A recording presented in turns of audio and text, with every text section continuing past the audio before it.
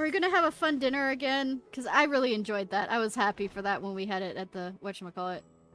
And also, it works well with storyline things of having calm before the storm, you know, rising tension and lowering tension and then bringing back the tension. How's your meeting with the Radiant? I'd love to hear more. Good of you to join us. Mihail over there will happily take your order. Estinian's over there brooding. The threat is not... here has been quelled, but our job has only just begun. I know I must eat to regain my strength, but between you and me, I don't have much of an appetite.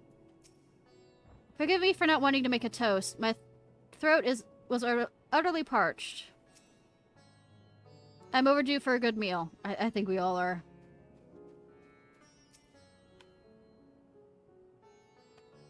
Welcome! When the Sartrap asked us to entertain a party of honored guests, I was wondering who it might be. This is a lovely surprise, to say the least. By the way, I heard all about Kalzal from your friend Grahatia. I understand there was nothing that could be done, but I was heartened to hear that he meant us no harm. I cannot thank you enough for dispatching the beasts. As a small token of our thanks, your food and drink tonight are at Midhir's treat. Speaking of which, what should I start you off with? I'm here drinking chai, so yes, chai. As you wish, pray join your friends. I'll bring you your drink.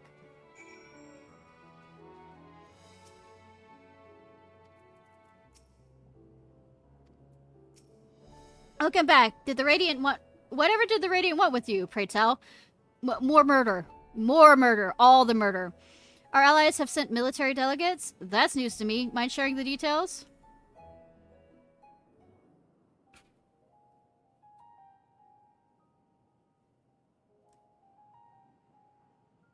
So blasphemies now plague all the realm. It will only get worse if what Father said is true. As it did in Amarot. If that's our model, then shouldn't we expect the effects to grow more severe as it feeds off its own spread? As if people transforming into those monstrosities wasn't bad enough. If the flora and fauna, if the land itself turned against us.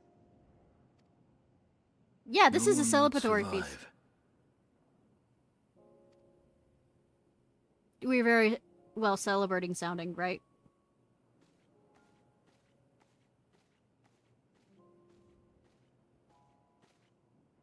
Here's your order, friend.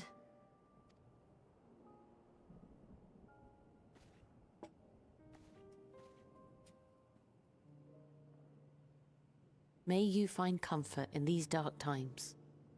Oh, thank you.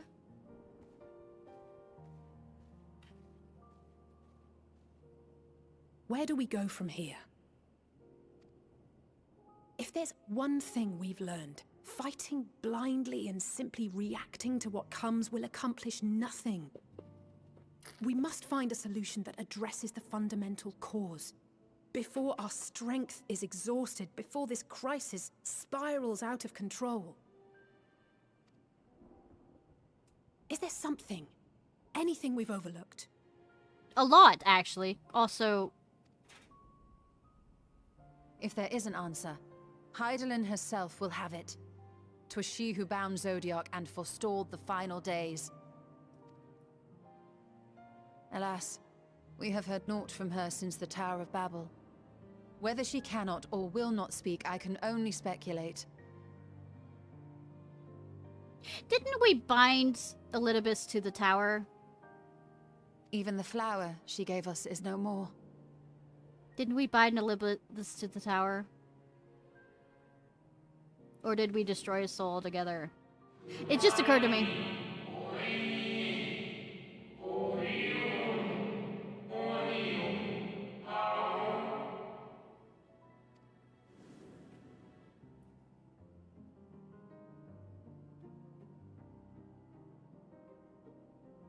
So advised the Watcher.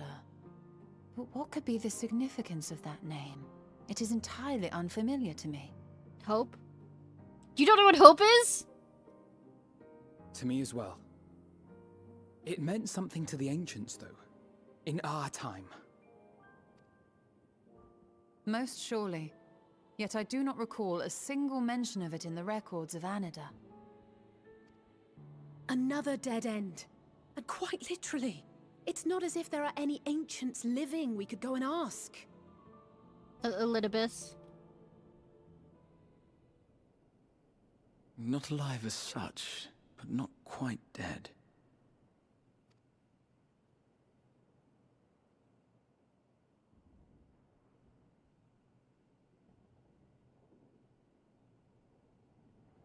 Elidibus. I was right! Oh my god! See, I was rewatching some of the old things, like, of the end of Shadowbringers.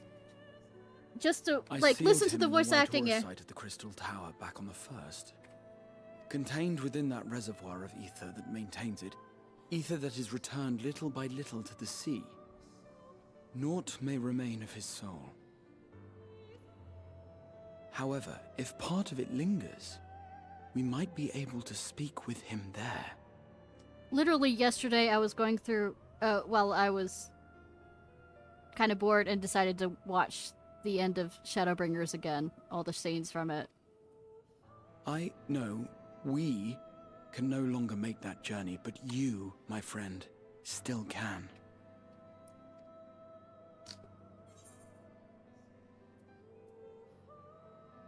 There would be an opportunity to look in on the others as well. Thank you, my friend. That would mean much to me. I think everybody here who was stuck in the first, yes. If nothing else, should we learn the first is safe, we'll have that much more reason to keep fighting the good fight. That said, the odds are not in our favor, to say the least. I mean, were they ever in this game? Which is why we're fortunate to have Urianger up there on the moon, working hard to make all the necessary preparations for our departure, should it come to it. And why we have nothing to lose by staying the course till the last instant. Indeed. To the last, let us all do what we can. I will consult with Master Matoya and see if she knows of a way to reach Hydaelyn from the Ethereal Sea. And I will visit the nation's leaders and attempt to ascertain how far the final days have progressed elsewhere. Keep me abreast of your findings. I can seek out and slay the worst of the immediate threats, if only to slow the spread. Alright, split up gang! Unease, terror, despair. Try as we might to suppress them, these emotions will return to harry us time and time again. But when they do, remember this. Your friends and loved ones are out there somewhere, sharing in your struggle. You are not alone.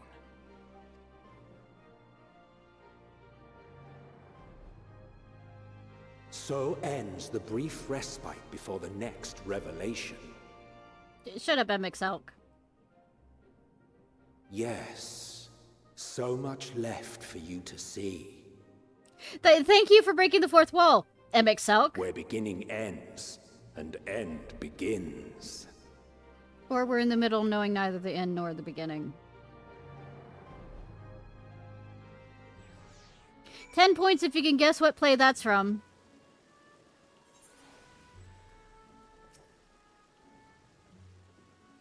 What I said, not what he said. Nothing like a feast to lift the spirits. I trust you enjoyed yourself as well. I mean, it was very... If the form truly has been spurred to action by Hydaelyn's prophecies, then it's not odd that the Ante Tower was entrusted to Master Matoya, who bears them no love.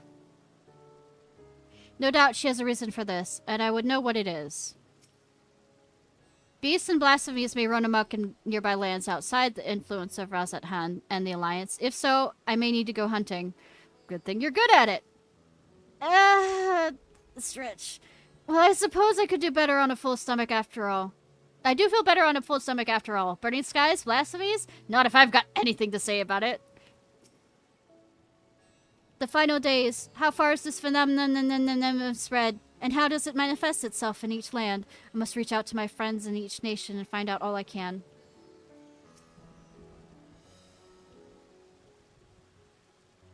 Now then, is there anything we've forgotten to mention? Are your arms and armor in good order? I mean, I'm not naked enough with my armor, so that might be a question somewhere along the way. you know, being a female in an RPG.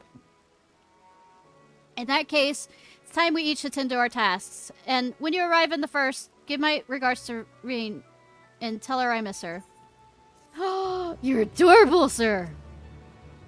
Should I ask any questions? Don't hide the truth from her. If anything, see if she has any insights to offer. She is not a child in need of protection, but a comrade we should be willing to rely on, even if a part of me may always beg to differ. Raha is something he wishes to give you. Oh, really? Take this, Ishnai, my spirit vessel. Damn, there wasn't something else. Empty now, of course, but it should allow you to operate the tower systems in the umbilicus. Even if the smallest fragment of Elidibus's essence remains, it should be possible to locate it. As for access to the umbilicus, seek out Lena for assistance.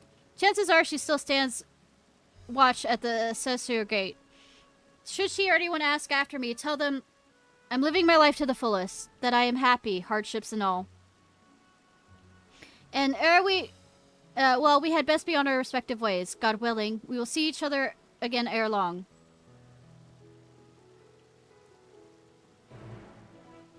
What really we're gonna do real quick, though, is... I just thought... I didn't stop by this place, because there's 2 new people. Well, they're not new, but I don't fucking remember them. They were such NPCs. At the Rising Stones.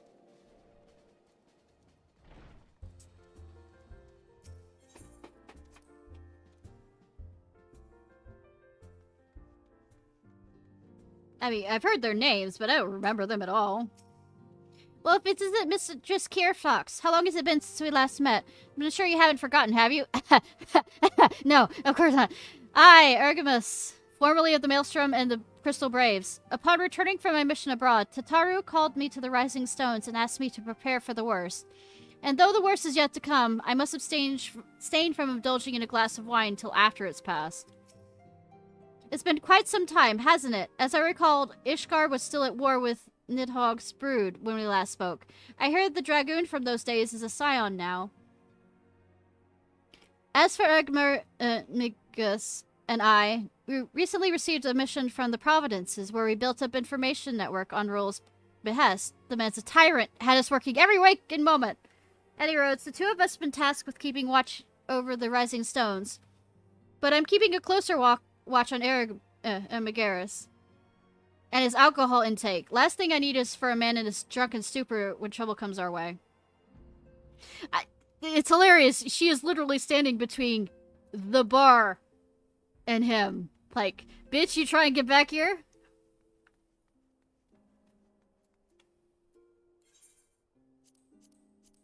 About to throw hands. No, he is no rent.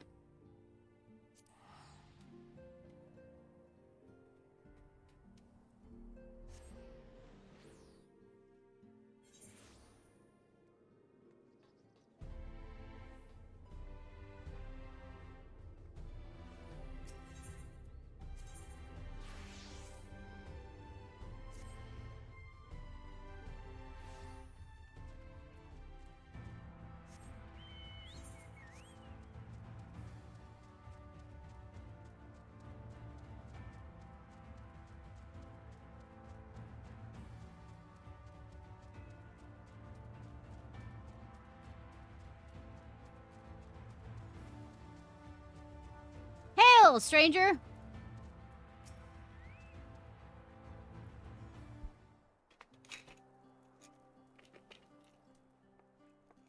Ishnai, you are returned!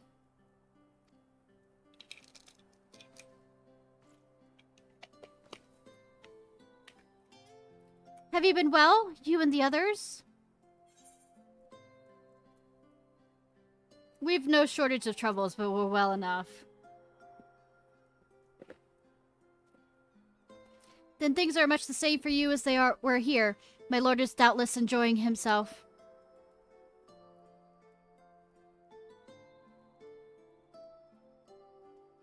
He said this to you? These exact words? Oh, to know he is happy. It fills my heart with joy. Thank you, Ishnai, for taking care of him. I have taken care of him in many ways, yes. When next you see him, please tell him not to overexert himself. Futile request as though it is. I know, right? It's kind of like saying that to me. And tell him all is well here. The peace you've gifted us continues, and we work hard to build new lives for ourselves. In the course of this, we occasionally bicker, but we've never been more optimistic for the morrow. If I had to mention one dilemma, it would be the question of our governance. Even as we speak, the debate rages on how we should run the city in the Exarch's absence. Most of us are in the mind that the Settlement Council should continue to oversee general running of the Crystarium, while representatives were elected to determine the policy and handle diplomacy. Thus far, nothing is set in stone, but however we choose to proceed, we will not replace our Lord. No one could.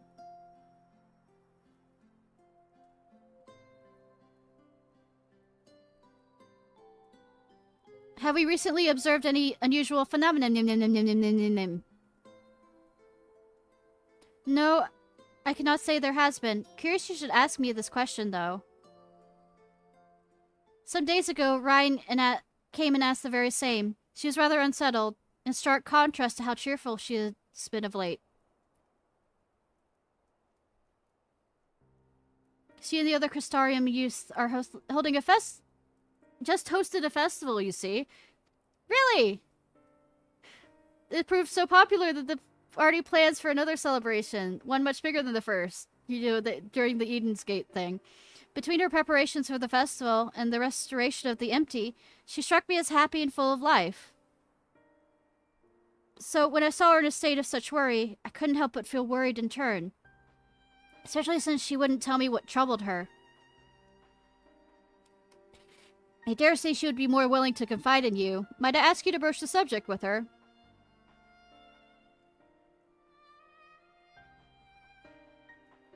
You wish to enter the umbilicus? Very well. I shall fetch the keys at once, and take the opportunity to find Ryan. Please wait for me in the city, in front of the Cabinet of Curiosity, shall we say. I'll be along as soon as I can.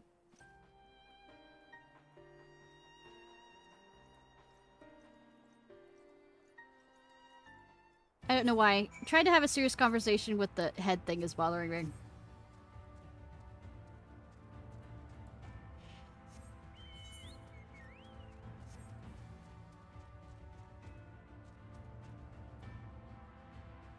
Over there.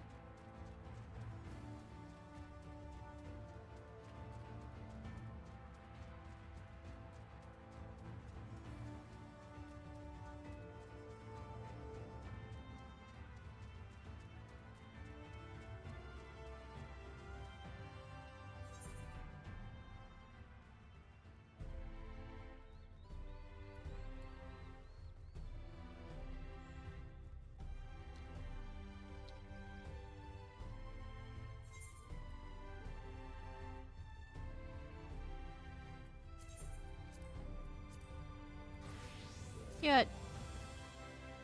No, just do that.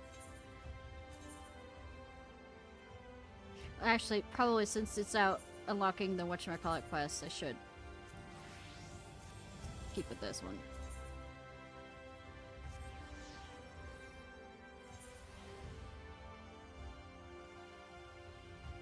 Waiting, waiting.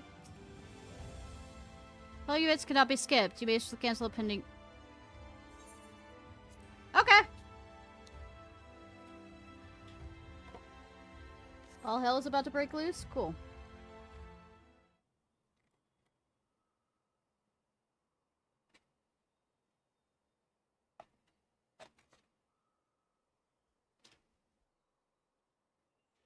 Or are we gonna have people randomly come up to talk to me? Do my old eyes deceive me? Is that truly Ishnai?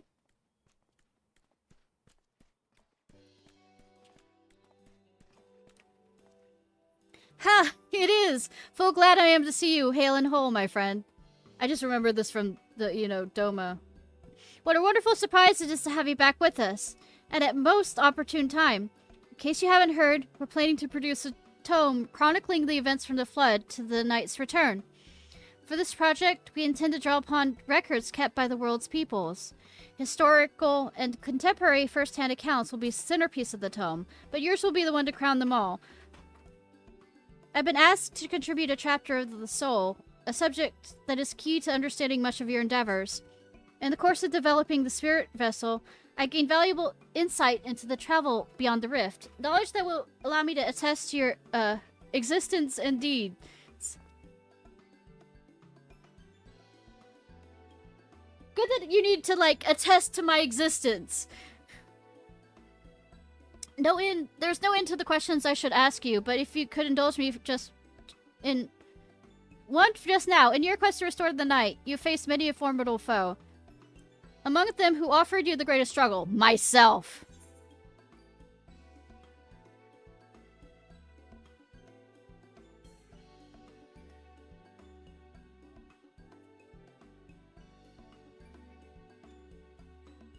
May come as a surprise, but... Truly, I never would have guessed, but then if I could, I suppose I wouldn't have asked. To the tremendous eye-opener answer, and we will see that your account of this battle features prominently in the tome. I know you'd love to talk your ear off, Morin, but we should really be on our way. These documents from Yulmore won't collect themselves. Of course. And afterwards, would you care to join me for tea? I was hoping you might clarify a few points on your treaties. Until next time, do tell the others to look after themselves. Our overzealous friend in particular, remind him not to overexert himself, again and again until his ears fall off, if that's what it takes for him to take it to heart. I mean, since he's this witch, I mean, I could tie him up and, you know...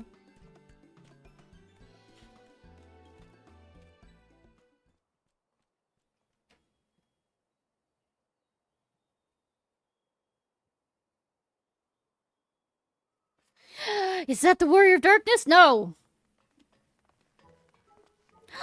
Cuties! Baby dolls! Really cute, Tio.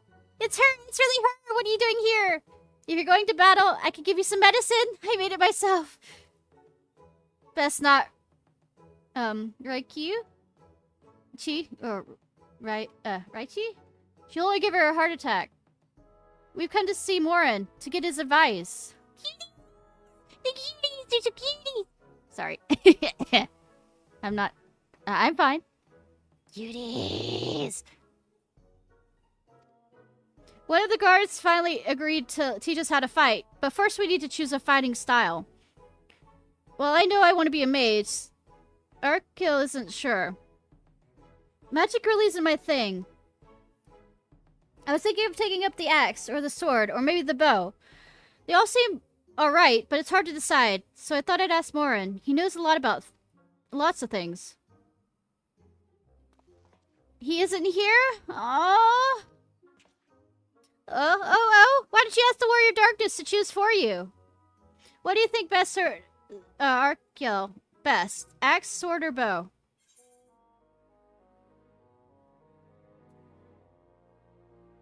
For protecting your friends, the sword. The sword, so if you took up the sword, you could be just like... Brandon, the Warrior of Light! I love that tale. Let's borrow the book today. It's really popular, though. I hope it's still there. Thank you for helping me decide, Warrior of Darkness. I'll start with that style, and maybe try something else later on. And when I get really strong, I hope to have a bout with you. Keep dreaming, kid.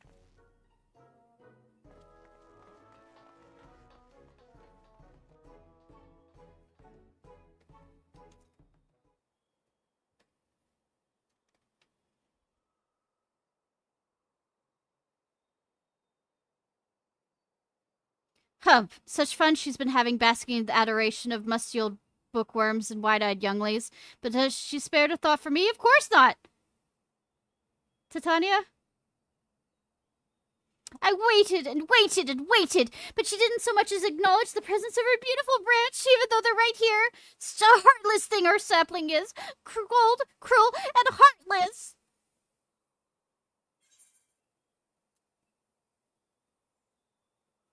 Oh, faithful few, loveliest branches, how I've missed you.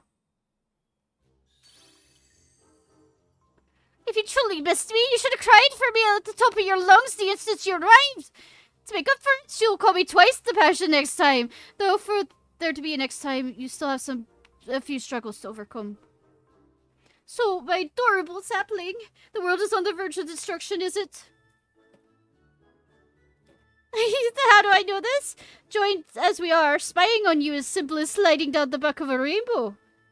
Would it be that I could aid you on your quest? With the fates we Fae folk are bound to that of the star. Whether it goes, so do we follow. Such is our way. The most I could do for you is spare you the pain by gifting you the sweetest of eternal dreams. But if scheme's not your liking, then you must struggle with your fellow mortals. But here are the ones you were waiting for. I wonder what matter of conclusion waits at the tale's end. Not sure how they're gonna get us out of this.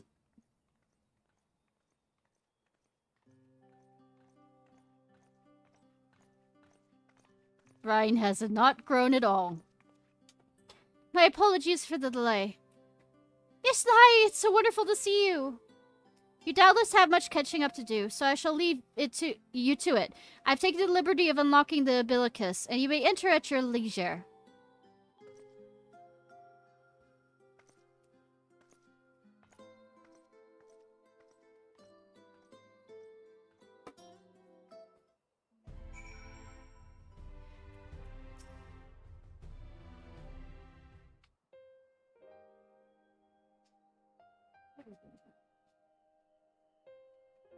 I'm relieved to hear that everyone's well. I mean, as well as we can be.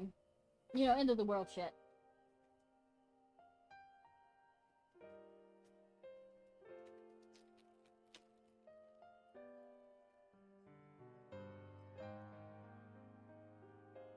Sorry, there's a cat distracting me.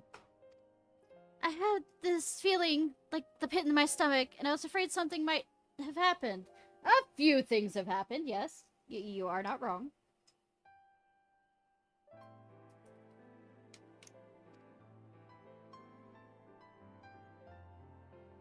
Maybe I'm overthinking things, but it's just that...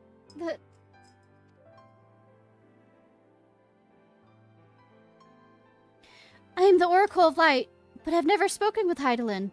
Never once heard her call. Even so, I've always had this feeling deep inside me. A connection to something immense.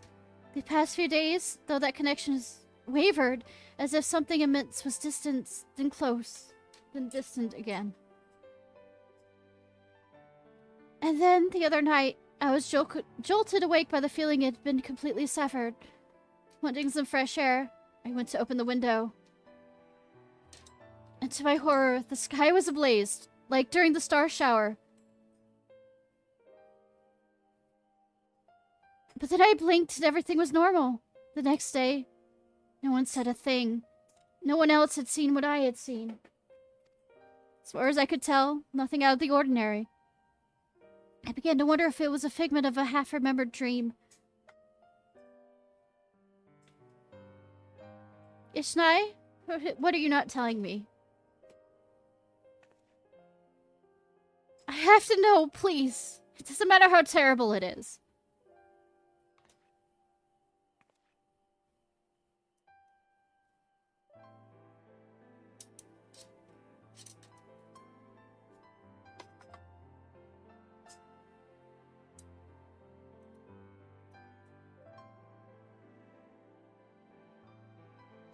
It wasn't my imagination, then. The doom we witnessed in Amarat has come again.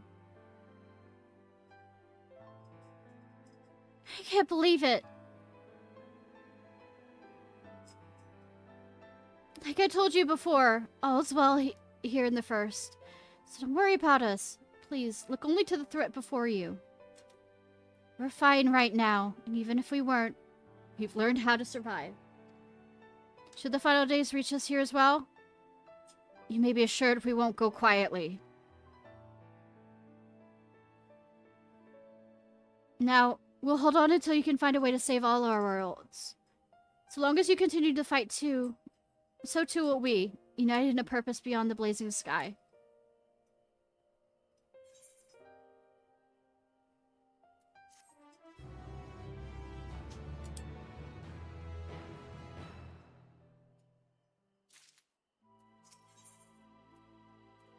Where's a work with steely resolve? You've headed to the Umbilicus to consult Elidibus, right?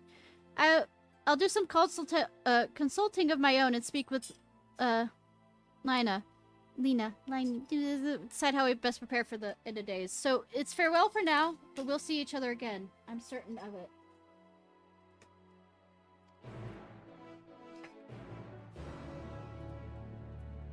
Okay, Umbilicus is, yep. Hope upon a flower.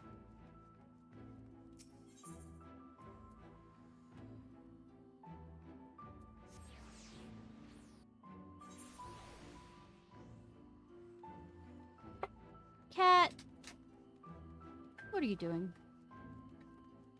You're just causing problems. Like a good cat.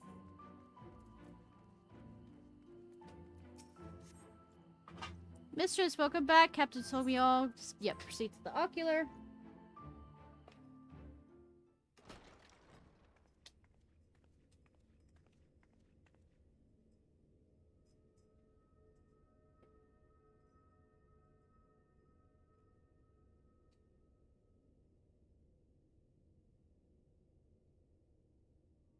Friends! Memories!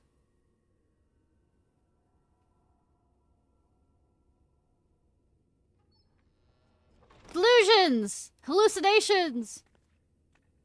All of the above! Yep.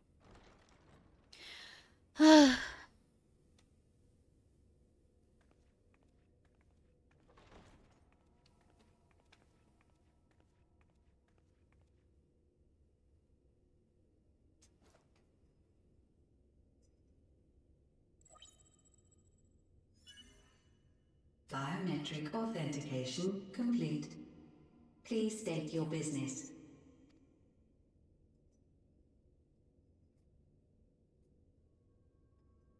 Acknowledged.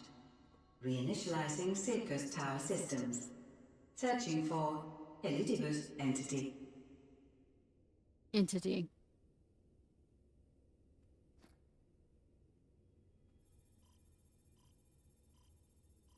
Thousand years later. Target located in subterranean core power accumulator. Projecting image. Obi-Wan Kenobi, you're my only hope. My friends. Hi. No more than a dream.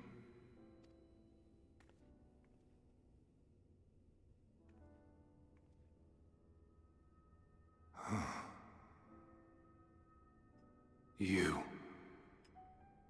Why have you awakened me?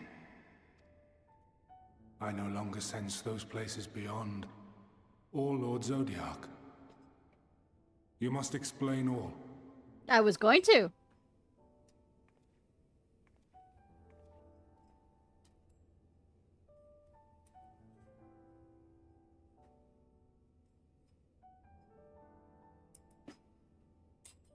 The rain has started again. So, he is fallen, and my brethren's souls returned to the star.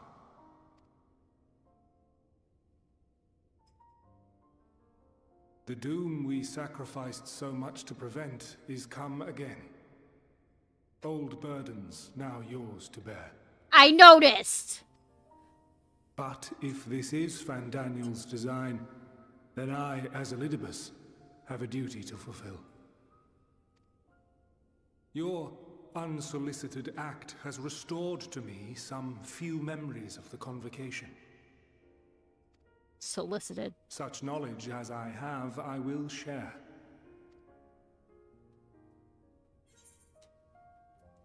I'm sorry. Why apologize for receiving a favor of the defeated? If it sits ill, consider it payment for freeing Lord Zodiac from servitude. Where to begin?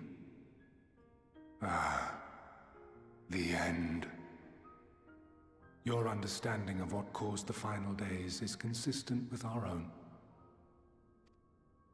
The decay first took root where the currents were weakest. Yes, a conclusion drawn by him, Fandaniel. Fandango! Not the him of here and now, but as I knew him, long, long ago. In a galaxy not so far away. Having shed light upon the phenomenon, he dedicated himself to devising a countermeasure. Were it not for his knowledge of the Celestial, we would never have made the connection, and thence forestalled the final days. And though he inherited that noble soul, how different this last incarnation. So consumed by self-loathing and hate. I mean, after you have to keep coming back, I wonder.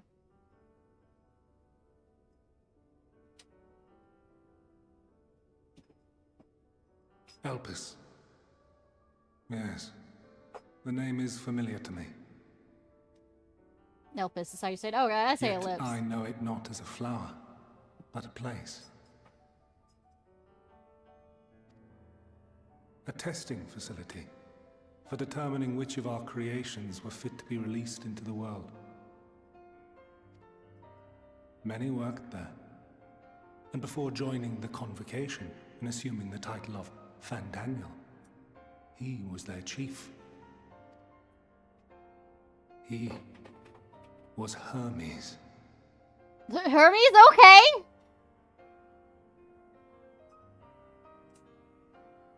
That Flitting around. is all I know. The crystals tell little of the lives the 14 led prior to their induction. Elpis itself would tell even less.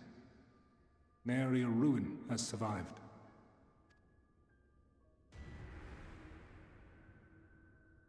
Wait. I saw you there. In Elpis. What? No. I did not. But I did. I did.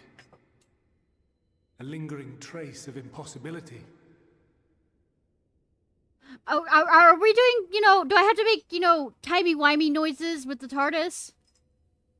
And a truth that fills my heart.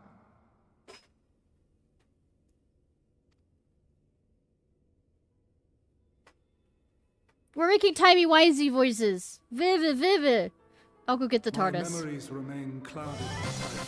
Thank you so much for the follow, the raid. One possible course. Desumiedo.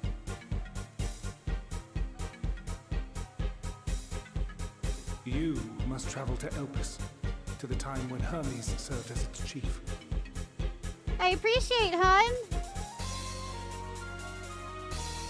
In glimpsing the Exarch's memories, not only did I make his summoning magic mine own, I also mastered the workings of this tower.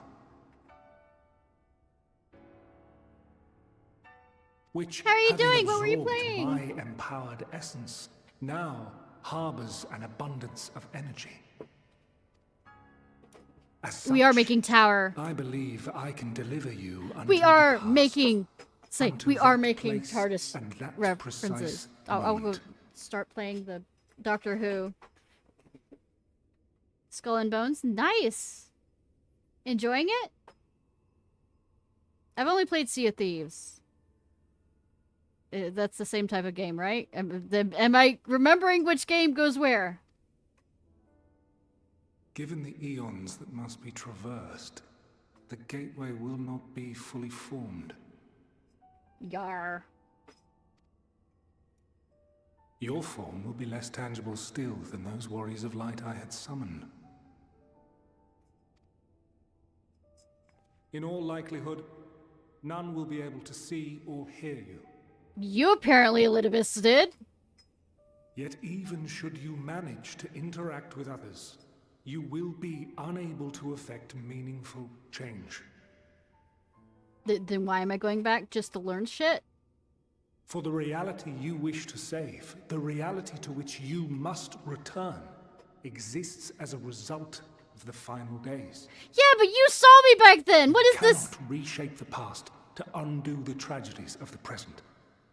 Cannot unmake the sorrow and suffering fated to come. I beg to differ. We kind of did that with him doing the whole thing of coming the crystal over here to stop me from dying the first time. In full knowledge of this, will you still entrust your life to your foe and make the journey? Fuck it, let's go.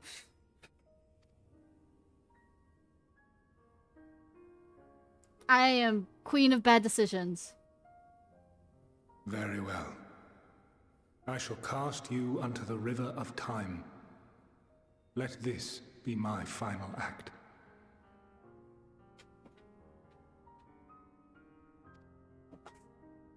You must input the commands. I no longer have the authority.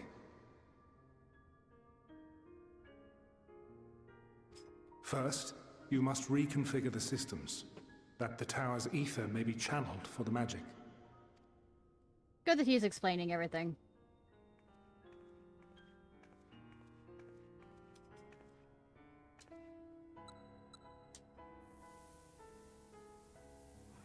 Probably just should do the introduction. Hi, my name's Ishnai Ciarfox. I've been forgetting for the past, I don't know how many, like, streams to, you know, introduce myself. The preparations are complete. I have autistic, The gateway will ADHD, soon open. good Return combination at once of to the opera. insanity.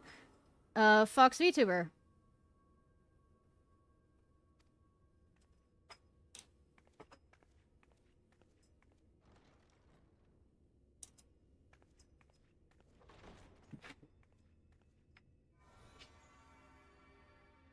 All appears to be in order.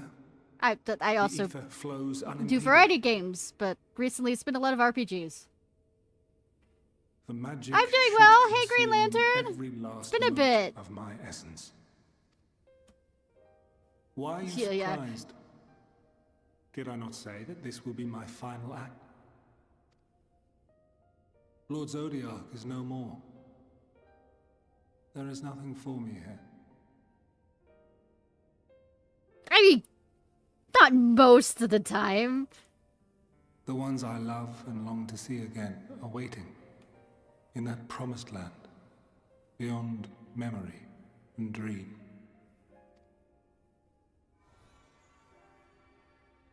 Now go, warrior of light. Go and do not look back.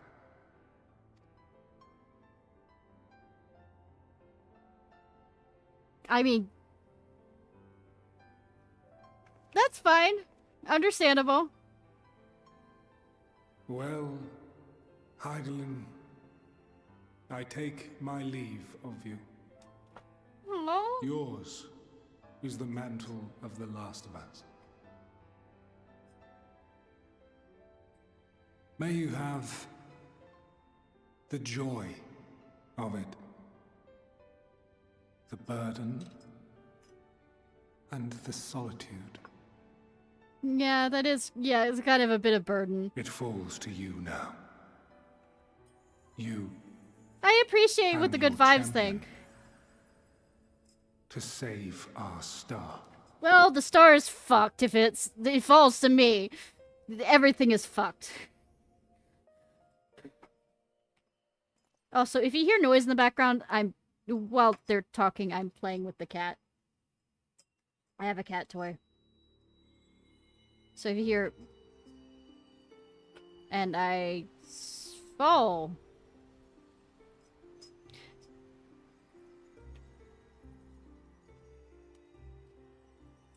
Yeah, one of my cats is up here. Anubis. The Lord of Dead Plants. Yes, that is the reason why I named him Anubis. Keeps killing all the goddamn plants. Oh no, it's gonna hit! No!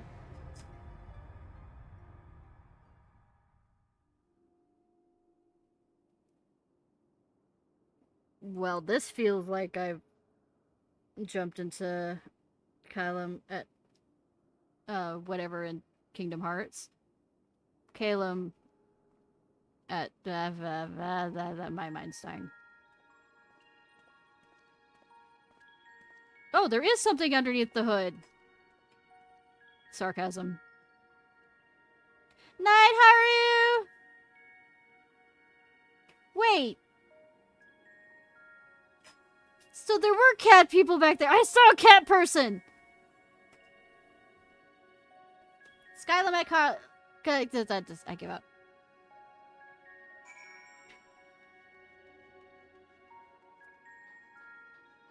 Or I thought that I saw a... Or not, I don't know. Don't answer me on this. The man stands dutifully by the Aetheryte-like device, a guide for this facility in all likelihood. You attempt to get the man's attention, but if he sees or hears you, he gives absolutely no indication. As Elidibus warns, it appears your form is intangible. Can I touch? Can I touch? Can I touch? It is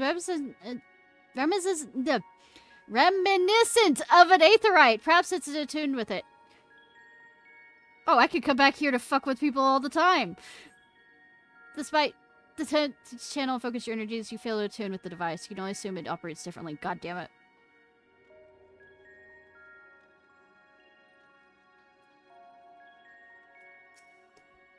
A remarkably large man wears a black hood and half a mask, much like the phantoms you encountered in Mare Lamatorium and the recreated Amarot. It would seem you've made it to your destination.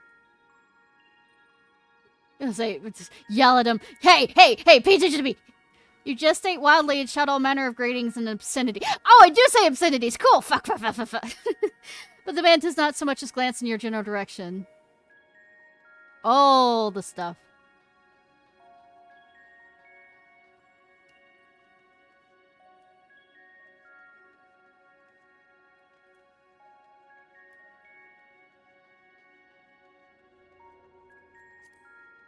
Transitioning the boundary between existence and nihility. I mean, we can go play Honkai Star Rail if we want. Go say Acheron, and absolutely not drool over her. This is the place, yes? Propinlan Layan? Judging by the words, the facility is called... Oh, I'm poking her. You attempt to gently prod the woman to attract her attention, but feel nothing. It seems neither does she. I'm a ghost. Woo woo woo woo woo woo woo. Woo woo woo woo woo woo woo woo woo. Woo woo woo woo woo woo woo woo woo. You suspect the door leads outside, but how to open it? Walk the fuck through it.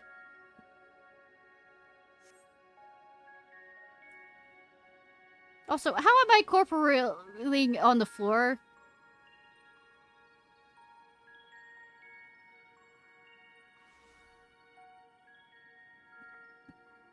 And here we are, Elpis.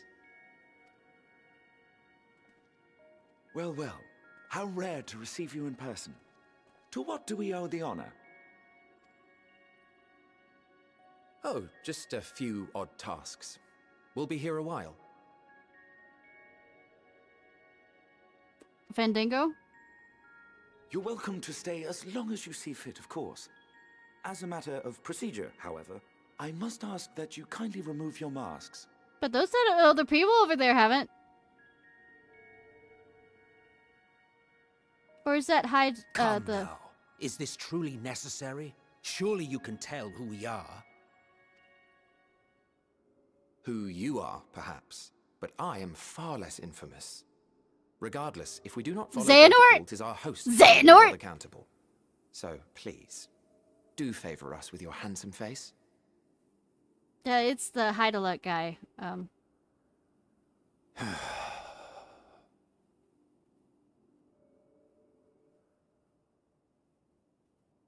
Hi, I'm Excel.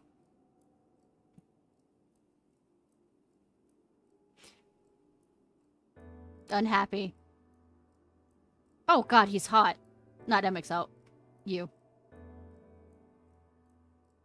I'm distracted, yes!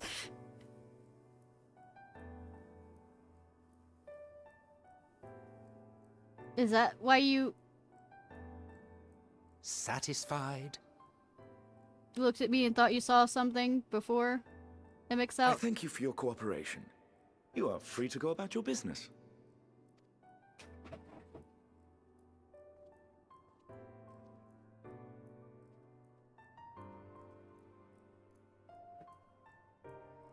I know! That's why I couldn't help but make the joke. Angsty like him, too. By the by, you see it too, yes? Me?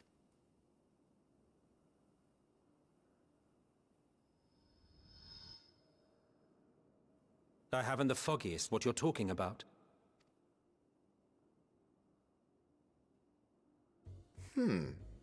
That's odd.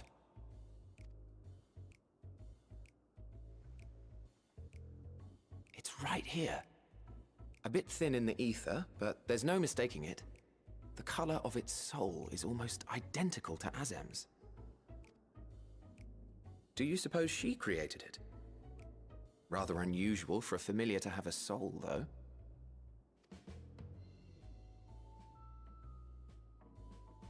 Nothing like being looked down upon! Don't ask me. All I know is that it's trouble. Doubly so if it's her spitting image. So you do have Fox, I mean not Fox, cat So ear. let's leave it be. Come now.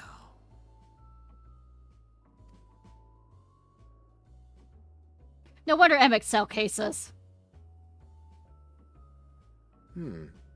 It's trying to say something, but it's literally too intangible to form words.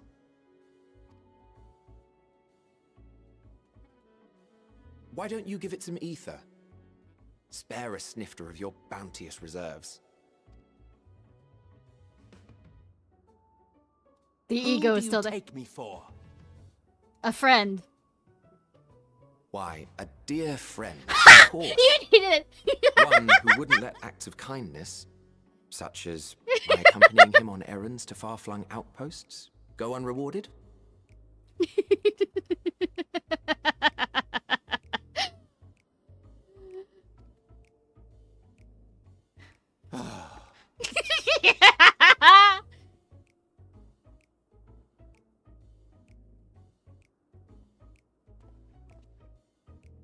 I suggest you close your eyes, or this may be unpleasant. You know, I could make that sound really bad.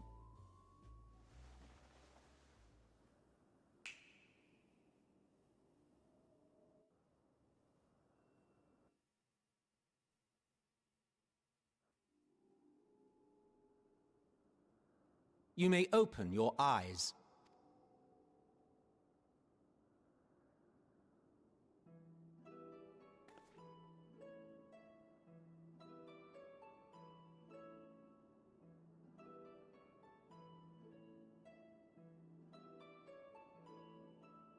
Can I... Oh, Is that right? you even adjusted its size. The better to indulge your whim. This way, it will be easier to communicate. How very thoughtful of you. And may I applaud your artful reinforcement. Without further ado then. Greetings. I am Hythlodaeus, Chief of the Bureau of the Architect. God, you're so hot. I mean... No, I'm not gonna do that, Green. What are you talking about? Sulking beside me is the most honorable Emmett Selk of the Convocation of 14. You mean Hades? And how might we address you, my new friend? My new old friend.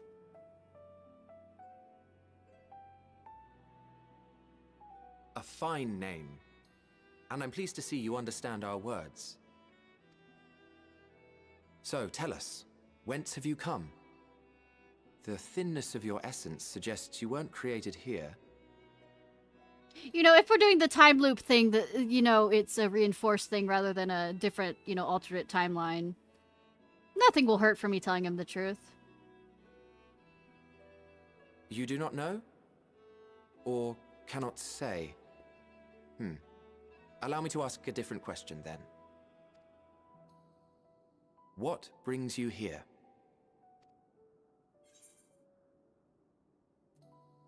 I seek a man named Hermes.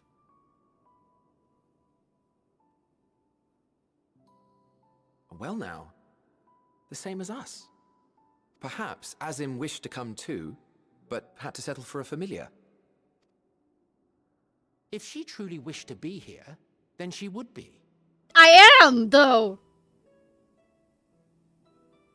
Right you are. My apologies if we've given offense. The two of us can discern the color of souls, you see, and yours happens to resemble that of a friend. I know. And with your purpose matching our own besides, we jumped to a hasty conclusion. We are here to speak with Hermes, the chief overseer of this facility, which we also intend to tour in order to gain greater insight into the man's work. Right. We, I say, though this is Emmett Selk's charge. I am here only to serve as his guide. And I should be happy to serve as yours as well, by way of an apology for the misunderstanding. Wait, are you suggesting that we bring it along on official business? This thing we know next to nothing about? Everything is fine! If you harbor suspicions, better to keep it close than leave it to its own devices. Wouldn't you agree? Smart man. Hot man. Sorry, I have a thing with people with long hair. I'm sorry, it's just there. Besides, having a mysterious life form in tow is the norm rather than the exception here.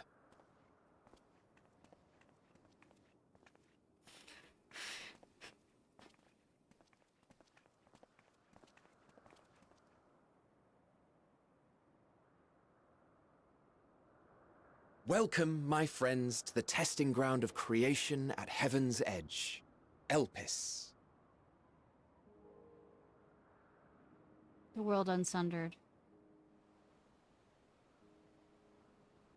Pretty.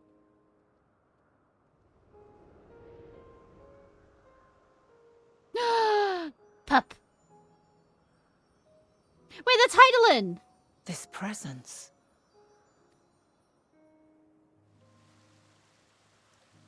Axolotl. Is that a harpy? Hermes! Visitors! We have visitors!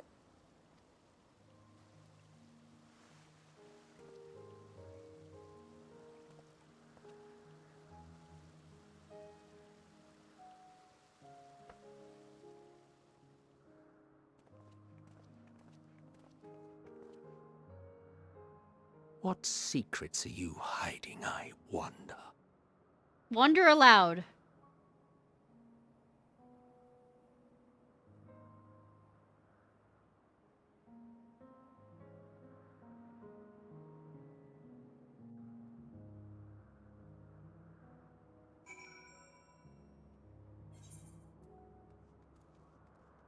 Just curiosity for curiosity's sake. Can I touch this now? Oh, I could talk to y'all, though. Pardon, yes, this is the... Blah, blah, blah. I don't know where you intend to go from here, but I suggest you wait for your master.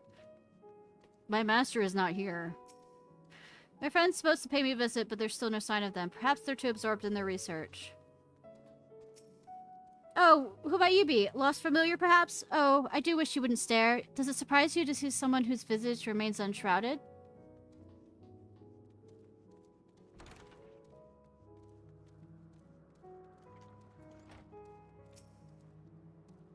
In case you don't know, it's rude to stare. Stop. What you said? What did you say? What did you say? What? Huh? Gonna keep doing it! Okay. The researchers are from the academia and wards of Hamarat, here to observe the state of local flora. I wish they would give it equal attention to the ambient environment, specifically how much noise they're adding to it with their little debate.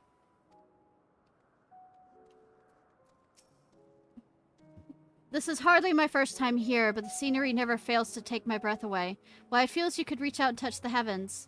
Now then, to begin our guided tour. Perhaps you already know these things, but for the sake of thoroughness, I will start with the basics. Good!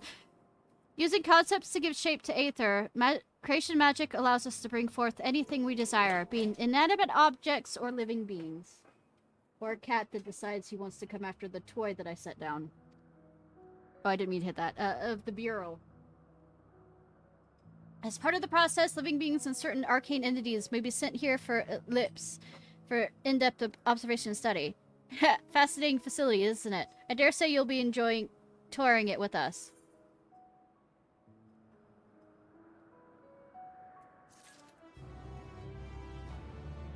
Anything else to say? In case you don't... Is looking you up and down. Oh, thank you for looking me up and down. Now then, our friend Hermes, aside from overseeing the facility, he also conducts his own research. Chances are he'll be at the main observation hub, so let us seek him out there first. Attired as you are, however, you'll stand out a little too much. Our dear Emek Selk wishes to keep a low profile for his errand, so... Do you know how to make a robe? The basic concept will do. No, in that case, Emek Selk. No, your whim, your responsibility. You're not getting another thimble of Aether out of me. The way he scrimps sometimes, you think he wasn't a nigh bottomless fount of magic. Very well, I shall make the robe, but perhaps you can assist. Come, let us search for the requisite material.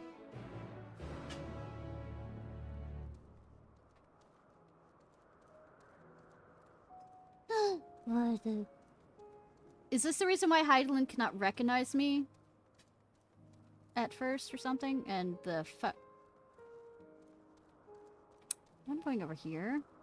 And don't bite me. Don't bite me. Don't touch me. Don't bite me. Don't touch me. Don't bite me.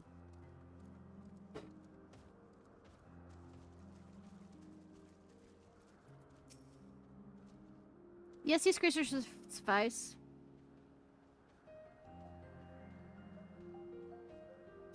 Etheric rope. I want you to use it to capture. Can we say 2 pedals? There's 3 species here, I believe. Any 2 different kinds should serve. Now, I should mention the strength of the rope is tied, intended to the strength of its user. As your ether is still thin compared to ours, you'll need to weaken the pedori first. Good luck. No means no. Just be grateful I'm even willing to wait. Yeah, apparently you didn't listen to no means no before. With not wanting to die. And, you know...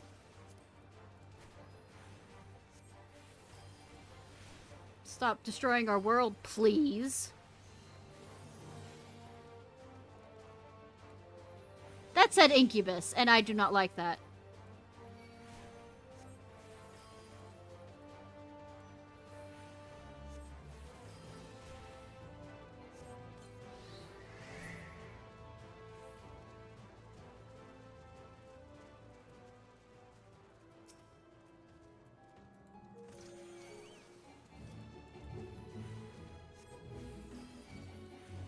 Yeah, I didn't mean gravity.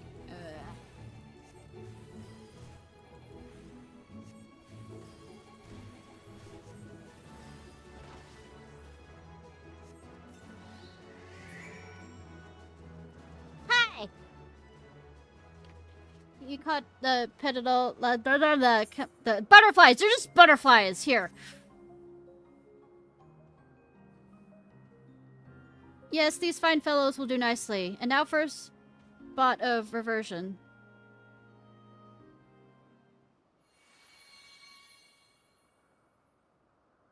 There, it's ready.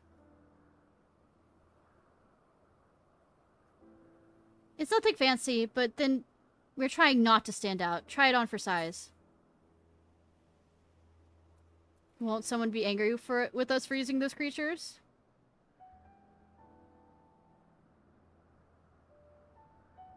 Oh, it's fine. There's no one around to tell us off. And besides, we can always make more butterflies. They only need a tiny amount of aether. It may take some effort to get the form and composition right, but anyone familiar with the concept should be able to manage. Well, and good to disguise and educate it, but it won't be fooling anyone who can see worth a damn. Fair point, but at the very least, it should spare you unwanted attention from casual observers. MXL speaks true. Even dressed like us, your unusual nature will be plain to those who think to look. Should someone question your presence, don't make any excuses, much less try and explain what you actually are. No, best to simply say you're familiar. The question is whose? Gaining the ability is kill. Yeah, I know, right? Murder. Of course. Asms. If you say you belong to her, people will give you the benefit of the doubt for any and all outlandish behavior. Okay! Exploiting our associate's absence? For her lack of presence, absolutely. Were she here, she'd be the first to propose the idea, and you know it.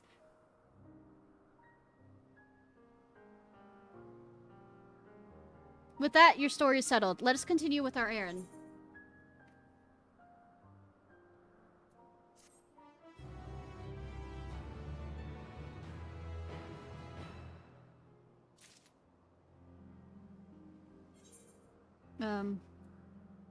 Do I put it on now, or will it automatically put it on me?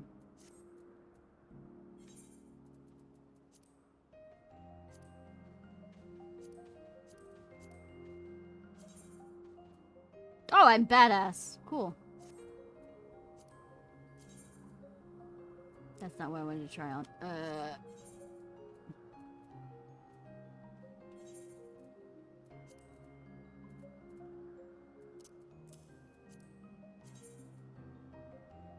That is interesting as, like... Actually, I could do a lot with that for a different character class.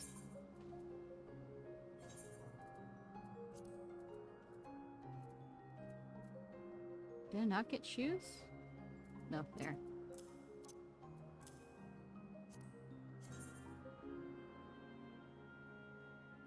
Now that would bother me to no fucking end.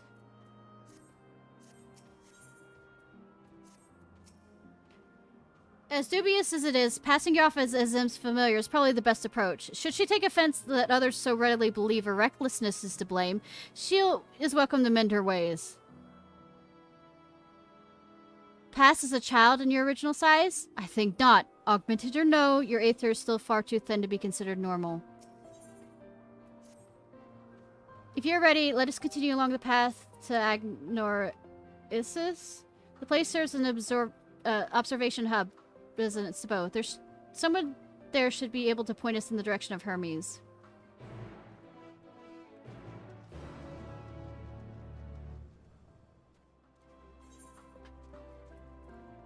If I don't have to attack anything else, I might actually just play the part.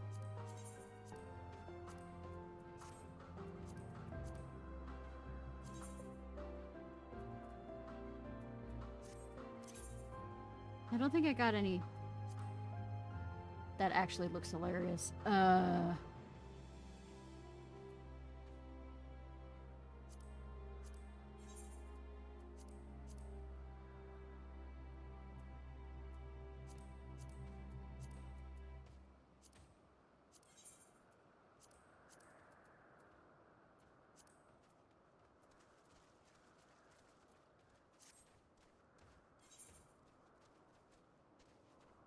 Please don't attack me. Please don't attack me. I don't have clothes.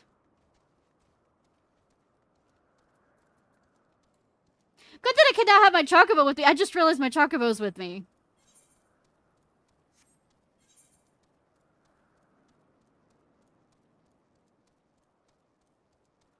And I have fates that I can do. You know, not mess up time. Though I just had a thought. You know, there's a science sci-fi short story talking about how like you could go through, like there was these time travel tours where you weren't supposed to leave the path, and one of the guys steps on a butterfly, and when he comes back to the future everything's fucking changed just by stepping on a butterfly. And we just had to kill 2 butterflies for an outfit. Just it occurred to me on that one. Let's see if this observer knows where Hermes' whereabouts. I was wondering what she's examining, but it seems to be the bush itself.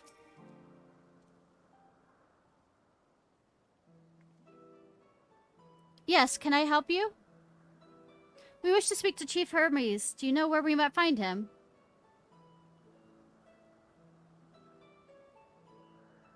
Well now, by your mask, I assume you're one of the 14. I wasn't aware there was to be a visitation. Between you and us, it's something of a surprise. Your discretion in the matter would be appreciated. I see, I see. My lips are sealed. The chief should be out conducting observations as usual. His focus of late has been aquatic creatures, so I expect you find him at one of the pools here. The pool, you say? Many thanks, and apologies for your disrupting your work. So, Hithodias. Well, I've never met Hermes. You know him well, do you not? That being the case, couldn't you simply find him by his aether? I thought I could. As you know, MX and I can discern the color of souls. By the same token, we can see aether quite keenly, and from great distances. With this skill, I could readily locate Hermes, but I felt that it would be a waste of an opportunity. We're here to perform an assessment, after all. By searching the ordinary way, we stand to gain insight into Ellipse, and the man in charge of it. This is as much for your own enjoyment, like it is not, but point taken. If you're going to accompany us, make yourself useful and help us look for Hermes. According to his profile, he has short, dark hair. Until Xehanort gets a hold of him. Then he's gonna have white hair like you, right? So you know, it's because we're in Ellipse that we don't have our cowls up. A special exemption due to the need to be aware of dangerous creatures. Elsewhere, we do not exhibit our individuality. It is unseemly. This is all common sense, but I would not assume you possess any. Bitch. Huh. It's a rare treat indeed to be able to search for someone by their appearance. And I thank you for humoring me. Then why does she have her mask on? Also, if it's showing the individuality, why are you creating all these things if we're not supposed to be individual? Come, let's find our man. It's like, why are we being creative if we can't be individualized?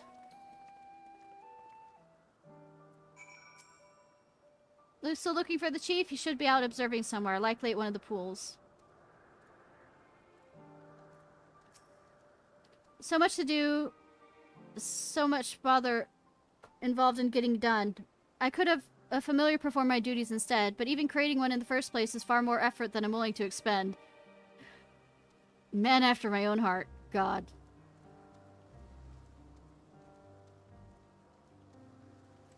Porcupines. What shall we do next, my little ones? A spot of sunbathing, perhaps? Aww. It's adorable.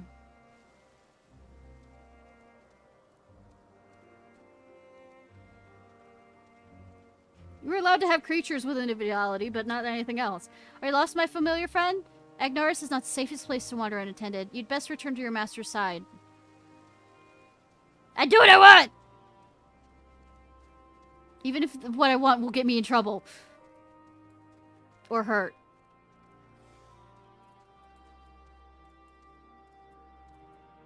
Fuck the system. Fight the power! Also, I am not lost at all. Nope. This is also really pretty. Observing voracious predators and the likes is an incredibly dangerous occupation, which is precisely why I keep my distance and leave the rest to you familiars. After all, I'm far too important to risk my neck gathering dung samples and the like. I thought that y'all were immortal and couldn't die. For a familiar, you appear quite inquisitive. Perhaps you're created to learn. Well, if there's anything you wish to know, I would be glad to explain. Except you don't. Cool. Alright.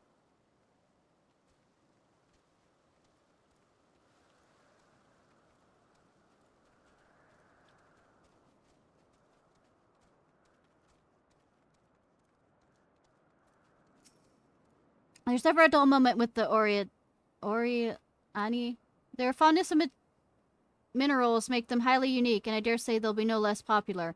Sure! Head pats.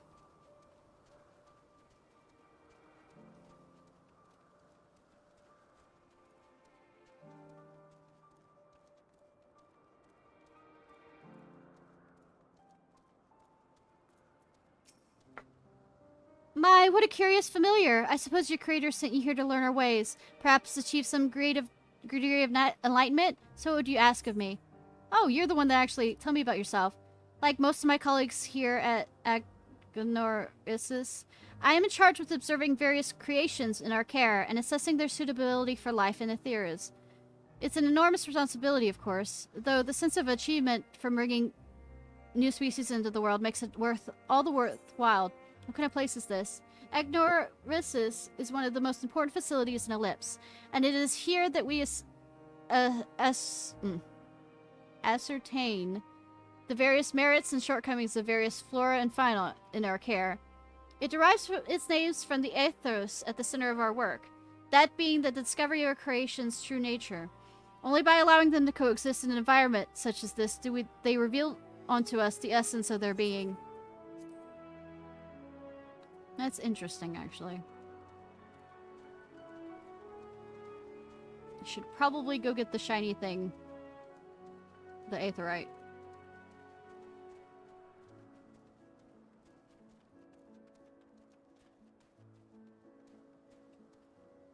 It's kind of...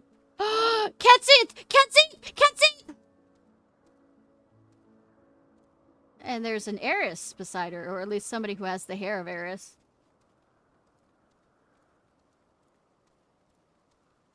Let me come over here and get the... whatchamacallit.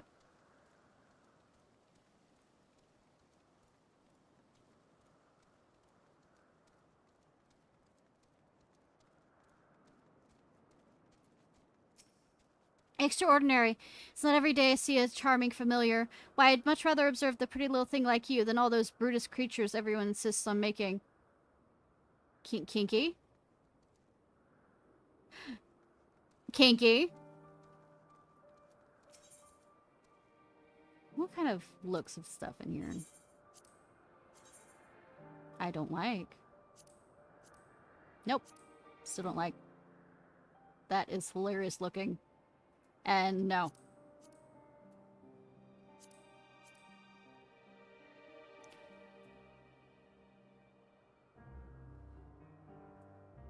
What? Literally becoming a fucking unicorn. Okay.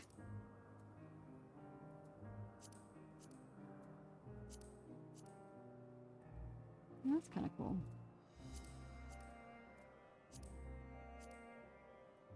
I like that, but it's...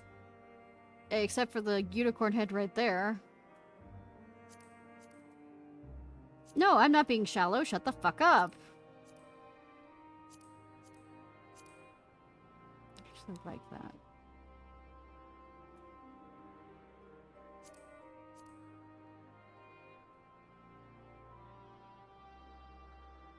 What part of that is colored? Okay, so the whole thing is...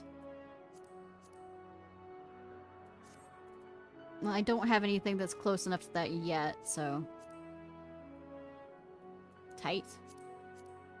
Yeah. Nope. It's kind of cool.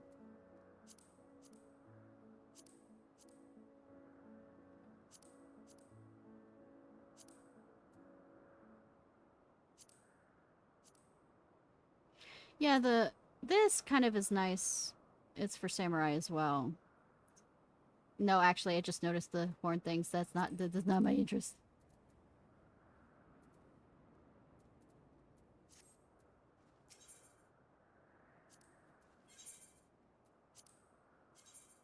No! Scarlet Monk. No! No. Though, it's kind of like the stuff that the Alamegan Resistance. Not bad. It has the 2 griffins on it, which is also Alamigo stuff. Oh, those claws. Deadly. What's the colored part? Actually, that could work really well. Or really badly.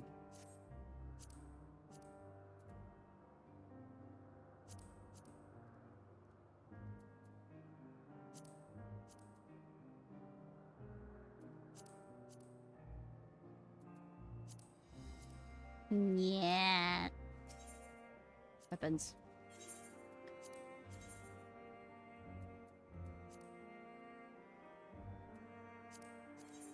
Yep.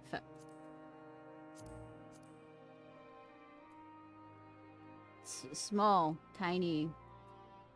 Keep making that joke.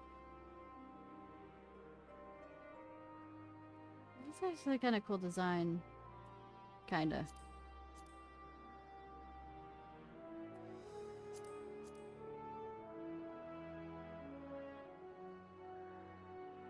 Maybe that's something. You know what? Let me just look at the stuff that's most important, which is what I'm wearing now.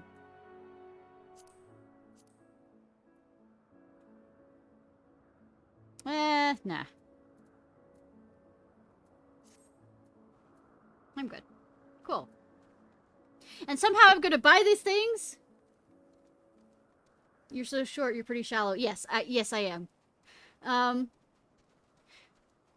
didn't actually grab the aetheryte. Good that I realized that.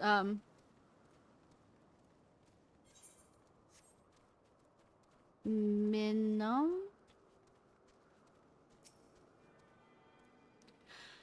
But somehow, if I buy anything, it will, you know, to bring it back in the future. But I can't change the past.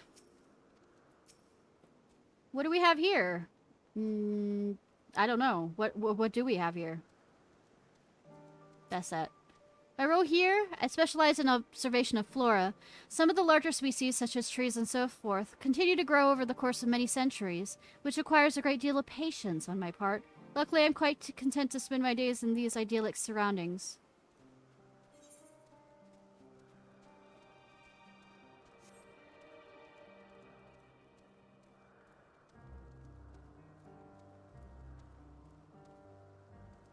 This music kind of reminds me of one of the Final Fantasy, not from this Final Fantasy, but a Final Fantasy. They have such funny faces. Exoquottles? Yeah, they kind of do.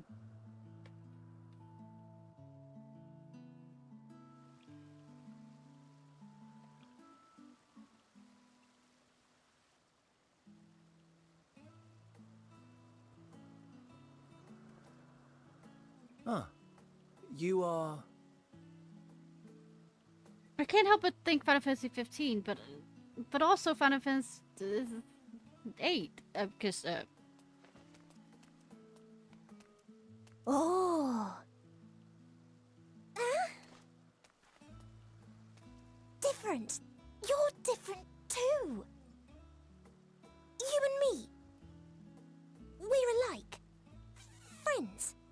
I want to be...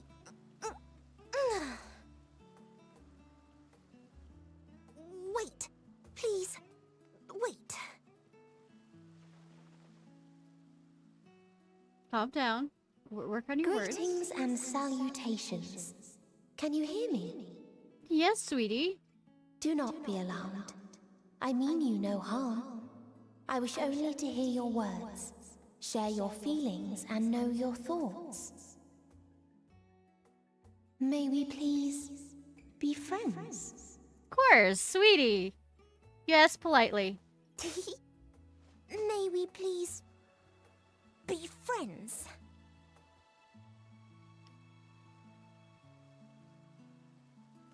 Ah, I see you found him. I tend to find things, yes. Hythlodaeus. It's been a while. Too long, I think. Shut up, Fandango. Too long indeed for close collaborators. On this blessed occasion, I bring not only myself, but others who long to speak with you.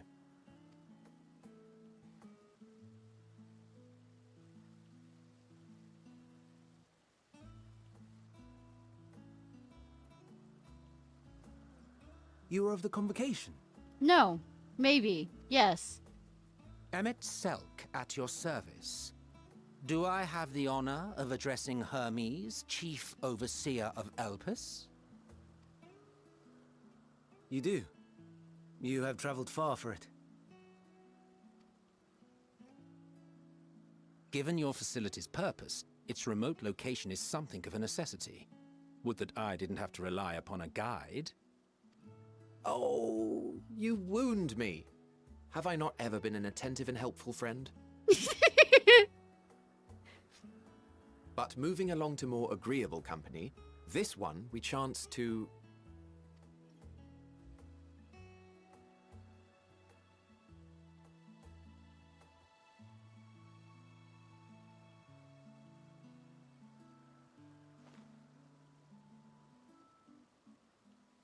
Well, you certainly have her attention.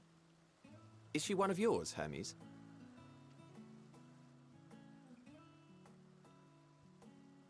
Her name is Meteon.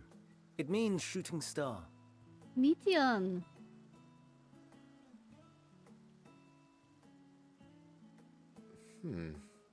If I may make an observation, her ether is terribly thin.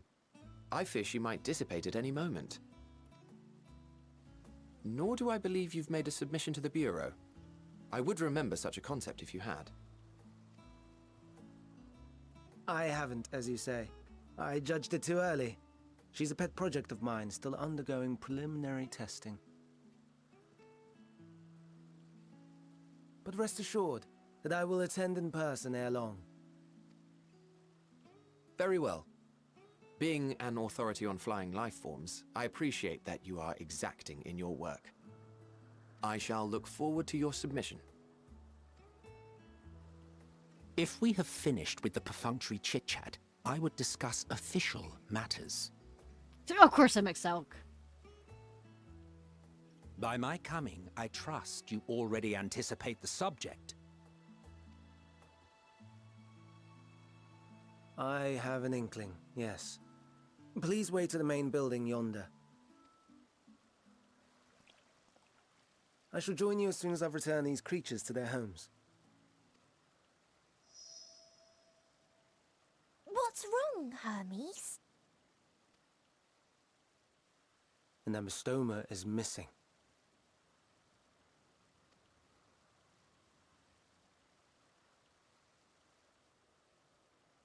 Don't look at the cat! The cat did not steal it. I may have found it. A creature with the self-same ether as those there, nestled in the boughs of a tree outside the grounds. How the fuck did it get there?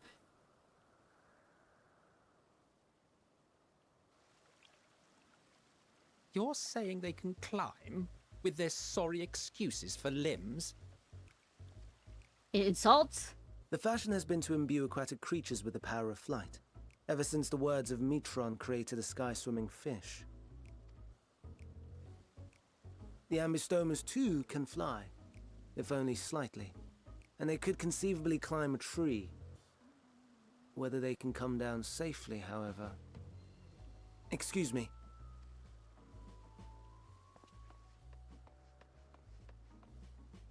I'll help, too!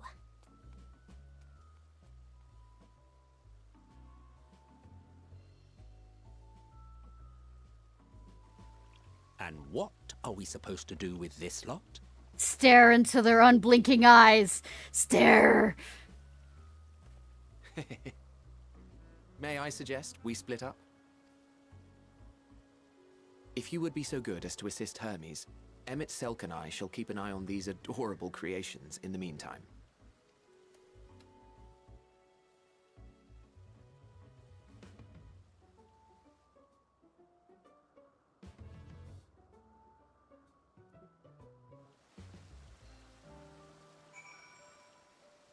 Good that my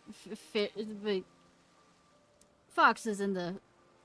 The brochure was submitted in the Bureau not long ago. I'm pleased to see it's found its way here. We'll make sure these little ones don't wander off like their adventurous fellow. Go on, lend Hermes a hand.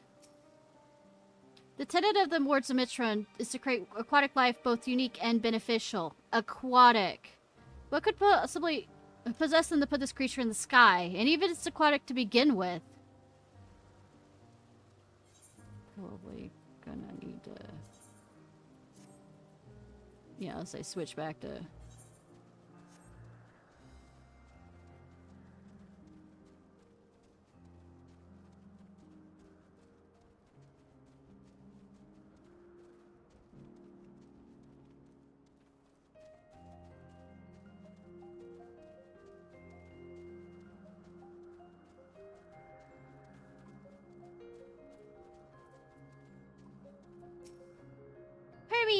Are you alright?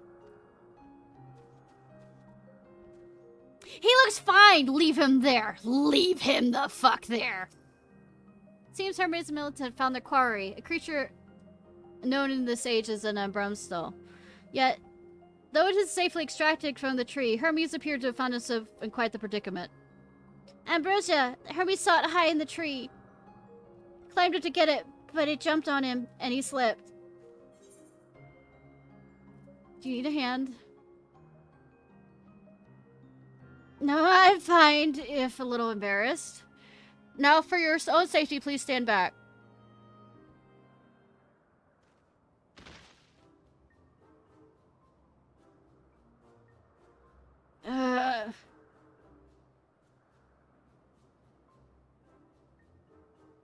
Shrug. Hermes, are you alright?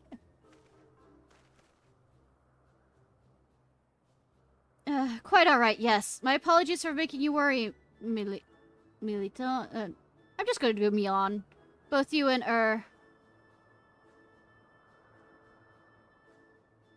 Yes, that Ciarfox you are called. An intriguing name. Somehow reminiscent of a new creation. Thank you for coming after me.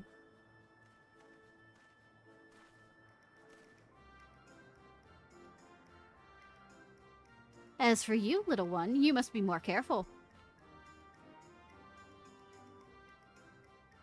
You may be able to fly, but that doesn't mean you cannot fall and hurt yourself. Oh no, I forgot about its fellows!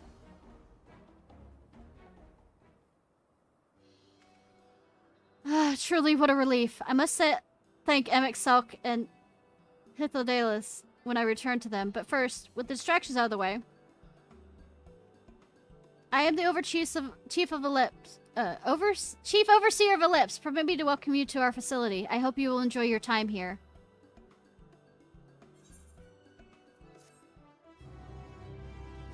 I kill your future self. How does that feel? I mean, I don't say that exactly to him, but I mean, I'm glad they're safe. Hermes and the Abyssal. Stoma. Abyssal stares at you unflinchingly if regarding something novel. Regarding it in turn, you notice it appears to be floating, if ever so slightly. Having found the wayward Ambrostoma. Well, we mustn't keep the others waiting. Let us return to Agnoresis. Ponder, warrant, cherish, welcome.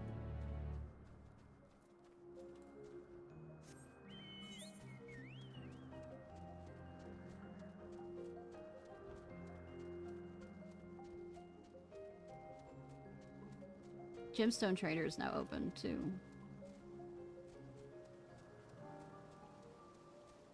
Oh, that I can trade gems. I can continue making this joke, right?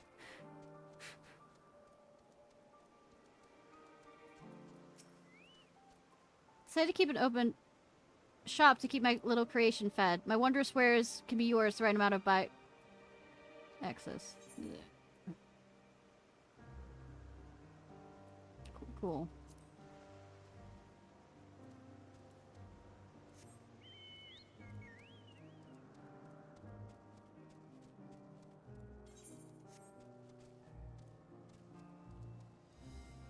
Venturous Abstoma. Perhaps it's only your imagination, but something in the creature's demeanor spoke proud defiance for having gone on an adventure. Good little boy. Girl. Them. Some creations stay outside, others stay at Kissis, like the Ambrosia. Twas blissfully uneventful in your absence. The little ones were on their best behavior. No more erratic creations to distract us from the matter of actual port, I trust?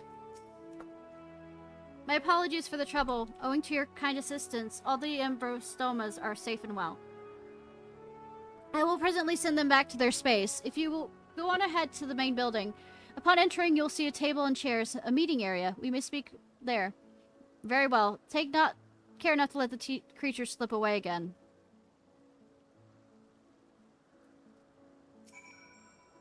You will be attending as well? If so, you should join the others in the building. Yep, same statement.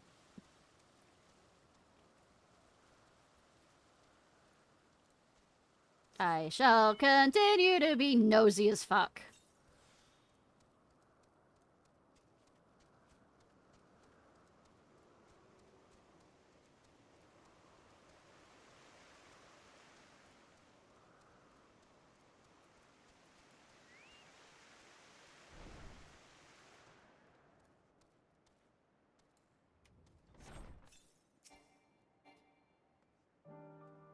Well, Ebexel has been accommodating this far. He is the one who has business with Hermes. If you wish to attend, you'll have to ask his permission. Cute puppy eyes.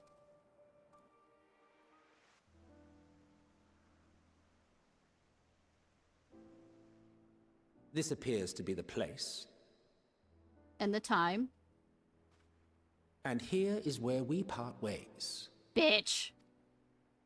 We I had will fun be killing discussing you. highly sensitive affairs. Only a select few may be privy to such knowledge, and that does not include someone who cannot or will not divulge their origins.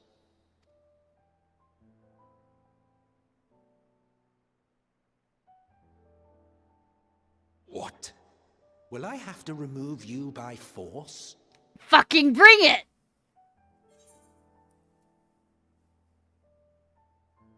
I have important things to say to him as well. Yes, I'm sure your business with Hermes is quite pressing. You may speak with him to your heart's content after ours is concluded. I do not object to her attendance. Hermes, this is highly irregular. Perhaps, but I believe she can be trusted. Meteion would not have taken to her so quickly otherwise. I'm not to be trusted! Moreover, the presence of a third party may help me to maintain composure. The fuck? The fuck? As you wish, then. Okay.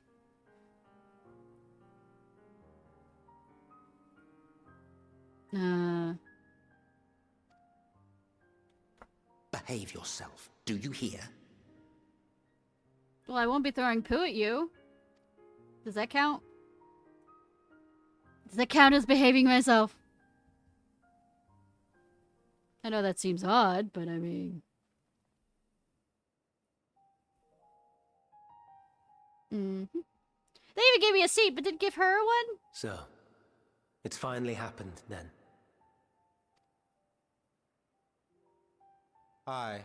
Van Daniels declared his intention to step down, and named you as his preferred successor.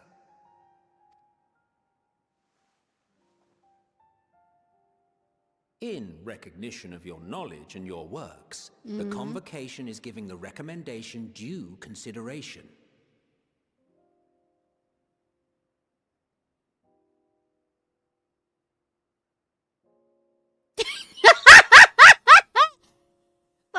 It's too fucking late on that one, hon. Yeah, you fucked up. And fucked down. And fucked sideways. And all the other stuff. As one who does not know you personally, I am to use my impartial eye to take your measure.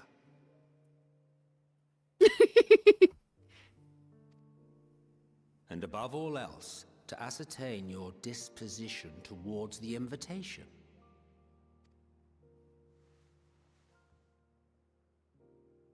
I understand that you and Van Daniel are close.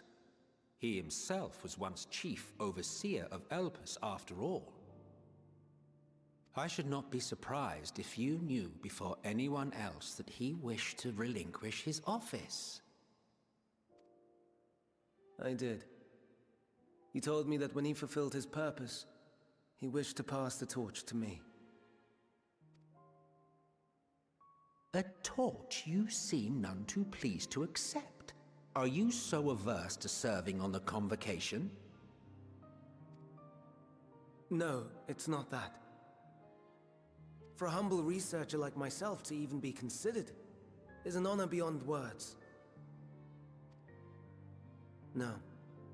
What troubles me, what I struggle to come to terms with, is the very fact that Van Daniel is stepping down. Does this not mean that he will return to the star?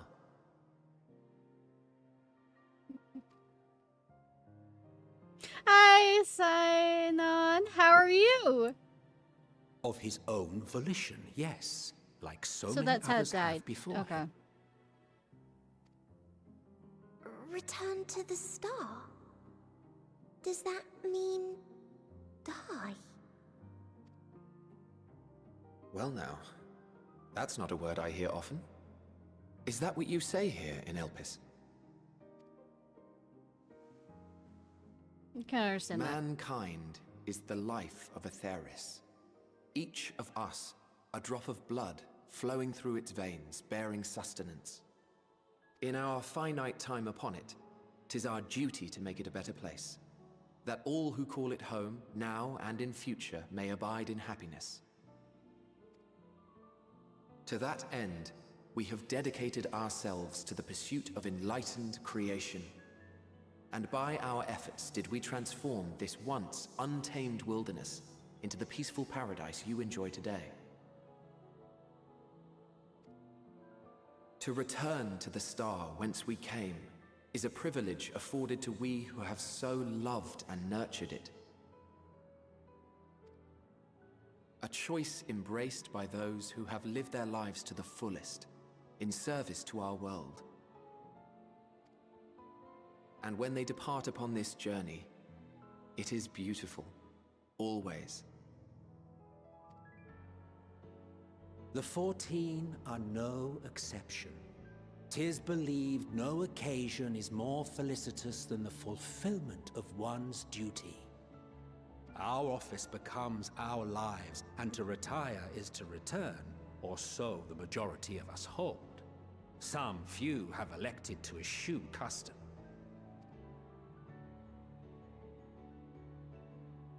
Mayhap you feel Fandaniel's deeds do not warrant his return. Yet you should know his accomplishments as well as any.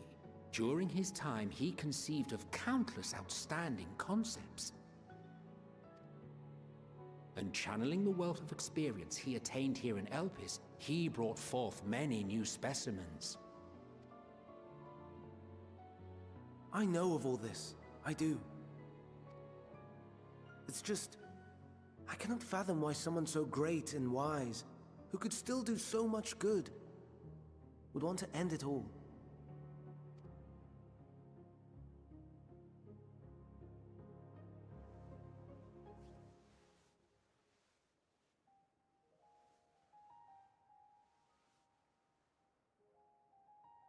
Oh no.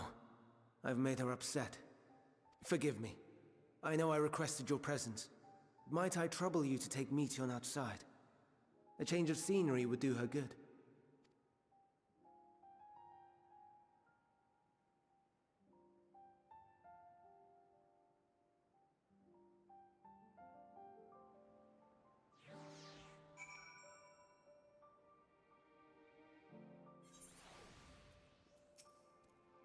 Most would jump at a chance to serve at the convocation, and yet...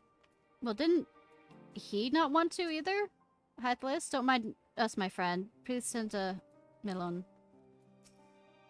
Forgive me, I'll make it up to you, I promise. You won't! I'll have to kill you! I'm sorry, Ishnai, I didn't want to... I mean... A walk! Perhaps we could go on a walk.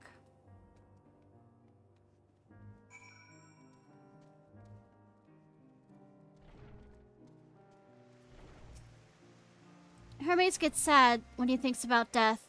Others are sad. When others are sad, I'm sad too. That's how I am. How he made me. But don't worry, I'm fine now. Why did you come here? You want to learn about Elpis and, Ellipse and Hermes? Oh, teach you. I can teach you. We can take turns. I tell you something, then you tell me something. Sounds like fun. It will be. Where to start? Let's talk about Minnon. He should be near the Aetherite. I'm not good at explaining, but Minnon is. I'll have it explained instead. Now accompany you.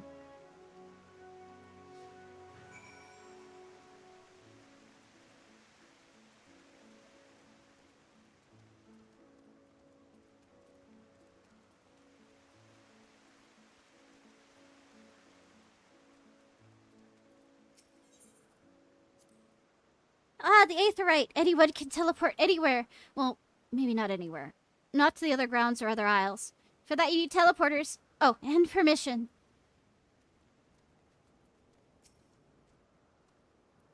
What do we have here?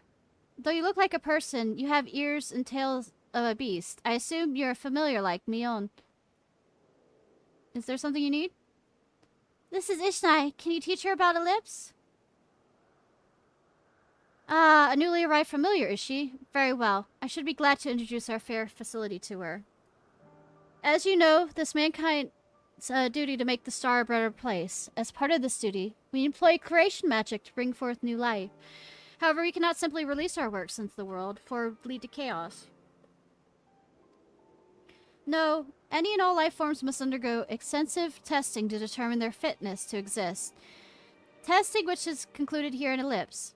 Every candidate is subject to rigorous study, in which we identified their properties, surmise what habitats might be suitable, and speculate as to the effects they'd have on the environment and other species. It should be judged as a beneficial addition to the star, and it will be allowed to take its place in the world.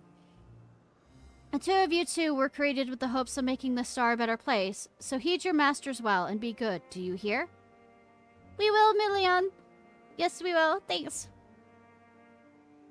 You know, I could make the joke that I could just call her Melatonin. We're going with Melatonin. How about that? You had a turn. Now I get a turn. Where do you come from? From a place facing a great threat. There's such a place? I had no idea. But this place is important to you. I can feel it. Oh, my power. I haven't told you about it. A creation. Let's find a creation. Not one being watched. Then I'll explain my power.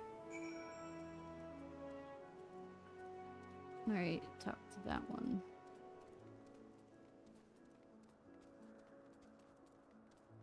Motionless bird. Is that the duck-billed thing? Let me first talk to Achilles. Discussing... Spriggans? What are Spriggans? Oh no, we call them Orei. If there's any of them, we always call it Orei-less. I think they're cute. They can be naughty. Sometimes they run off with concept crystals, and Hermes has to run after them. So she's been watching us from the beginning, if that's her power.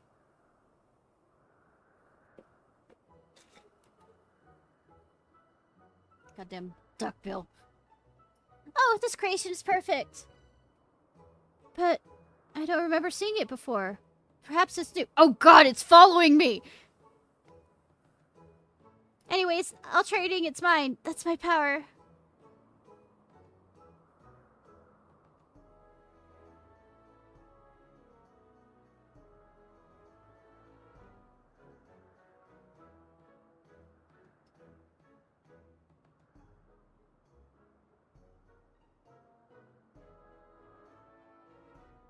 It's not thinking anything, is it? I can't read it. Or maybe there's nothing to read.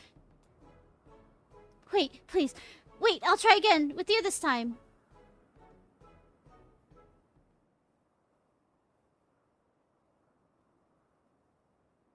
Greetings. Can you hear me? This is my power. I can read the emotions of those around me and project my emotions onto others in return. I'm not actually speaking to you in your mind. Rather, you're converting my emotions into words and intention. A process formed subconsciously by intelligent life forms.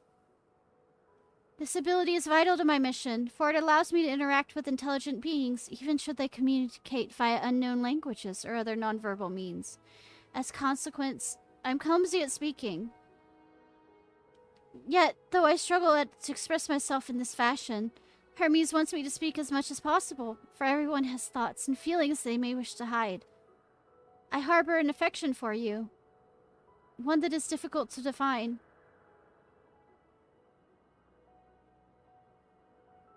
Aside from the fact that you share common traits with us, your thoughts are complex, prismatic. They draw me in and leave me wanting to know more.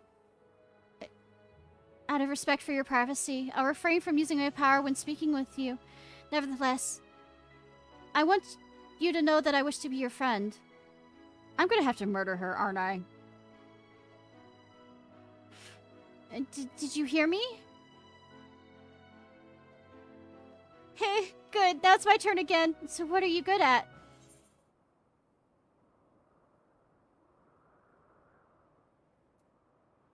Fighting.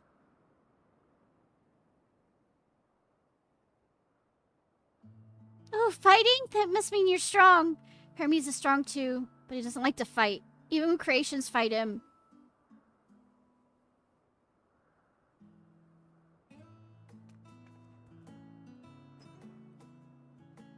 Stare into your soul! I think we might be bothering it. Back the fuck away. Let's keep going. We need to see Ethan next. She's usually in the small building, one to the west row.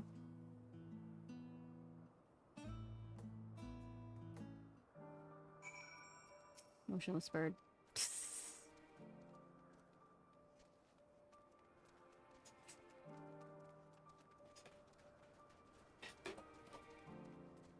What are you doing? Let me do this.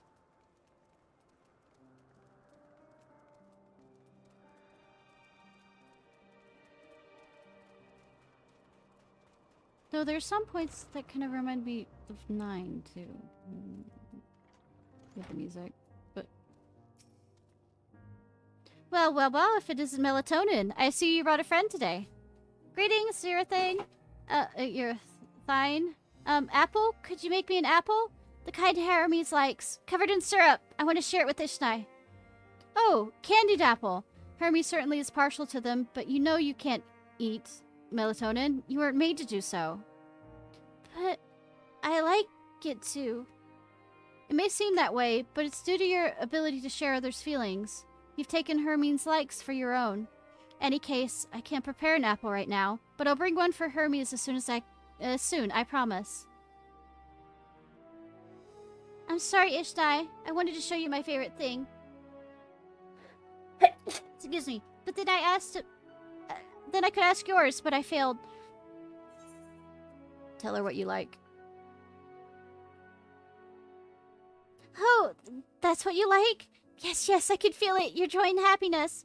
Makes me happy too. Thank you for sharing with me, Ishnai. Well, we walked and talked a lot. Maybe Hermes has finished talking too. Shall we go and see? Between you and me, Hermes' eating habits are atrocious. We may not be reliant upon food to the extent of our smaller creations are, but our diets eventually catch up with us. If we don't consume the requisite balance of nutrients, we grow weak and lethargic. Yet, Hermes consumes candied apples as if they were a staple.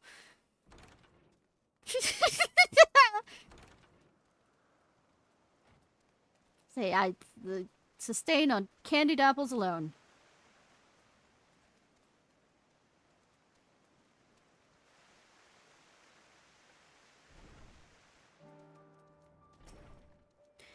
Ah, excellent timing. It was refreshing constitutional, I hope.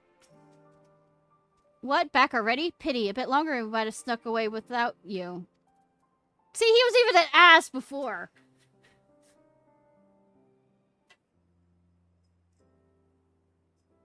There you are. I can see the fresh air's done melatonin good. Ishnai wanted to learn about you and Ellipse, so I taught her about this place, about my power, about your favorite food. I'm not sure if the last one would be of any use. But I do appreciate you keeping Melatonin company. I know that's not her name. It's now Melatonin. While you were away, I finished speaking with our guests.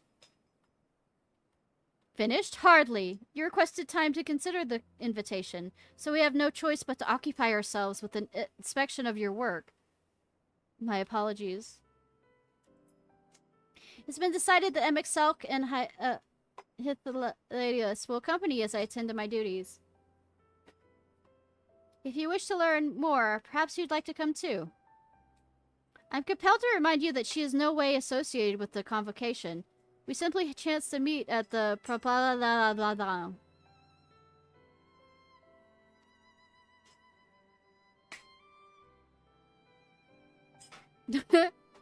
There's no guarantee that the matters we discuss will remain private. It's a bunch of Roman, well, I guess Latin names. So, Hermes, to see the joy, I do not mind. To see the joy here present springs melatonin. I cannot imagine our mysterious friend harbors malicious intent. Ishnai is kind, truly, really, truly. She taught me as much as I taught her.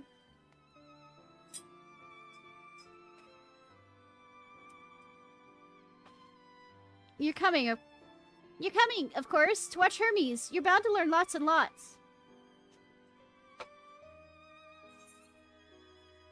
I'm gonna need to get some water. I will be right back.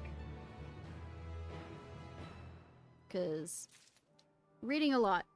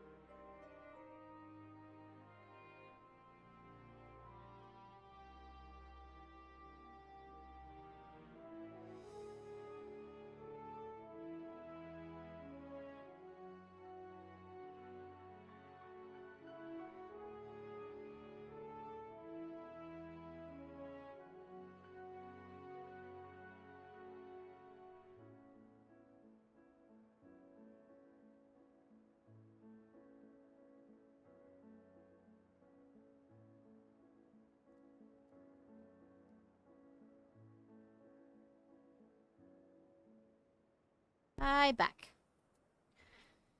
Alright. This time we all get to go for a walk. Isn't it exciting?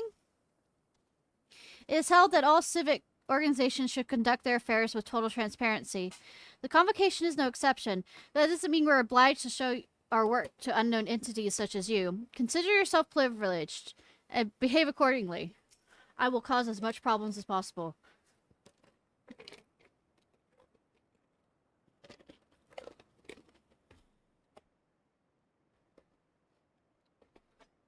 Though I see new creations on a daily basis, here they look at them with a different eye. It'll be interesting to observe Hermes at work.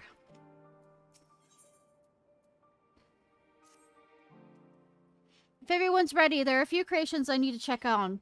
First, we shall return to the spot where we found our wayward by Stoma. Have care when you step outside the hub, for there are many more unruly creatures about.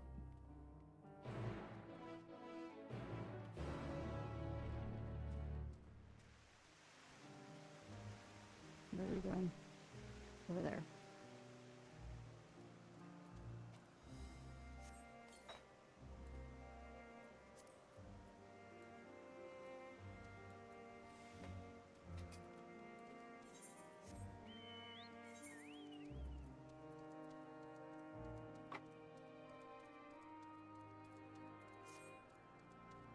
Ba ba ba bum.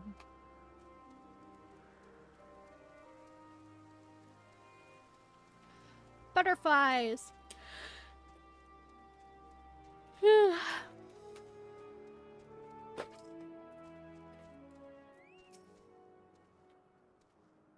Ah yes, the butterfly. One of the new species of the ever popular butterfly. Yeah. You still bothered about your robe? Don't be. The few specimens we repurposed won't be missed. So beautiful, butterfly. I hope they make it into the world. Yeah, and they bother the fuck out of me by having to kill them. Because they're in the way of me doing other quests. All vim and vigor now. When we discussed his nomination, he was melancholy incarnate. This is the new species of butterfly we recently set loose. It's been doing very well, managing to maintain a stable existence thus far. If it can see its observation period to an end without issue, we shall release it onto the world. Tell me, do you know the difference between living beings and arcane entities? It's the presence of a soul, yet the soul isn't something you can choose to have at will. Correct? No, it manifests only in those beings whose form adhere to the laws of creation, that can endure on their own. Beings that do not fulfill this requirement, such as those spontaneously born of magic or natural from have no souls. No matter how much it might resemble flora or fauna, if it lacks a soul, then it's considered an arcane entity. So you see, it is not for mankind to decide what is living. That domain lies beyond our manipulation, and it is hubris to assume otherwise. But come, let us head to the nearby beacon. I've received reports that an arcane entities have gathered there.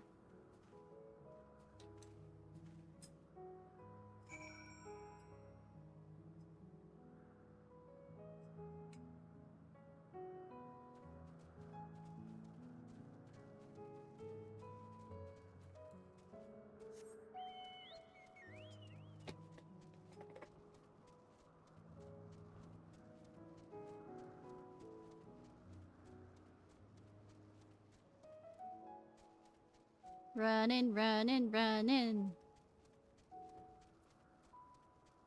This is so this feels kind of like Charlene in the Labyrinthios.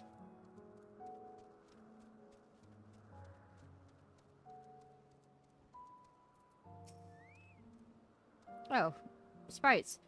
We're meant to be observing Hermes, but instead we're stuck with melatonin. Well, I suppose she herself serves as proof of his prowess as a researcher and creator, both.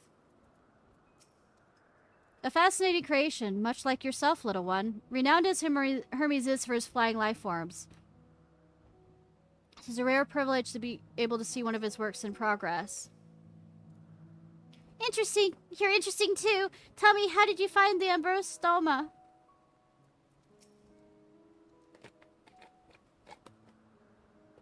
Ah, yes. Lightning phenomena. Just the anoma. The stuff that, is a Jansen impact, that, the two different things at the hydro area.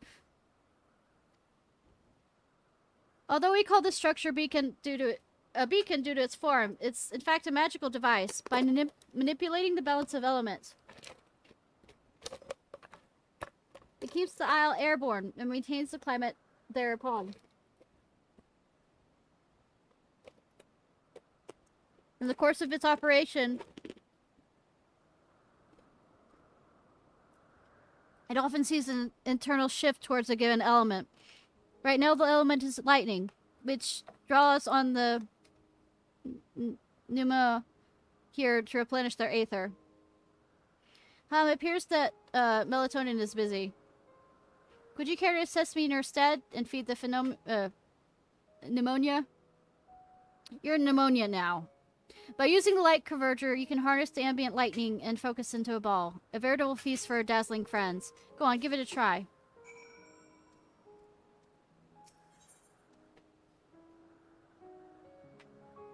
Yeah, I know what it is. I just feel like saying it wrong to some degree.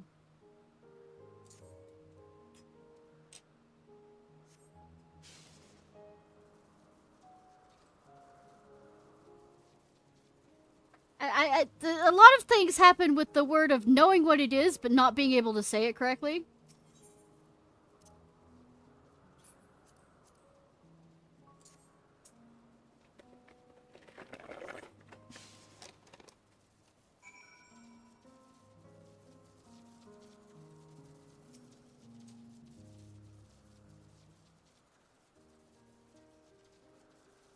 Perfectly done. Ishnai, look. Nom nom nom nom nom nom nom nom nom nom. See how they gather to feed? How they express themselves through their actions despite their lack of words?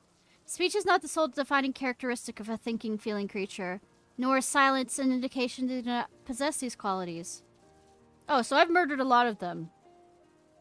Be it a soulless arcane entity such as pneumonia, or an ephemeral life form such as the butterflies, all seek to perpetuate their existence, to survive. Is melatonin a living being?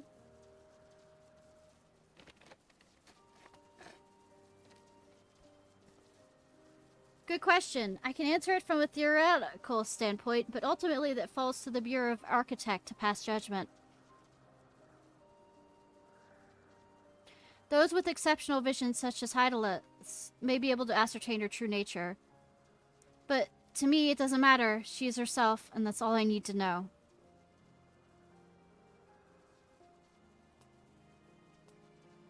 Oh, you finished already? I'm sorry I was in the way. No need to worry, my dear. They missed nothing of note, and we still have plenty of work for them to observe. To have such a nihilistic... eventually Hermes ending up so nihilistic. God. Next we head to east to the Morning Dew. I need to speak with some observers there.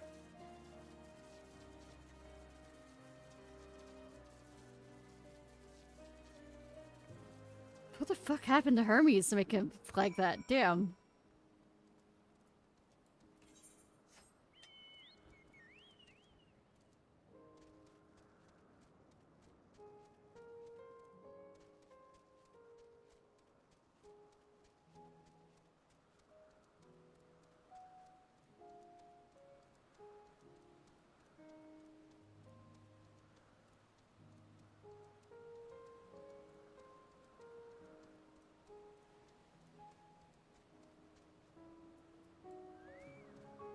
Don't sneeze on me, don't sneeze on me, don't sneeze on me. Ah, this fellow has been the talk of the Bureau. The combination of a carefree aspect and the endless rows of fangs is strangely charming. Why, though? Was there a guiding theme or any method to the madness in this random assortment of features? Hate.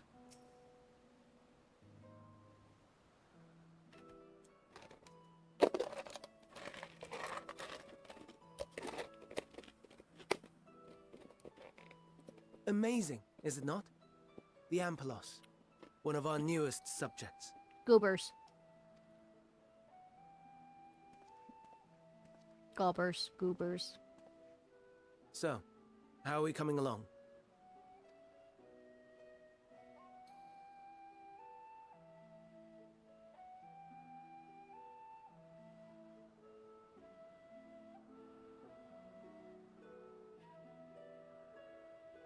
Ellipse. Can I take the flower back with me?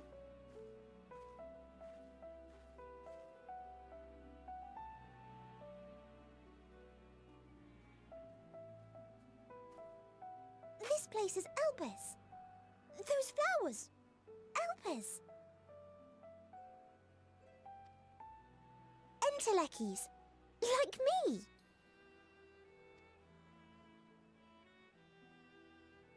Sense? Because they can sense emotion? They are a product of Elpis, and so named for their birthplace. A happy accident, born of the hands of a former researcher who loved beautiful blossoms. Unique for how they change color, to reflect the emotional state of those nearby. Though be it here or elsewhere, they are seldom seen in any hue save purest white. Reflect the emotional state, you say? By what means do they achieve this? In creation, there exists an energy wholly apart from ether, one driven by emotions. Oh, good that we got an answer to this. Like manner to how we manipulate ether, this flower is subject to the influence of said energy.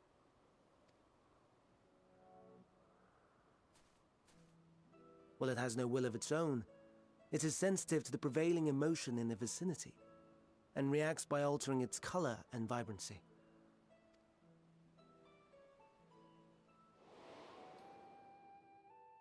Akasha? It is one of the unseen energies defined by Harnish alchemical theory. Though a gross oversimplification, some describe it as an essence influenced by feeling.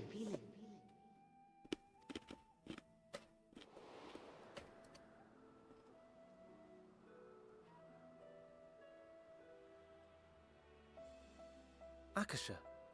Though I'm not familiar with the term, your description suggests it is the self-same energy. Dynamis, we call it.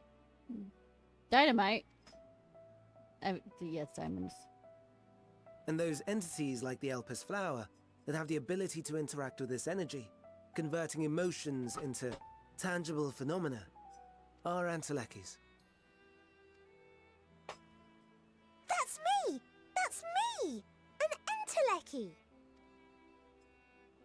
That you are, my dear. And no ordinary one at that, but the first possessed of free will.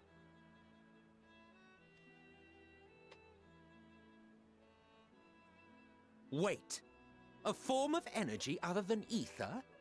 Dynamis? I've never heard of such a thing. Hardly surprising. Dynamis cannot be seen, much less felt.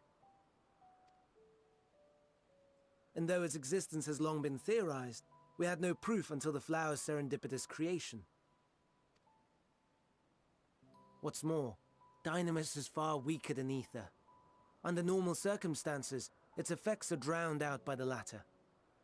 On account of which, beings comprised of and reliant upon the ether, like you and I, are unable to make practical use of Dynamis.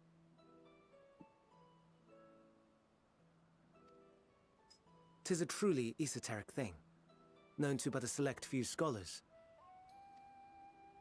Intriguing. Then, given the limitations you described, why create Meteon?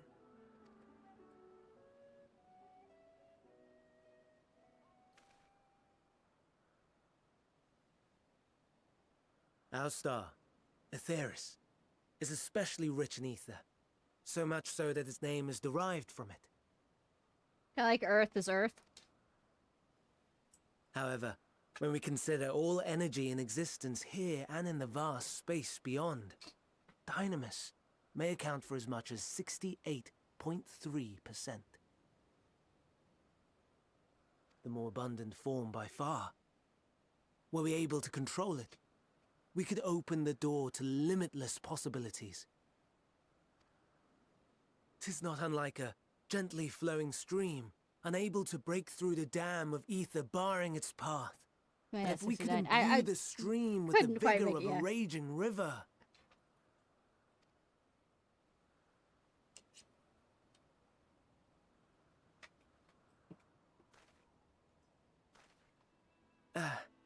Not that I have such grand ambitions.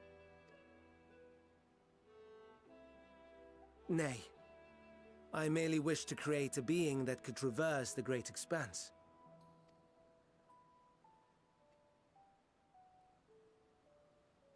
The relative scarcity of ether beyond the bounds of this star was a concern, and so I looked to another source of energy by necessity.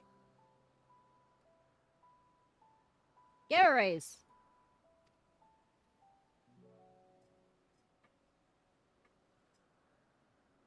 That being Dynamis. No wonder her ether is so thin. Precisely.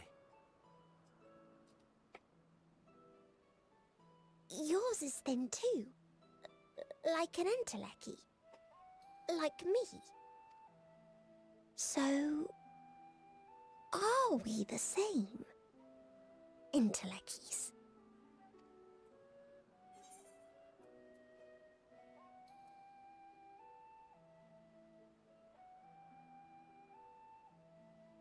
Well, I have been known to transcend my limit with nothing but determination.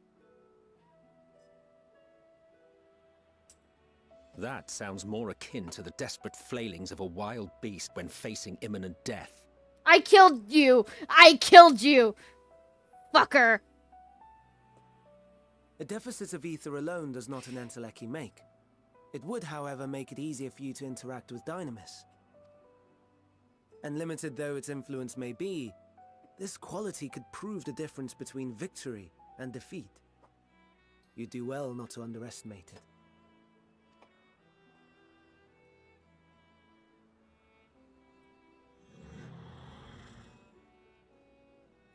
Oh dear, I'd forgotten about the poor fella. You must excuse me a moment while I go and verify a few more things. I murdered you. Say.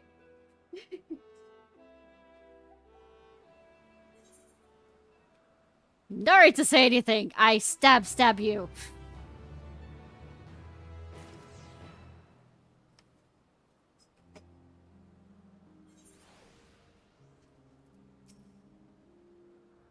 Never before have I heard of Dynamis or Intellis. I assumed the Eplis flower was submitted to the Bureau before I joined. And to tell you, no, we're friends in thinness. I wish in thin. It appears to be well. It shouldn't take long. MXL appears to be deep in thought. Not that I or anyone else will be able to make use of it, even if we knew. But I actually discovered that there's an entirely different form of energy, and no one told me! How about I tell you that I murder you in the future? That personal annoyance aside, Hermes' knowledge is undeniably impressive. Given that there are none among the 14 who specialized in the Celestial, he would be a welcome addition. Assuming he can be persuaded to join, that is. I still can't understand his hesitation. Why did you join? Oh, you wish to know why MXL was chosen for the convocation? I should be glad to share the tale. It began when... Not another word. Lest you've forgotten, we're to learn about Hermes, not me. My misspent youth is not your concern. Oh, really? I feel like it's suddenly my fucking concern.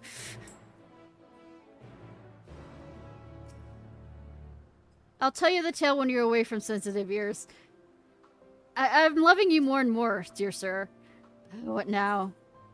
I want to learn about the convocation. If you would accompany us, then I suppose you should at least know that much.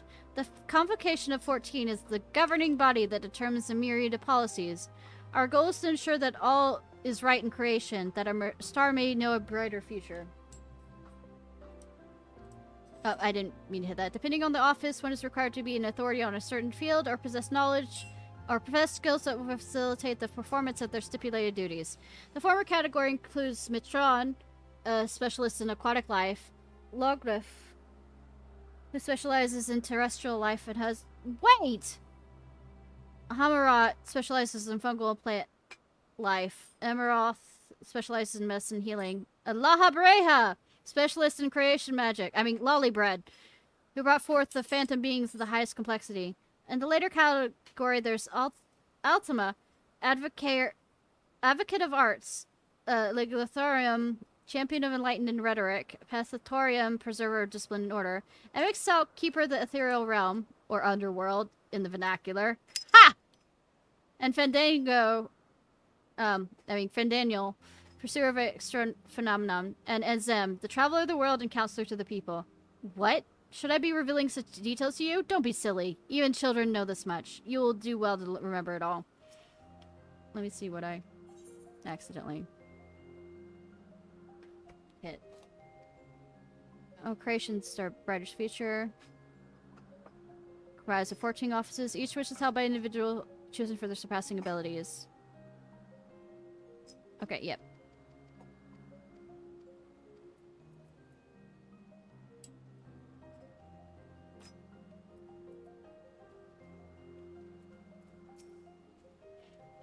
I totally don't know we're friends in thinness. Yep. My apologies for the wait. I've inspected the Ampelos to my satisfaction. All is well with the creature. I dare say it won't be ere long it is released into the world. Another creation reportedly isn't faring so well. The Charbalus. Let's see what we... that's where we attend next. If you would follow me, my friends, we shall return to the main isle and head north.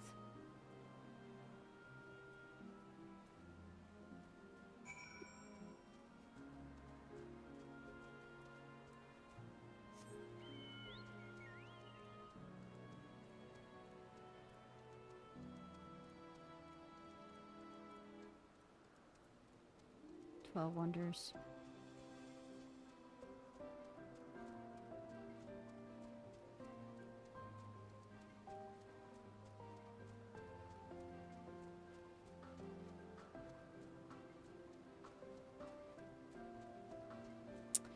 Well, I see your problem there.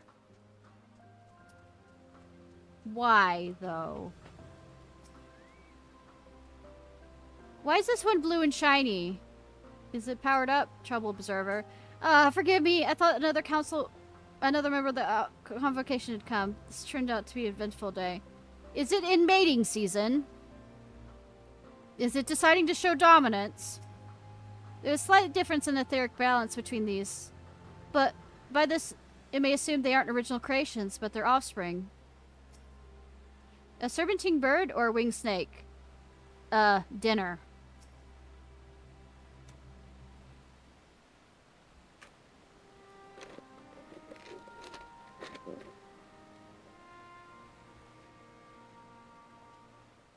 I understand there's a problem with one of the Char-bliss. Char. Yeah, that's right. As you know, the Char are based on a sea creature. Owing to adjustments to enhance the affinity to wind, it is capable of flight. The specimens created from the concept could all fly without issue, but the problem arose in subsequent generations. The third generation creature born with an etheric balance leaning strongly towards water. The aquatic origin reasserting itself, it would seem. The result being its affinity to wind diminished, and it cannot fly. No matter what we try, we can't get it to rise even the slightest. For such a flaw to manifest in so few generations, I fear they are too unstable, flawed. With your permission, I would revert the creatures and recommend to the Bureau that the concept be revised. With the etheric balance leaning towards water, the Char would indeed struggle to manipulate the wind. Second, y'all.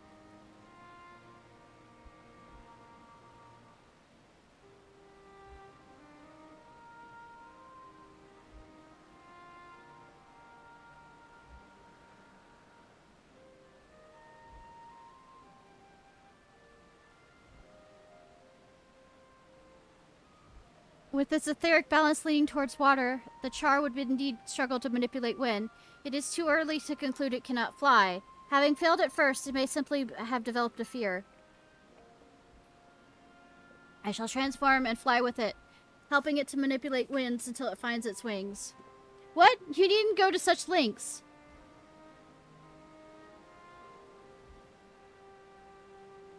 You don't know. But of course. Transformation is an art which one manipulates a vast quantity of aether to construct another body around oneself. Why are you doing this? There we go. The laptop wasn't being opinionated. In practice, this allows one to assume any conceivable form and thereby transcend the limits of one's flesh. Yet, convenient though it may be, transforming in the presence of others is considered vainglorious to an extreme. As uncouth and unseemly as running about robeless, shameful. Am I to understand you make a habit of this? Nothing of the sort. It's just that when transformed, I can wield the wind and fly. It may seem excessive, but what is our shame next to the lives of those creatures? They deserve a chance, and we owe it to them to do it all in our power. Be that as it may.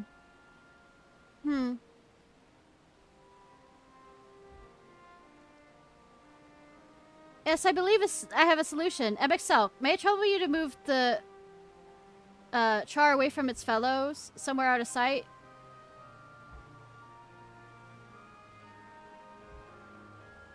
I love that it looks at each other. Meanwhile, I'd like the rest of you to help me prepare here. What mischief are you scheming now? All of it. None of it. Oh, no mischief, I assure you. But I would spare you the need to report to your colleagues that Hermes committed indiscretion. So have some faith and run along.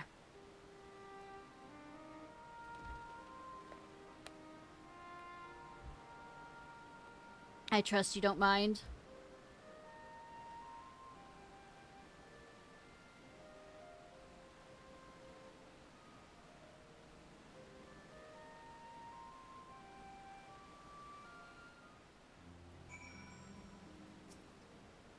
So as to bother, we can simply begin anew, but I shall defer to the chief overseer.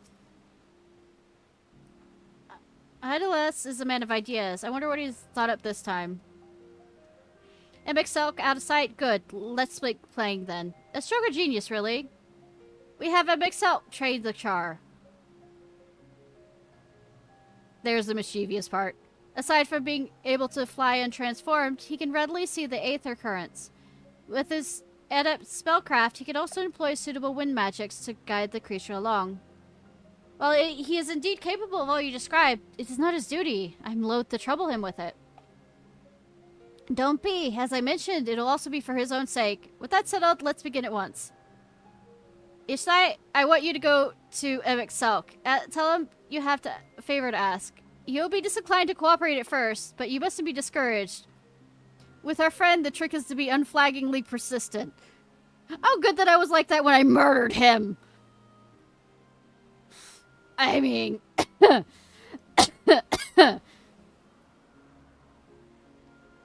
Off you go now, and good luck. Say, I have a favor to ask to indicate you have a request. Okay. Apologies to MXL. This is the best approach. Let's work together to win him over. Rest of us will be right behind you. We won't miss the fun. I feel like... I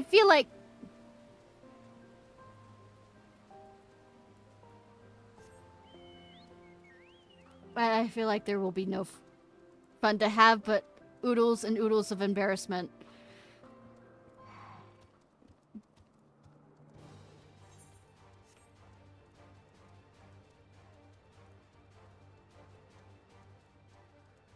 I bet there is in the transformation. The first transformer was yeah, absolutely.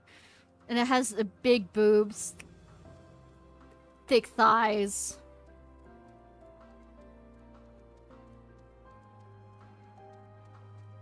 That crush your head kind of level. Oh, well, are your preparations for the scheme that clearly is not a scheme complete?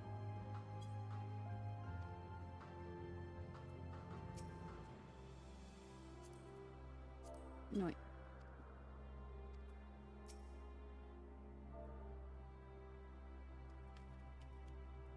I have a favor to ask. And I won't kill you this time. Oh, no, you don't. I'm not lifting a finger. I don't know what Hylas is up to, but I will not be made known. I refuse. If Hylas is to believe, relentless insistence may serve to wear even ever wear myself.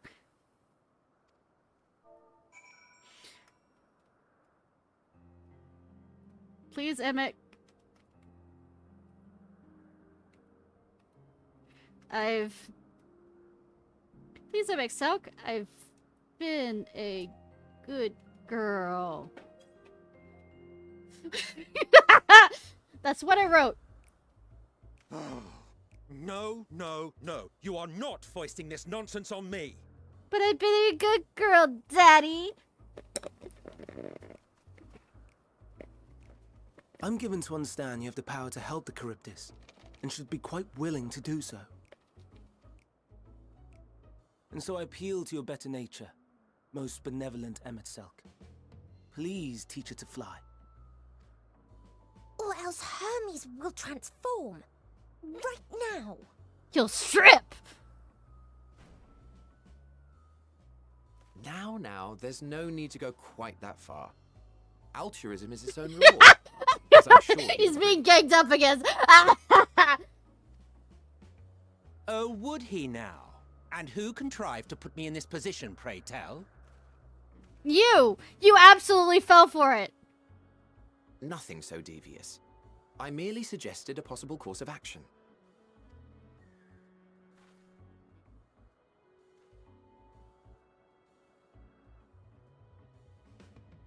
Please, Emmett Sulk. Please.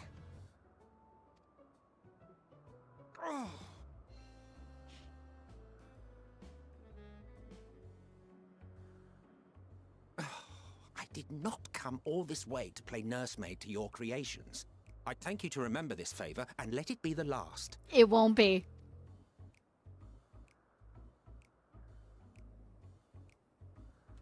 Sap. Absolute fucking sap. He's tired of our shit, too. Pretty.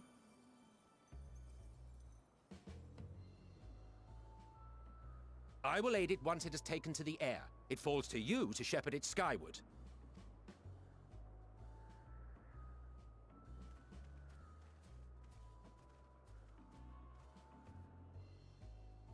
Well, let's relax and enjoy the spectacle, shall we? No, you need to tell me about all the things that he didn't want you to tell me before. Come on, please, please, please, please, please. Please! I beg!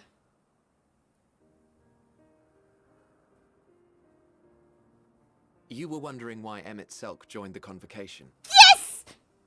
Truth be told, he wasn't the first choice for the office. I was, on the strength of my ability to see ether. But I declined the offer. For though my vision is exceptional, I am pedestrian in all other aspects. Worse even. Oh, so like me? Quite abysmal when it comes to manipulating ether, for example. Couldn't transform even if I had a mind to do so. What good is the ability to perceive a problem if one cannot act to address it? That is an important thing. Emmett Selk has no such shortcomings. He excels in vision and manipulation both. The latter to an extraordinary degree. Yeah. If there is a mage more powerful, I do not know of them.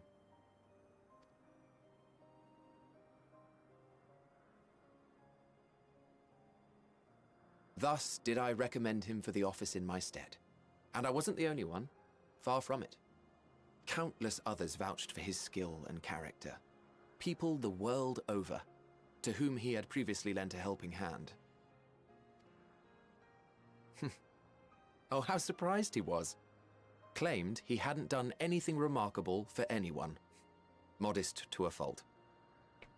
I mean... Then he goes and murders a bunch of them. He deserved every bit of acclaim he received. Yet he may well have gone unappreciated were it not for a mutual friend. Me? A singular soul who can't help but involve herself in the business of others. Yeah, Where so she walks, fucking excitement doormat. is certain to follow. Excitement's a way to put a calamity and disaster. That's a perfect way of putting it. Her antics irritate Emmett Selk to no end. But much of his grumbling stems from genuine concern. Oh, so... I've pissed off Daddy so many times. When our friend calls, he never fails to answer and lend his talents. Except when he was trying to murder me. Multiple times. And in the course of doing so, he himself came to be recognized and respected by those around him.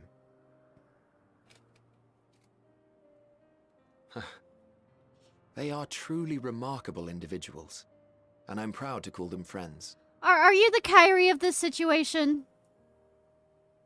To help them realize their dreams. This will be my greatest contribution to our world. And when they have fulfilled their respective purposes, so too shall I have fulfilled mine. And together we He may even return has to the almost, star. well, I mean, it's pink hair, but I mean red kind of thing. Look at me, spilling my innermost secrets. I can't seem to help it with you. I love you for it. I can only assume it is due to the color of your soul. I just don't understand how you can be so alike and yet so different.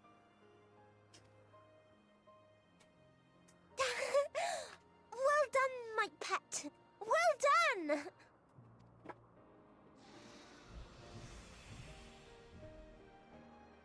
Aww. Ah, yes. I dare say the Charybdis will be fine here on. Why don't you go and signal to Emmett Selk? Let him know that his arduous task is at an end.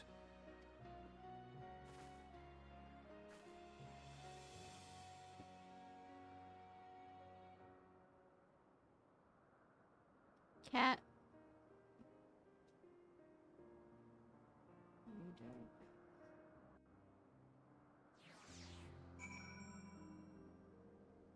Hey, Daddy! It's time for you to come to bed!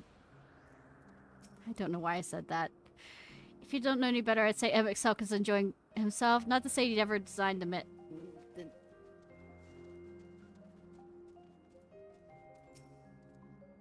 Lewis's breast cancer super true. Also, look, Ishnai. What about the char flew? It's flying. It's really flying, as if it was born to do so. Thank goodness.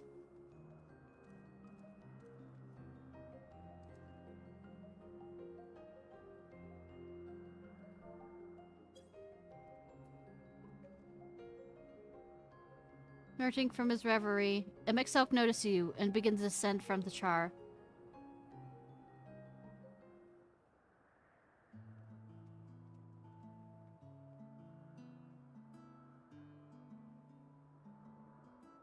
I have no words to express my gratitude. Thanks to you, the char has learned to fly.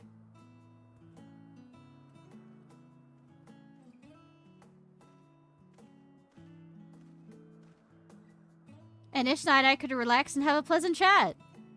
I'm sure you did. The creature needs some small assistance at first, but soon it was flying more or less on its own. I doubt you need to repeat the lesson. It was truly impressive. I witnessed it from all afar. The char flies.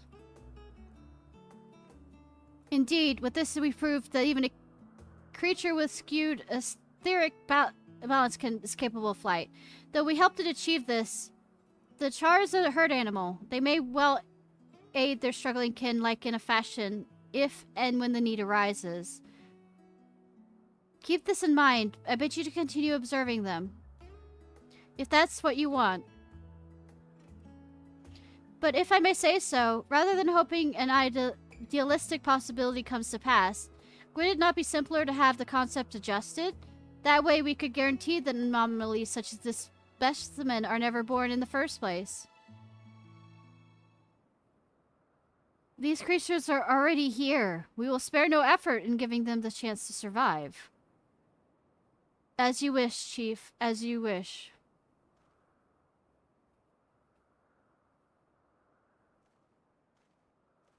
Like I said, I'm curious where the nihilism came from.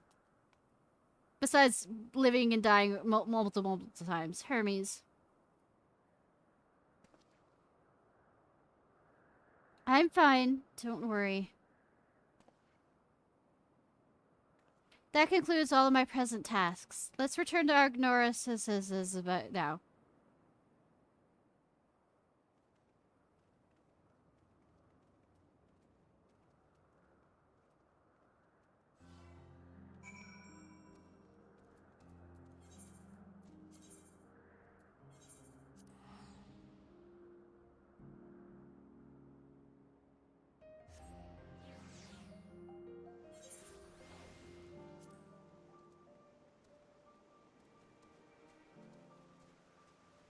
Alright, melatonin. All creatures are happy. This makes me happy too. Now you see what I do. Was it everything you were expecting? I thoroughly enjoyed myself. At the end, most of all. What? Want to apologize me for forcing me to help you? Do you? Save your breath. You didn't force me to do anything. I really chose the most expeditious way to have done with an impediment to our business. Yes, fancy words. I'm tired. Leave me be. Rar rar angst yandere. Not yandere, tsundere.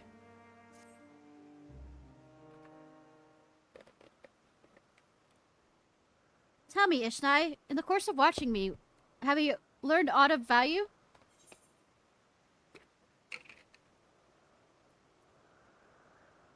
Dionys. The Dionys. Sounds promising. Dionys? Miss, you say? Curious that Sister Mascura for num num num num num num should be of interest to you.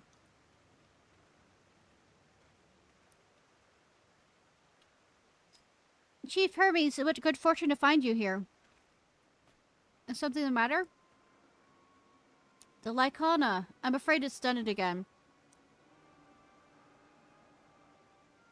No sooner did we release one for observation than it set upon the nearby opalets, resoldering them.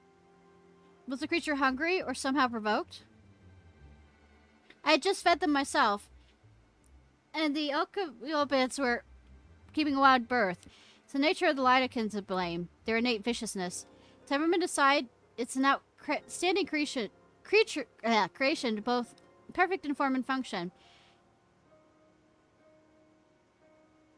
Though it may not be suited for release, I have no doubt that the Bureau will accept its concept for preservation. In any case, there's no point in postponing the inevitable. Doors will revert them all once the paperwork is in order.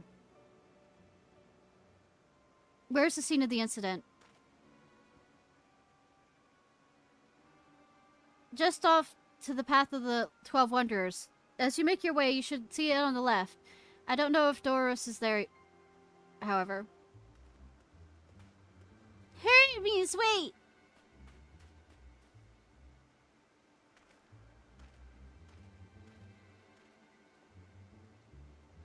If this is part of his work, then I will observe. We follow.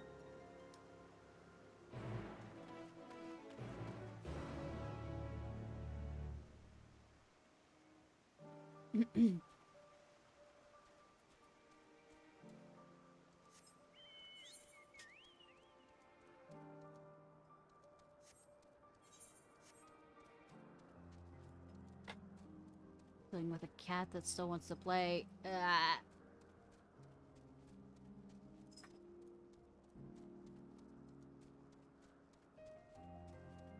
Doing this one-handed. Take that as you will.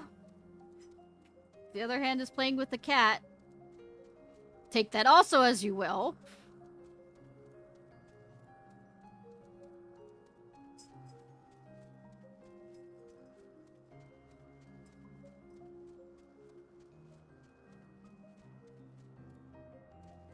Ooh, woo, yeah.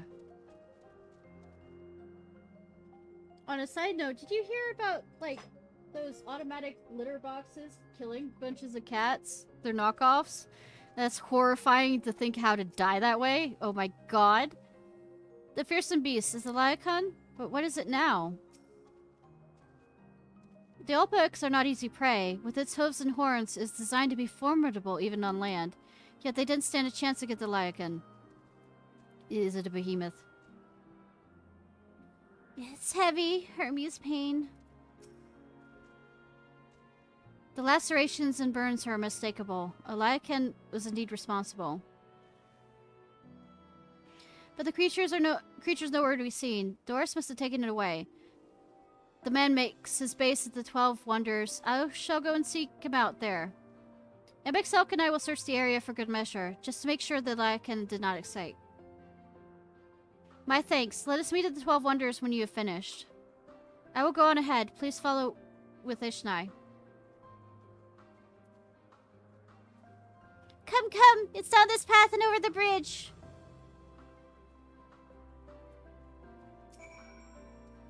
The Elpid's no easy prey with its horse. Yeah, okay. We already heard that statement.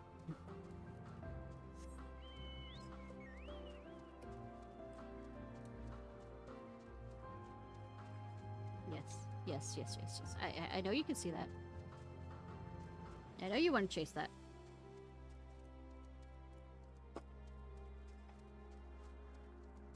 There we go. Yeah, there's that jump. Oh, sorry, playing with the cat.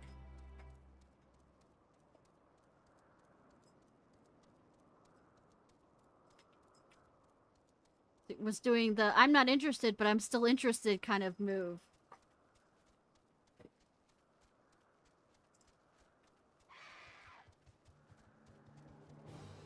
I'm gonna run up and grab the aetheryte real quick.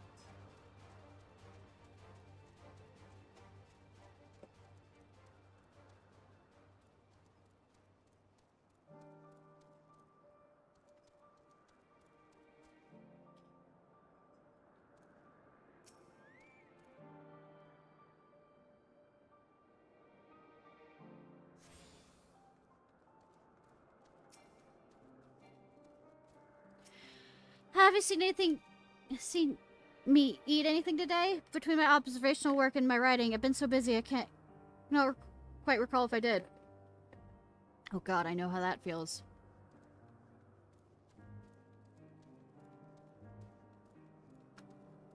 I did it too, right? Yes.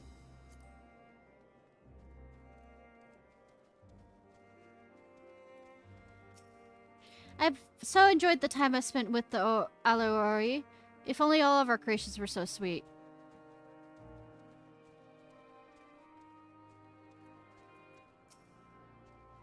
What an enchanting familiar. I would be delighted to assist in your little journey of discovery and personal growth.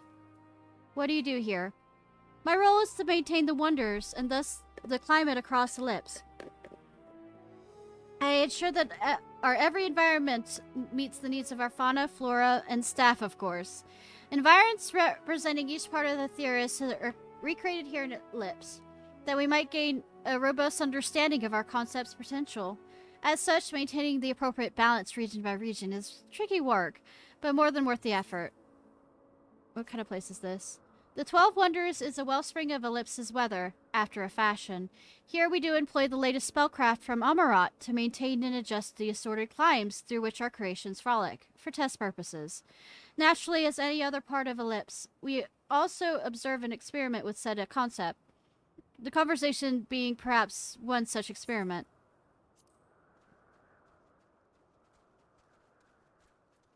Do things look different here? Is it the same name stuff? Yep, it's the same name stuff.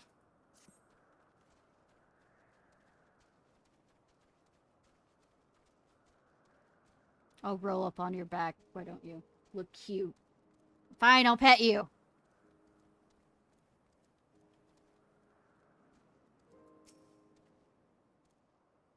There it is. 12 Wonders. Hermes is looking for Doros. Let's look for Doros, too. He's a man with long blonde hair, I think. I'll know when I see him. Accompanying you. Any talk points?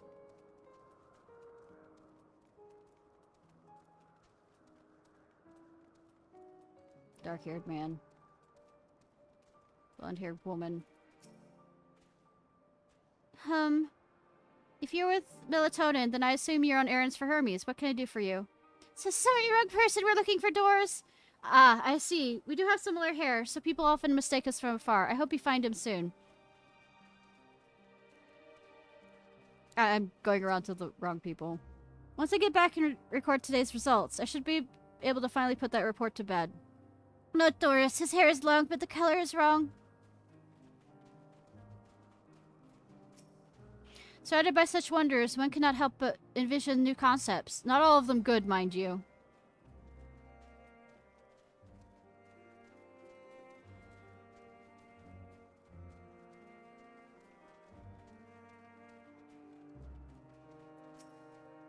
Though my nymphi may be capricious, insolent, gluttonous, and generally lacking any sense of morality whatsoever, I think they're delightful.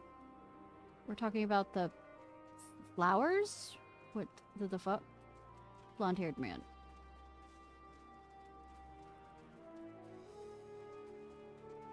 I'm gonna run over here. I see this guy over here that I haven't talked to. Perhaps I should petition for an incorrigible to be added to the list of this concept's innate traits. Me? Yes, I am incorrigible.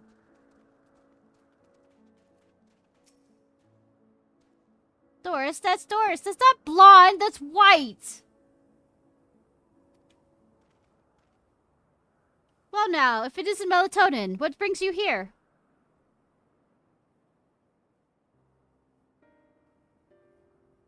I thought I heard familiar voices. I didn't realize you two had decided to help me search for Doris. Thank you. You're in charge of the Lycans, I believe. What are they now? Where are they now? Out in the fields and restraints. Frenzies as they were, I couldn't well return them to Kasuts. Once I submit my report, I'll see them reverted without delay. It is as he says. The beasts are indeed quite ferocious. You're one of the 14. What brings you here? Nothing you need concern yourself with, as you were. We've heard the news that Lycans slaughtered the... As an observer in charge, you're of the opinion they're not fit to be released? Aye, I am. Their abnormal aggression and exceptional strengths makes for a highly problematic combination. It matters not where they were released. Lycans will threaten other species and upset the natural order. Could the specimens be observed are an outlier? Highly unlikely. We've created a good many of them, all exhibiting the same tendencies. Even when we used Cryos to begin with a fresh slate, their behavior was unchanged. Carios? A memory configuration system. The chief himself created it. It allows us to erase or alter memories that we may observe creations in different environmental conditions without needing to remake them from scratch. Quite impressive, and potentially dangerous, depending on the intensity of the etheric emissions. Parastal might wish to have words with you. Rest assured, I've kept all values within prescribed limits, and to prevent misuse, its applications are limited to those authorized by the Chief Overseer. Don't misunderstand, to manipulate a subject's memory is an intrusive act I deeply abhor, but is still preferable to execution. Come now, Chief. Let's not be so melodramatic. What was born of Aether is simply being reduced back to its original state. I know the distinctions concern you, but we mustn't lose sight of the bigger picture, making rational choices for the sake of a more prosperous star. If a creation cannot be properly studied even with the age of Carios, we make it. If the creation is deemed detrimental existence, we unmake it. 'Tis all for the greater good, and none question the necessity of such routine processes. I understand these things, I do. I would never think to unleash a clear and undeniable threat into the world, except you probably did. Yet, insignificant though their individual lives may be next to all of creation, it is all the Lycans have. Before they seal their fate, we owe it to them to these beings to exhaust all options, to ensure that nothing has been overlooked. If you insist, let me provide you with a full report, and we may take it from there.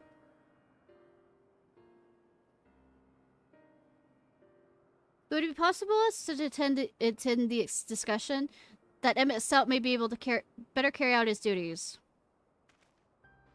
By all means. Pray, show them to the meeting room.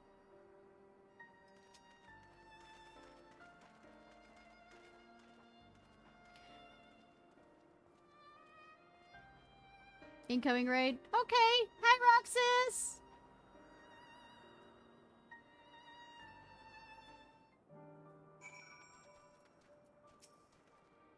Weavers, the duty to the star, this I know, but that doesn't mean we also don't have a responsibility to the lives we bring into existence here.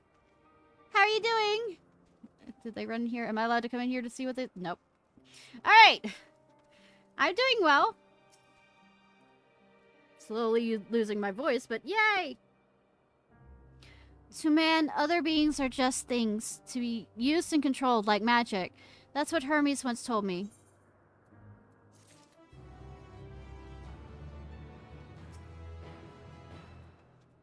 Yeah. But I'm really into this, and, you know, me not having tunnel vision or anything, wanting to continue this at least until the end of this section. I feel this discussion may take a while, during which time... Melatonin, are you feeling unwell? And yes, I know that's not her name. I'm just not being able to say it correctly. It's not me, Hermes. It's you. Yep, I have a water thing here. Hey, Sora! How are you, hun? Hey, Sora. I won't go to the meeting. I'll stay with Ishnai. Loath that I am to oppose. May I leave Melatonin in your care again?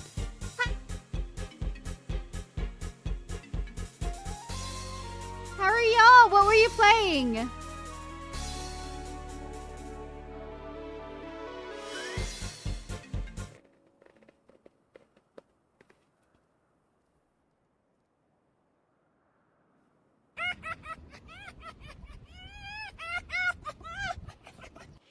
I am in your debt if you'll excuse me.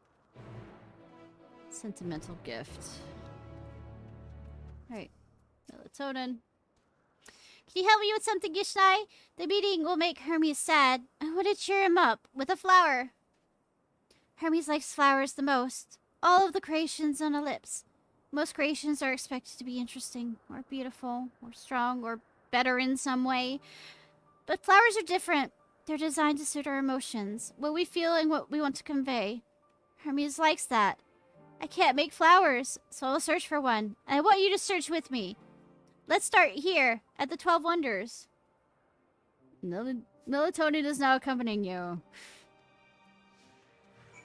Nothing like slaughtering names. For the win! So what were you playing, hun?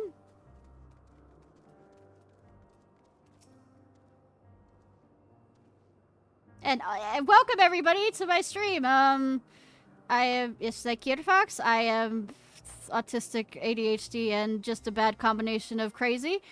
So yeah, the fancy. Oh, pig, so big, bright. I love them, but they might be too bright. You have to think of the recipient. That's what Hermes said.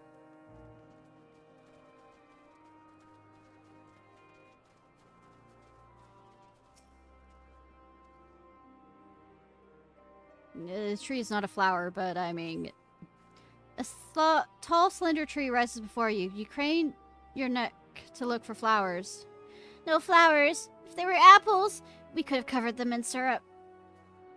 Let's head outside next. Don't worry, we won't wander too far. It's fine, I can kill them. I mean, not kill creations that will make Hermes sad.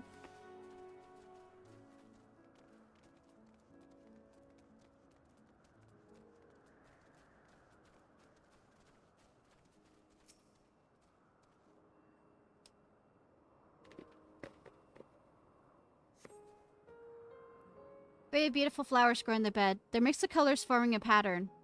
They'd be better for Hermes, but they're hedged in. Means we shouldn't touch them. They're either under observation or poisonous.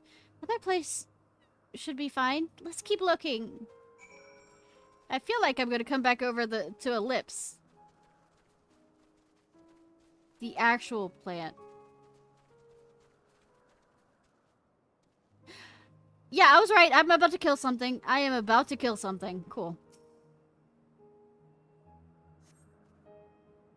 It's set on a tall, thin stalk. The oddly shaped flower is mesmerizing in its undulations. Oh, a Conarthian, a flower that can move. When Hermes wasn't looking, it shot seeds at him. Not a good gift, maybe. But you're good, Ishnai, at spotting flowers. We'll find something soon. That's not a flower, that's an abomination. Feed me, Seba.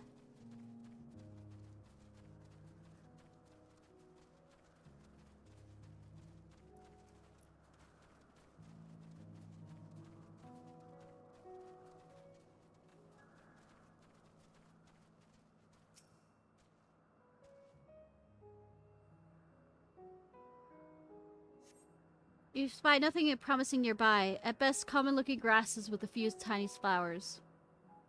Nothing around here. Ah! Over there is nice. Something big, something huge. Please don't attack me. The fuck no, kid. It's a Marlboro. Melodious. A terrible stench reminiscent of sodden old boots pervades the air. Without doubt, the culprit is the marble-like creature before you. It's an Adonis. The thing around its mouth looks like petals, but the flowers are orbs on its head. When Hermes inspected it, it swallowed him up. He didn't leave his room for days. What do you think, Ishnai? Would he like it? No! It's probably not the good sort of memory. So, not this one either. Finding a good flower is harder than I thought. Sorry, Ishnai, but could we search a little more? Maybe as far as the fields over there. I'll pick something after that, I promise.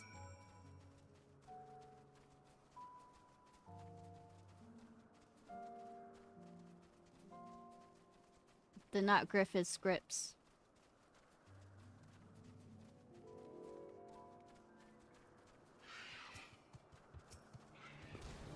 Okay. Entirely their fault. I have to defend myself.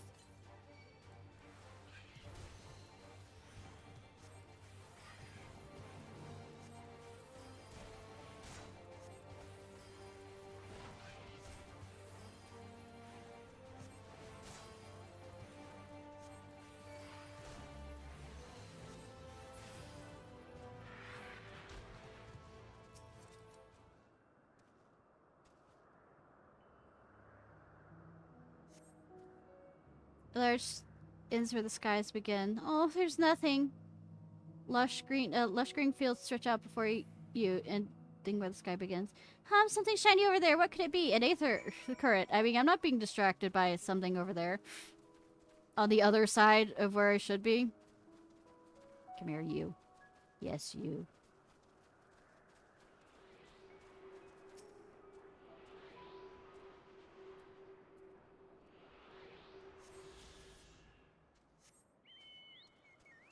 No, I run back.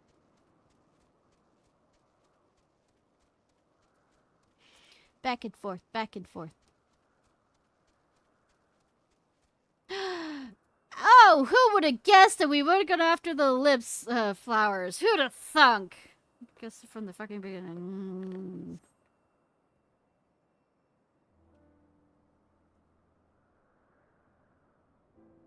Oh, lips flowers, they're here too. Hermes likes and dislikes them at the same time. Like me, they're entities. Like me, they feel his pain and turn dark. It's only for Hermes, though. For others, they're always white and bright.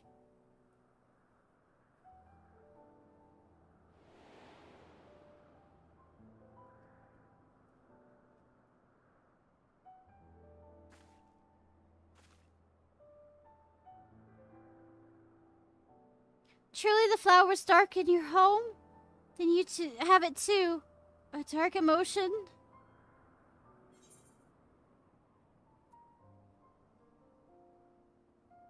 I have known the pain and sorrow of loss.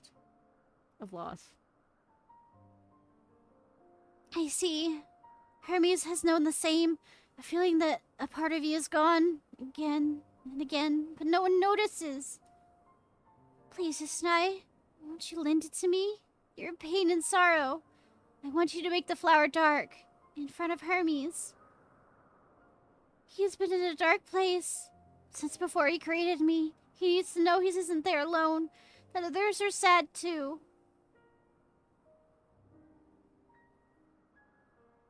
Truly, he'll do it.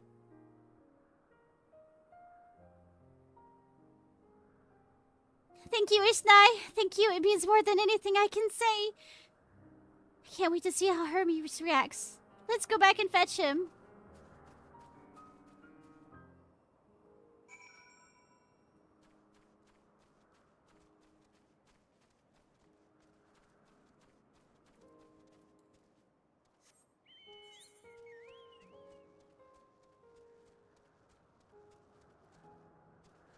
Run through your test flowers. Wah ha ha ha ha ha ha.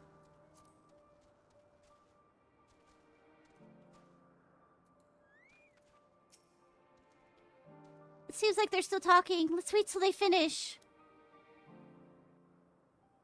Let's wait till they finish. Woo. Will they speak or will I speak? Hermes! They will speak. And no, I wasn't doing a voice like that. Hers. Oh. You were waiting for me. Yes. You've finished talking? Yes. We've come to a decision. My thanks for keeping Meteion company. Emmett Selk and Hythlodaeus have already retired to their rooms. There is room for you too, if you would follow me. Wait! I want to show you something first.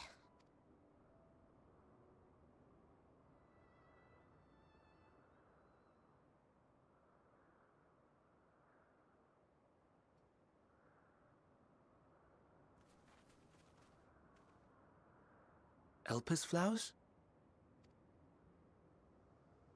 Go on.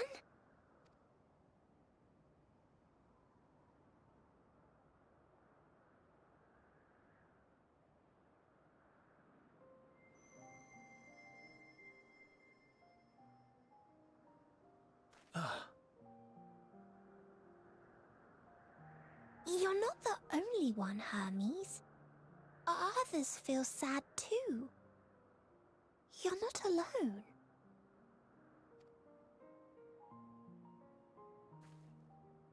I see Meteion has shared much with you. And very little at the same time.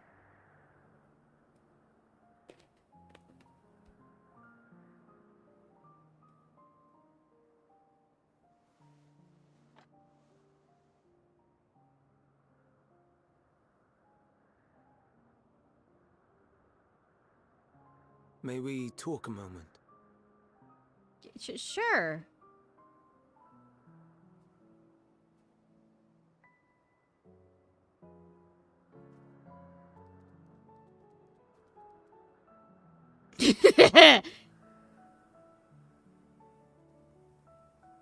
Oh, it ran. I did a perfect response. I do not think it wrong that we live for the star, that we strive to make it a better place. And yet, in carrying out my duties here, there are times when I am plagued by doubt. Do you recall what Hythlodaeus said when we first spoke of my nomination? Death is the privilege of those who have fulfilled their purpose, a choice they embrace of their own free will, and when they depart, it is always beautiful. Except what about these creatures? Perhaps it is. But only for man. Creations that he deems useless are discarded with nary a second thought. So cute! Some scarcely born into the world, afforded a handful of breaths before life and potential are abruptly extinguished. We make an effort to spare them the pain, but they sense what awaits. Rage and anguish and cower and fear. And it is not beautiful. Yet no one cares. No one. So fixated are we upon the duty that we do not pause to question the method.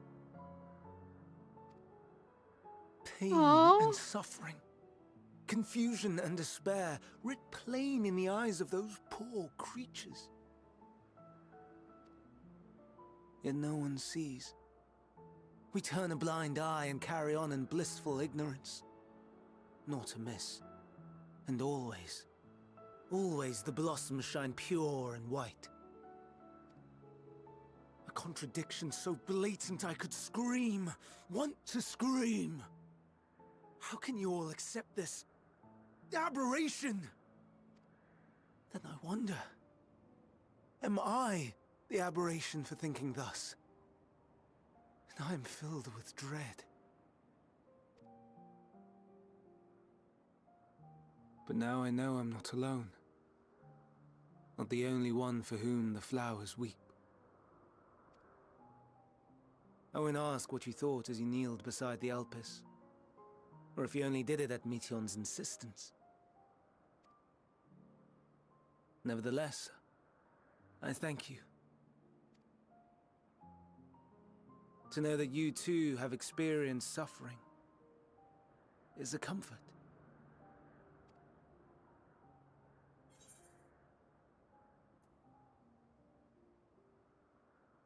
Let's have no brooding, eh?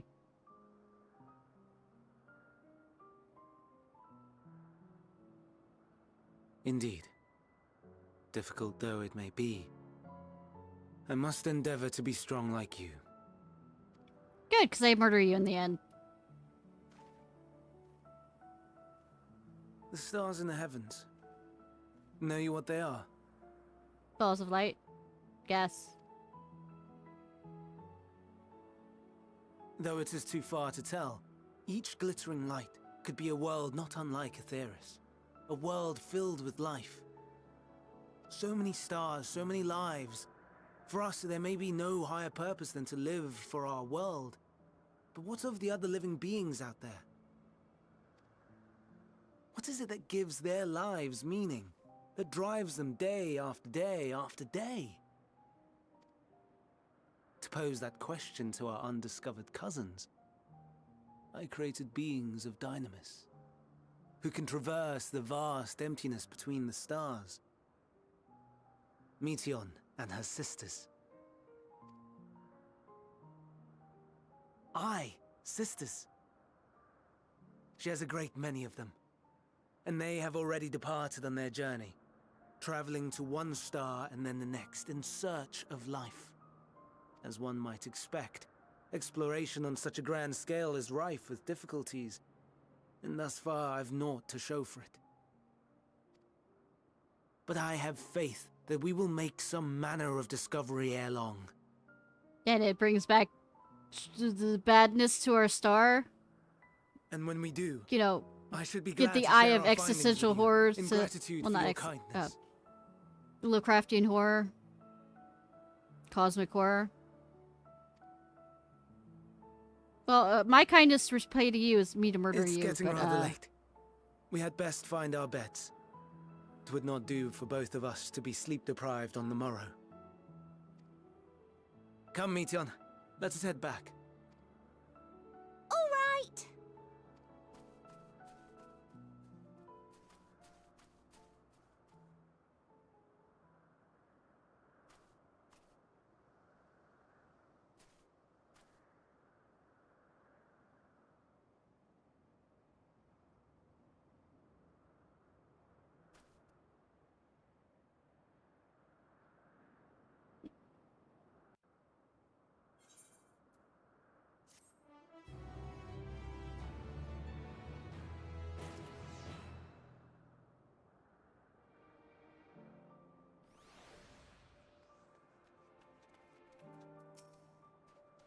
Glad Hermes saw the flowers. Thank you, Ishnai. It will help, I hope. Today will be difficult for him.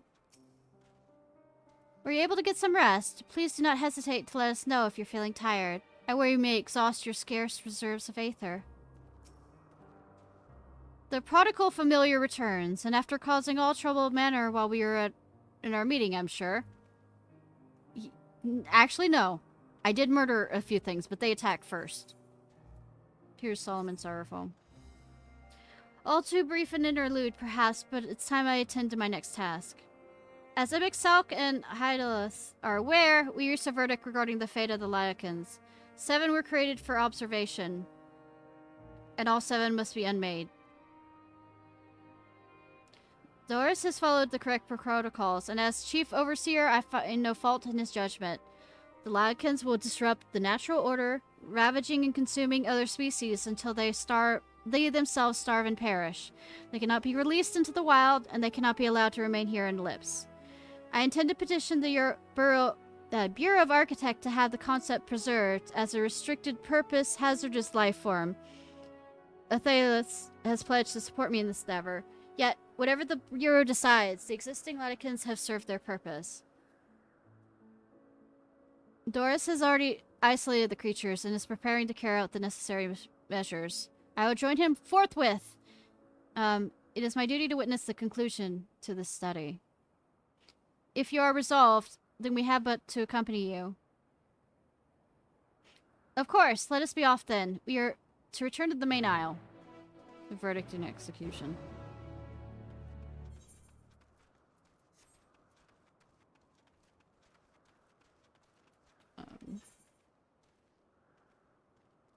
Nope, it's right across there.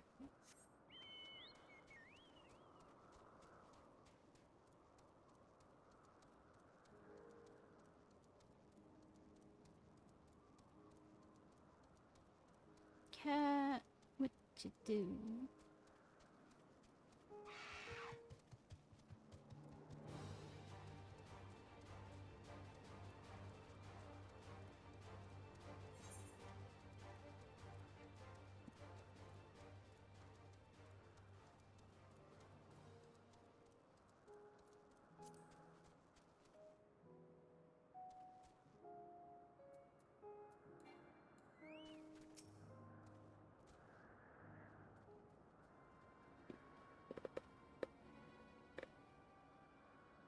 Doris, are you hurt? What happened here? They caught me off guard. I had them bound with ethereal shackles, but they became frenzied, even more so than usual, and broke free. I was able to stop 4. The other 3 escaped. I see 2 of them have taken to the air above the 12 Wonders. The last one's up ahead, lurking in the fields. You and Ishnai handled that one. The pair in the sky you can leave to me. If this is how it must end, then so be it. I will render assistance to Emek Salk, unneeding though it is.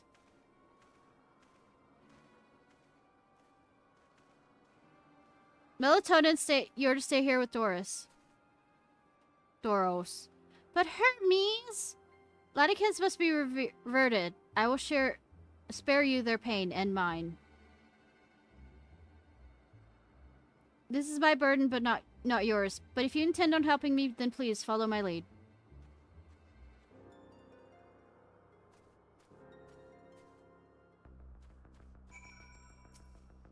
Never mind my wounds. They are easily healed. The Leticans which concerned me. Stay with Hermes, Ishnai. He'll need someone when the time comes.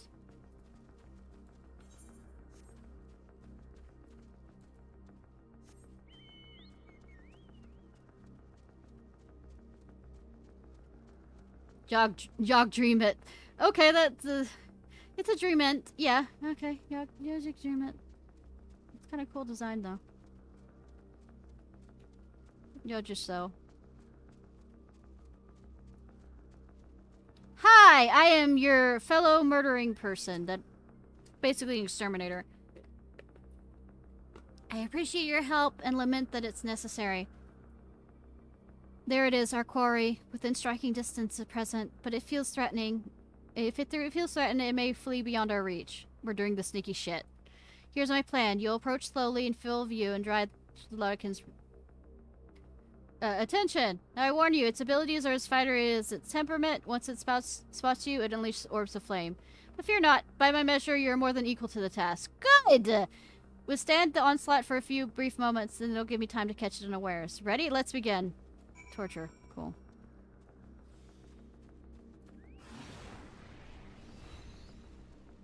Do I hit it?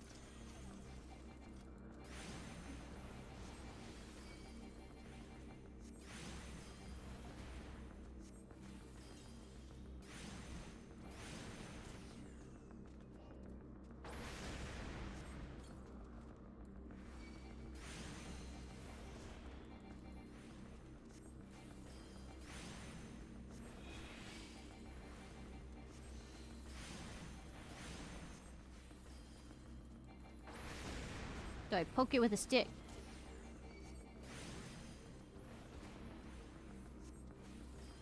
No, I just, you know, duel it. Oh, okay.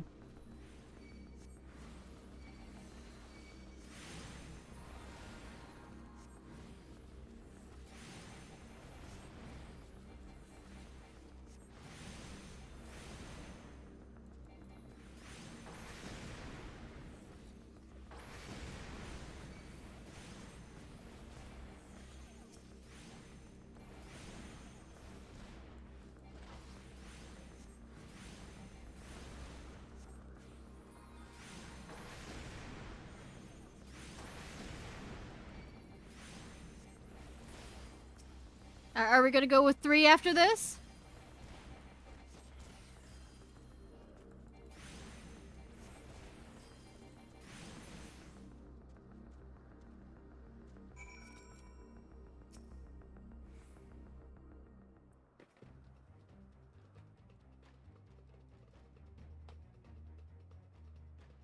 Now.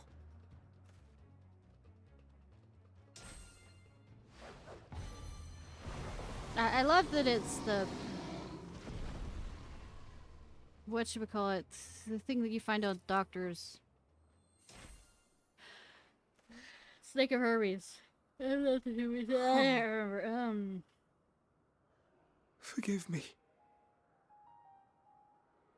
Please, forgive me.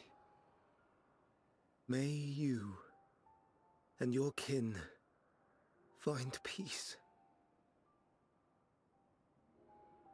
Wherever your souls may drift in the underworld, may you find tranquil seas.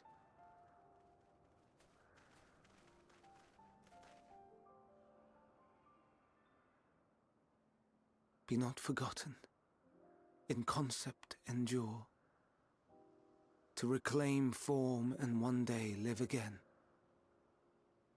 Serve not the star, or any purpose save your own. Live again, if that be your desire.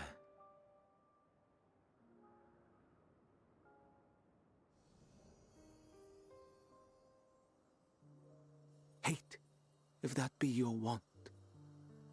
We are worthy, but leave your suffering behind.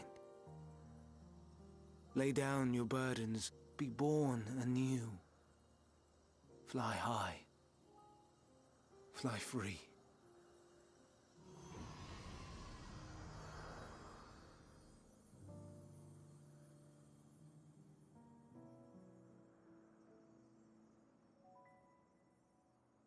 I wonder if he does that speech for all of them. Sorry, joking for something serious.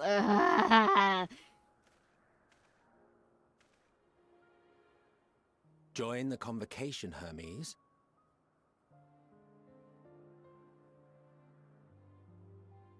You do not belong here. Leave to replace another. To be replaced. It changes nothing.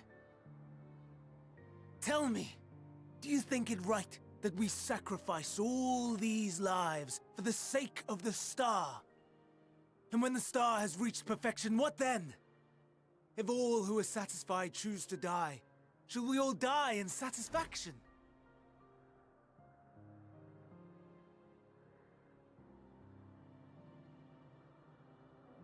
I do not know. Were I to take up the seat of Fandaniel, it would be tantamount to approving my predecessor's death. I do not know if it is right.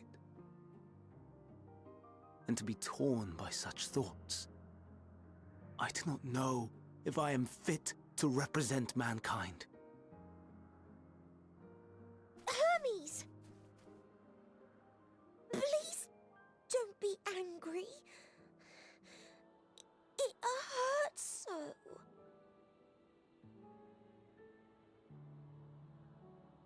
Forgive it me. also hurts, so, you know, keep that bottled inside.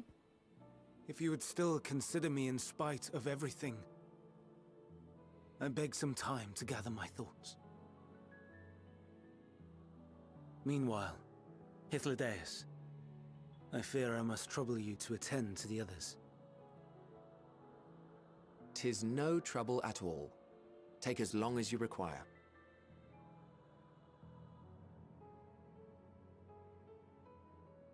And you, my friend, I pray you find that which you seek. Feels kind of...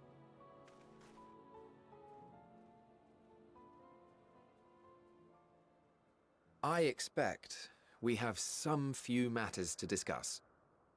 Shall we return to the 12 Wonders for a time? Aye.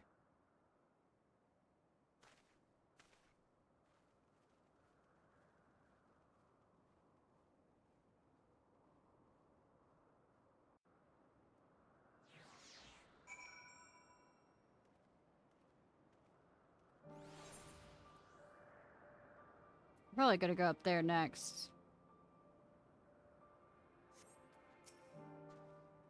It's been quite exciting visit for you thus far. Oh, you weren't injured, were you? Good, good. The other Lycans have been taken care of. The incident is resolved, and life in Ellipse has continued as normal, or ends as the case may be. Rationally speaking, I understand Hermes' argument. No matter how well the deserved rest, there's a pang of sadness when a colleague leaves us. Yet, never has a departure caused me such grief as Hermes appears to feel. Yet, what must it be like to experience such torment? Level 90, woo. Microcosm. I do not know what the answer he is searching for, or if it lies within our reach, our power to give it, but I believe he'll make a fine fandango, and if he rejects us out of hand, we'll be all the lesser for it. Such a red page.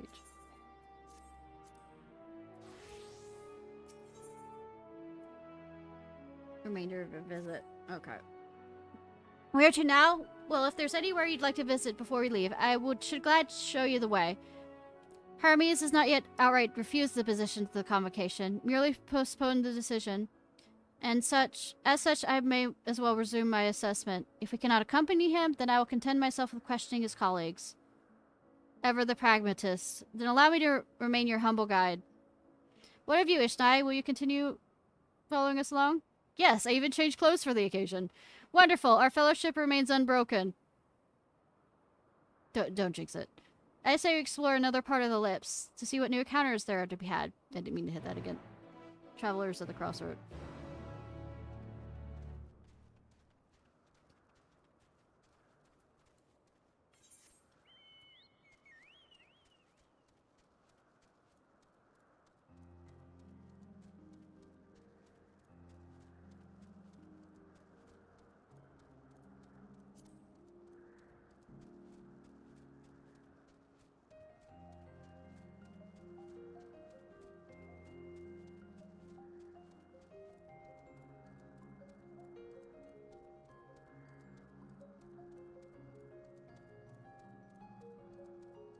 Actually, I might need to run use the restroom. I will be right back.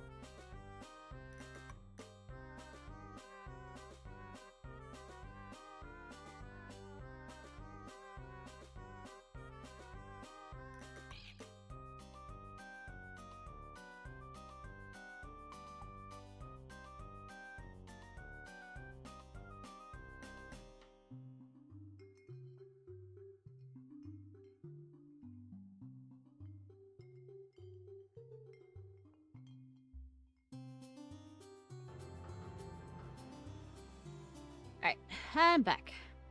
I'm back. I'm back.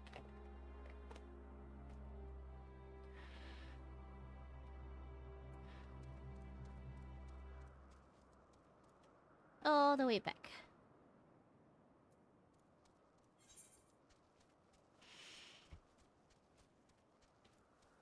Running, running, running. Keep those things that run. It's 4 a.m. where I am. I really want to get this area done, though. I'm really into the story right now.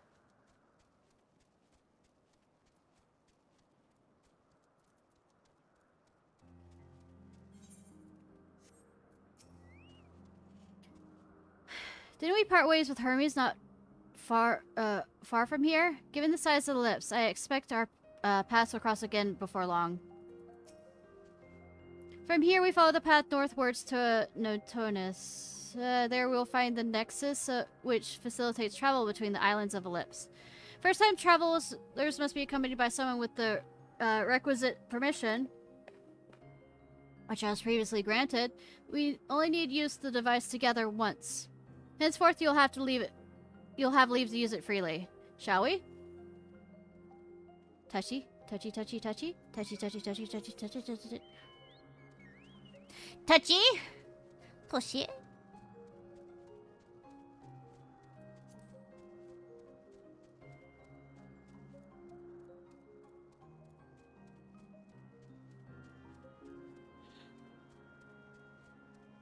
All the touching.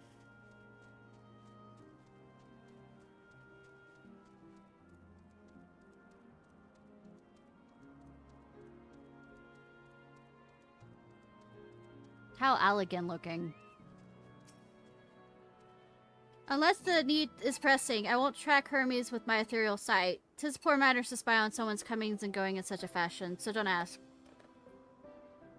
Social conventions notwithstanding, perceiving Aether requires a deliberate and intense concentration, and we otherwise keep our eyes on the corporal world.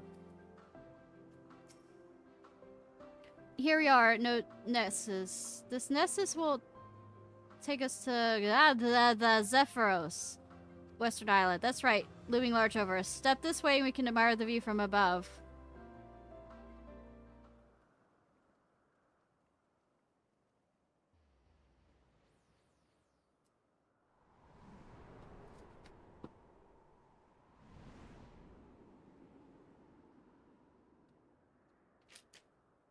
Cool.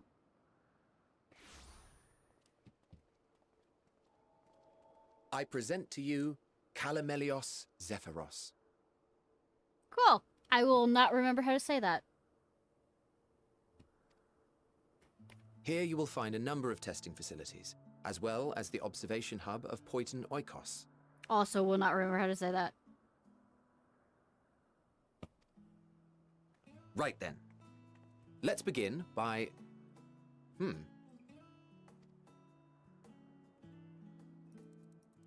What have you stolen? An Arraius.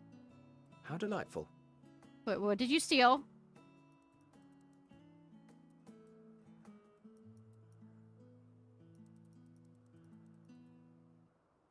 Something! And what, pray tell, is that? Ah, that's a new species of shark. We approved the concept but a few days ago. Sharks are among the most popular sea creatures. Rare is the day when someone does not submit a new concept. Sharks are awesome, yes. At first, they were largely orthodox. Consideration given to such things as size and environmental impact. And then a whimsical someone thought to bestow it with flight. Another, superior intelligence. And then the floodgates burst. Concepts with multiple heads, or arms and legs, and so on and so forth. It was getting absurd. A part of me wanted to tell them to go away and find something else to create. We're about to be eaten. We're about to be eaten. End, We're I about to be couldn't eaten. deny their passion. And here we are.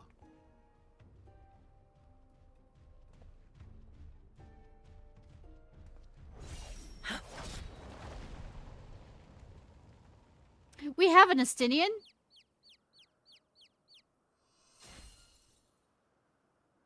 Heidelin! That was Highlands too are Arstinian. close. Are you unharmed? Well now, if it isn't a pair of familiar faces. Vanar, that we should meet you here. And did you two have a thing, by the way, that MX is, you know, pouting and looking off to the side? As I mentioned earlier, the better part of the convocation holds that when we retire is when we return to the star. Except her. Well, she is not among said majority. Even after stepping down, she carries on with her work. Vanar is her name, and she is the previous Azem. Do we recognize each other then? It has been a while, Hythlodaeus. You look well. Less so, Emmet Selk. I dare say the lines upon your brow have both deepened and doubled in number. A shame for one so young. You must make an effort to frown less often. Yeah, bitch, smile.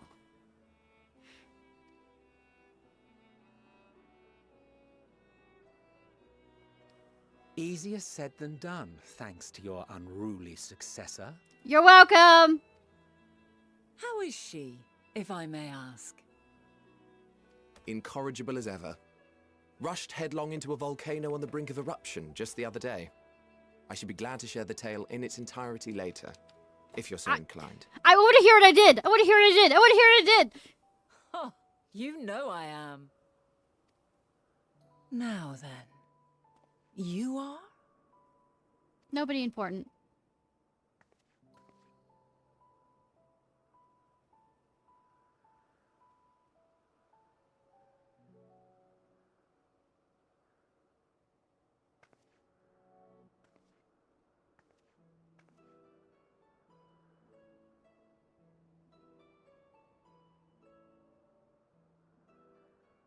I say, have you perchance come from the future?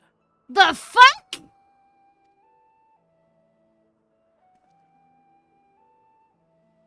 I do not believe we have ever met, yet I sense my magic upon you.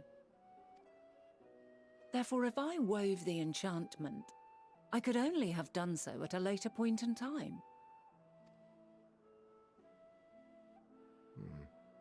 What manner of magic is this, if I may ask? Writing.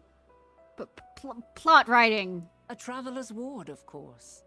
It prevents the corruption of one's ether.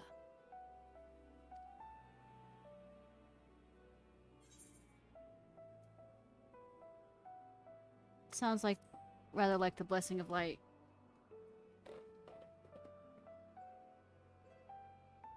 I see you are not ignorant to its presence. And while there are many protective spells, the one you bear is unmistakably mine. Mommy? Hold on. From the future? That's absurd. Shut up, guy, I'm gonna future kill.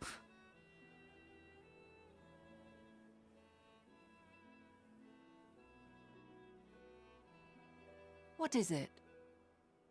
Are you unable to speak of the matter?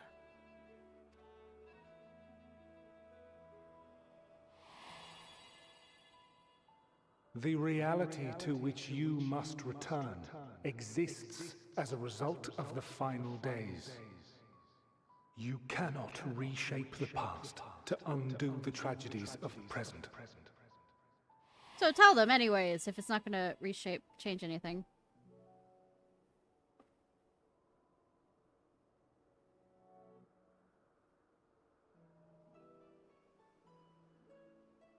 So, your actions here will not change your history, but they may yet affect the course of ours. How very exciting. I'm quite fond of delving into the unknown, and there's naught more unknown than the future.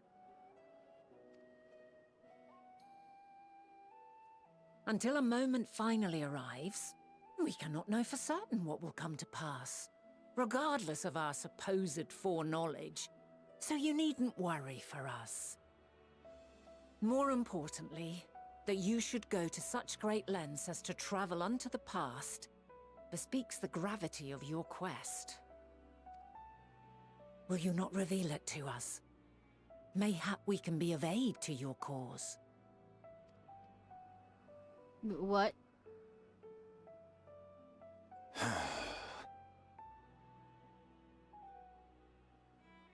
If this is true, then you've been keeping quite the secret to yourself. Well, I'm good at angering you on every single fucking level, MXL. As a representative of the Convocation, I will hear it all. Your identity, purpose, everything. Now I'm gonna have to rewatch all the things with you. I murdered you. Why don't we move to a place more conducive to calm conversation? I've been working here for some days now at an old friend's behest. If it is agreeable, we may make use of my accommodation at Poiton Oikos. Oinks. Oinks, oinks, oinks, oinks! Oinksy oink, oink, oinks.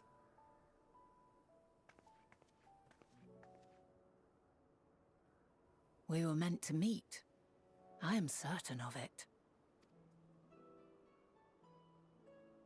Else I wouldn't have marked you so clearly, and sent you unto myself in the past. It's precisely the sort of mischief I would get up to, and quite inspired, if I do say so myself. If this is my predecessor, for my rank, Emzim, I wonder what the fuck I did as Emzim. Izim.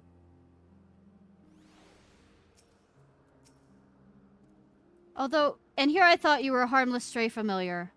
As far as I'm concerned, this nebulous talk of the future this and changing history that can wait. First, I mean to find exactly out who you are and what hope you achieve here. The future, our future, I'm deadly curious to hear more. My apologies, but before you move along, a colleague has tasked me with the matter by which I'd rather not leave unresolved. It involves finding a certain concept engraved crystal, and the quick-fingered, fluff ball that made off with it. Honorius, you say? I think we might have seen the culprit before it, being distracted by that business with the shark. Would you like us to follow the ethereal trail? That would, of course, lead us only to the Othoris. There's no guarantee it hasn't dropped or stashed away the crystal you seek. Please. Please, even if that would be enormously helpful. While you are hunting down the thief, I can follow behind and scour the floor just in case. Could I ask you to join the search? I would appreciate another pair of eyes to the covered lands to the west of here. Many thanks. There's a small bridge leading to Oinks. Let us meet there once we've exhausted our efforts. It's Oinks now. It is now Oinks.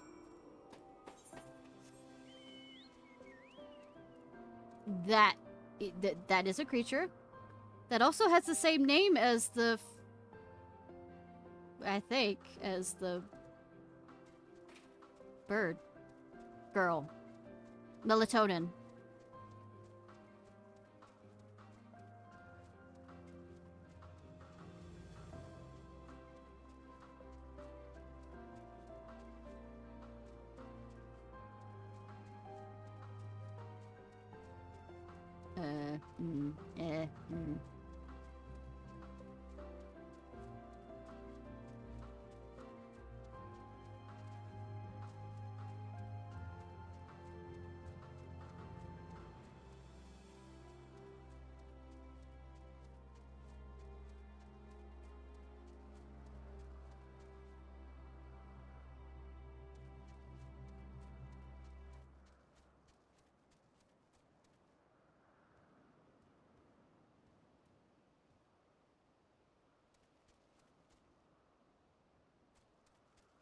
Sorry, cat is trying to get my attention.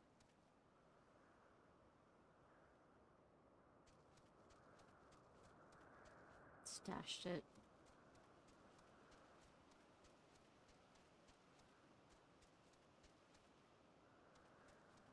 Looking for spark. The fuck is that? That's an interesting looking plant. Okay. Okay, there.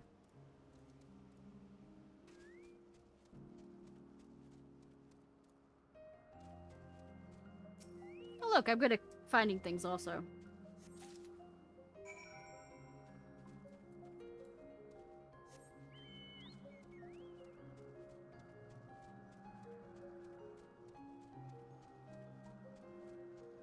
Will it attack me? No. Okay. My interest is flagged on that plant then.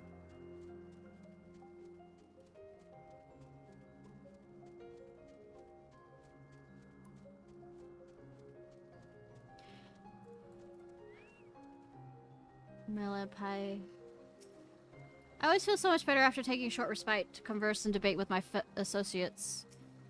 I consider it essential to exchange ideas with my colleagues regarding my observation work. Without such external stimulation, one has a tendency to lose the forest for the trees, so to speak. The Ezims, both mentor and student, are a force to be reckoned with. I find them a delight, personally, but they make a habit of making Emmett Selk look as though he's a bit down on a sour grape. I mean, I did kill him, so I mean, the problem with your present is vexing enough without adding an old Ezim into the equation. And she wonders why these lines upon my brow grow deeper when she herself wields the hammer and chisel. Our last searcher returns. I'm afraid the Orias no longer had the crystal, nor was able to find it as I followed in its wake. I don't suppose you fared any better. You mean this? Shiny? The crystal, well done! Wonderful! Now I can focus on your tale without missing the missing concept nagging at my mind. Have you always had a knack for finding things? Yes, and I've also had a knack for being a fucking doormat. I've been often been asked to do so. Oh, you too? Some of us seem to be destined to always be searching for ourselves and for others. Long ago, when I held the seat of Ezim, I was forever trekking back and forth across the star in search of answers to people's problems. Naturally, the need for such journeys has lessened considerably since I entrusted the position to my whimsical successor. Yet I am still eager to come running should an old acquaintance or a new interest require my personal attention. This is what brings me to Ellipse, in fact. Many times has my presence been requested, and my opinions sought concerning the habitat of this or that creation. Agreeing to help locate that missing crystal was a minor attraction, which now promised to become a major revelation. How strange and wonderful it is the way one thing leads to another. Won't you agree?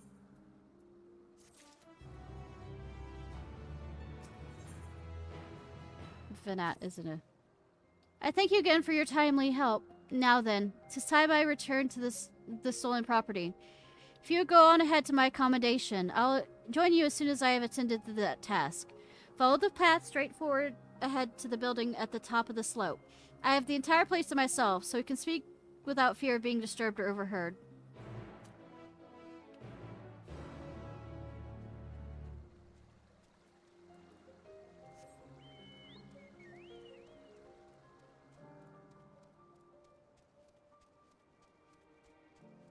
Shiny, shiny, shiny.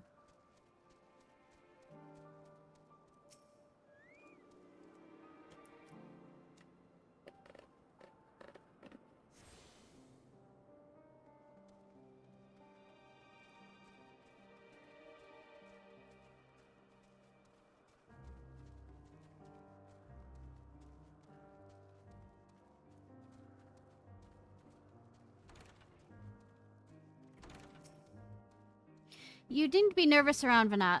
Those white robes mark her as one of the fair and impartial reasoning. Aside from the emissary Elidibus, such garb is worn by only those who have stepped down from public office to serve as advisors. Whatever you have to say, she'll listen without judgment. Yes, this would be far more comfortable than interrogating you on the side of the road. Why you need to interrogate me? Welcome to my temporary abode. Please make yourself at home while I put on some tea.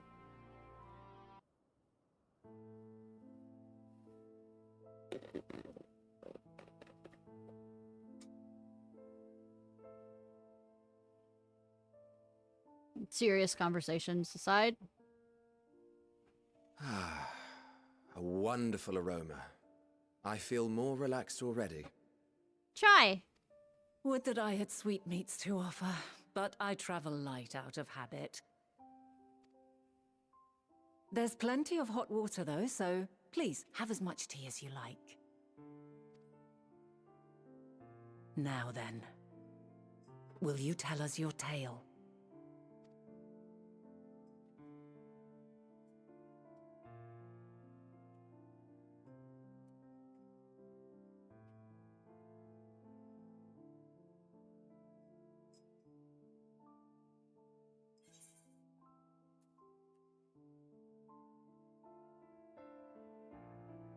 A calamity called the final days has befallen the world.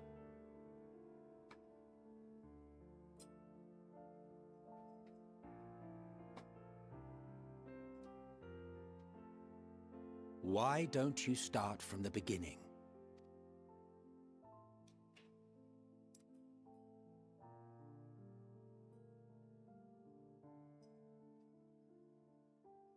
Yeah, start from the beginning. The very best place to start.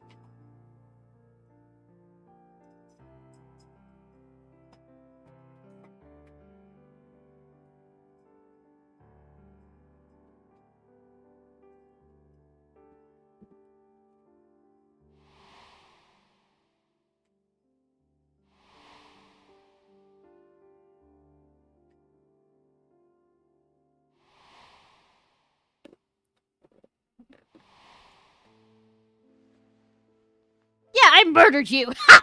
I mean,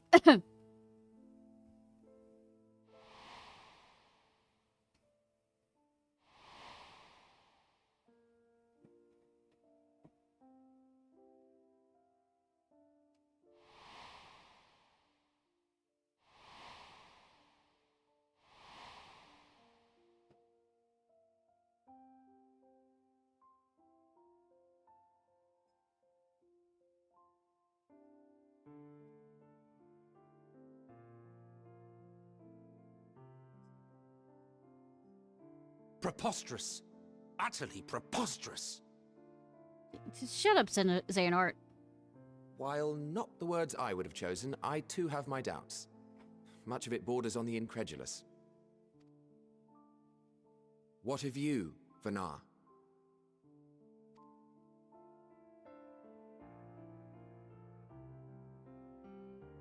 Not knowing the precise details of the first final days, it is difficult to determine the veracity of the tale. Supposing it is all true, I must ask myself why I would do what I did. Why would I feel I had no recourse but to oppose the 14 and create this Hydaelyn? Circumstances change, of course, but it would not have been an easy decision regardless. No, there must have been a reason. One compelling enough to force me to take such drastic measures. Then there is the Elpis flower, which I said would serve as a guide. That it's of import to your mission is plain, but your presence here leads me to believe that this place also holds significance. But what could it be? What are we meant to accomplish? Might it not be simply thus? In the future, whence she came, the final days could not be averted. Mankind has no choice but to flee the star. By alerting us to that eventuality, perhaps you wish to pave the way for other futures. Theoretically speaking, it is a possibility. Yet if that were my primary objective, I see no reason to guide our friend to Elpis specifically. The capital and Amarot, or even my own home would be more logical destinations.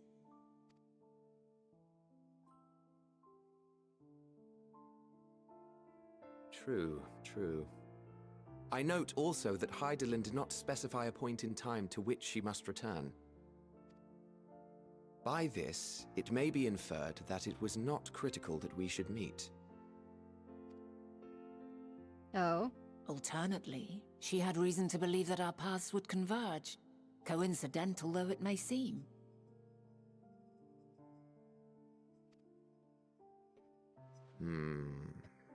This is quite a puzzle. And we do not have all the pieces. Hardly any. But we do have one immutable fact. I'm here, and I have the protection. If the final days are indeed as described, they will bring death to all that I hold dear. Yet despite being afforded long years of preparation, the only provisions I could make were for flight. Nay, my first and foremost endeavor would be to find a way to forestall the coming doom. Given that even the 14 failed, mayhap you deemed it impossible. Nothing is impossible. This I have always believed. Just highly improbable. And if Hydaelyn is indeed me, she would believe the same.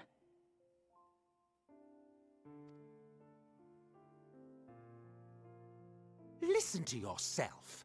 Are you seriously entertaining the notion that you are a messianic figure in some far-fetched tale? Hey, I killed you. Well, I will not. I refuse to accept that our world could be undone by some unforeseen calamity. Sorry, I hit the mic. Yeah. I also take offense to my portrayal as a megalomaniacal madman. Well, I guess I have to murder you again. To sacrifice oneself for the star is a noble act, and I would hold those who gave themselves to this zodiac in the highest esteem. Yet, you claim I recreated Amarot and populated it with phantoms of our people? A bizarre indulgence that would be insulting to their memory. I'm after so many years. Worse still, I even invited you there. Literally invited my own downfall. Why would I do something so idiotic and inexplicable? You hit the villain arc of your life?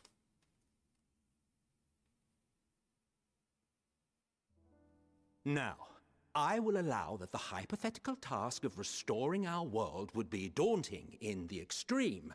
The thought of having to bear such a burden for 1,000 lives horrifies me. But I would never forsake my duty. I would never forsake my brethren. Proof pointed. You do not know me. I've had my fill of your fiction. I will return to my duty, and you will not bother me again. Bye, future person I'm gonna kill! Emmett Selk, wait!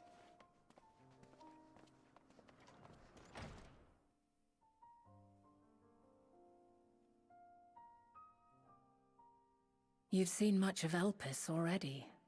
If you have any observations to share, I should like to hear them. Yeah, I don't remember any of the creatures looking like the melatonin over there. Dionysus is the key to everything.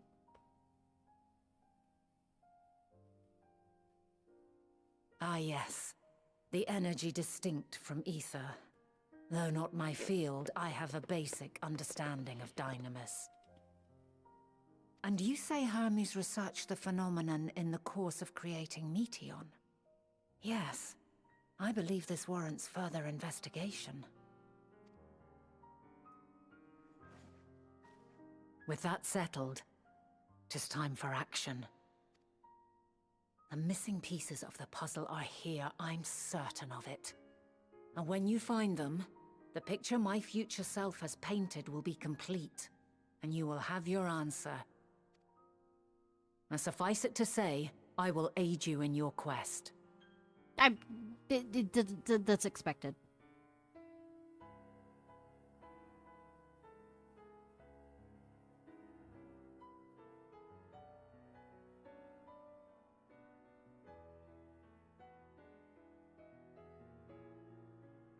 have faith. If Emmet Selk is the man Azum described to me, we've not seen the last of him.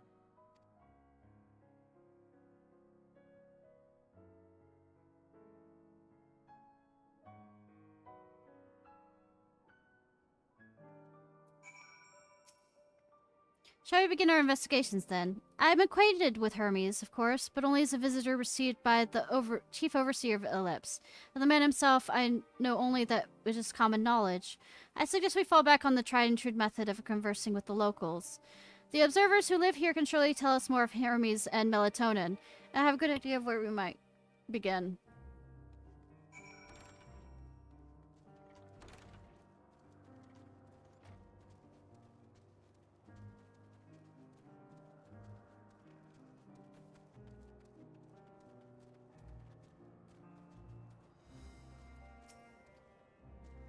There's nothing like enjoying the fresh air of being cooped up inside writing reports. Me go outside? You see the woman standing in front of yonder building. Her name is Ismi. I just said hi to her. She is the one who made arrangements for my stay in Ellipse, and from what I recall, she has held her position for quite some time. Chances are she can provide us with some insights. Go and ask your questions. I'll help draw out the answers if need be, but I leave the choice of topic to you. Okay. Let us speak with Ismay. You know the coming calamity. Questions for me? Well, I suppose I have no other pressing duties at the moment. Cannot be skipped. You may wish to cancel proceeding. Begin asking questions. Oh, God!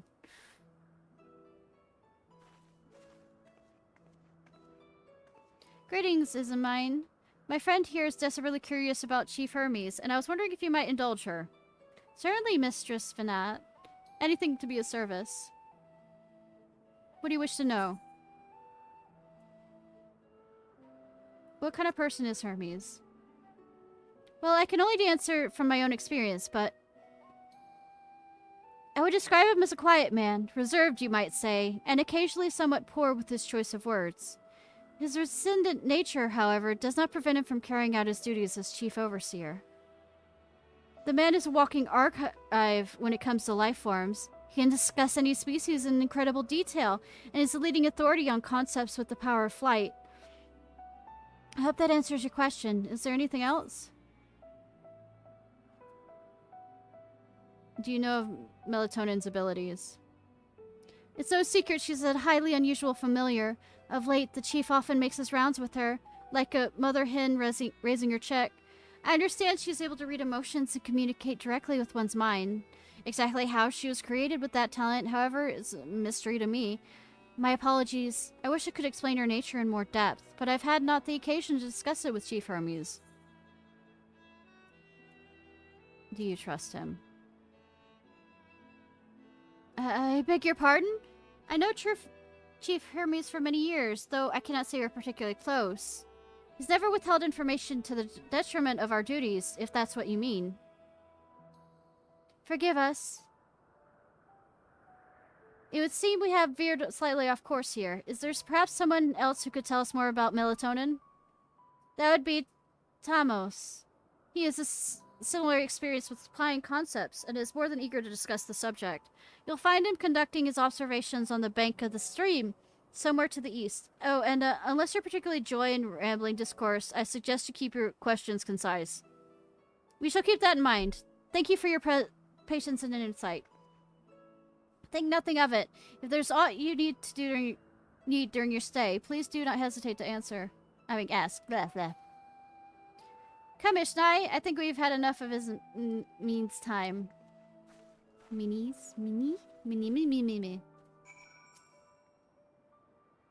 You are familiar, yes? A familiar, yes, belonging to Mistress Fran. You couldn't have been blessed with a finer master.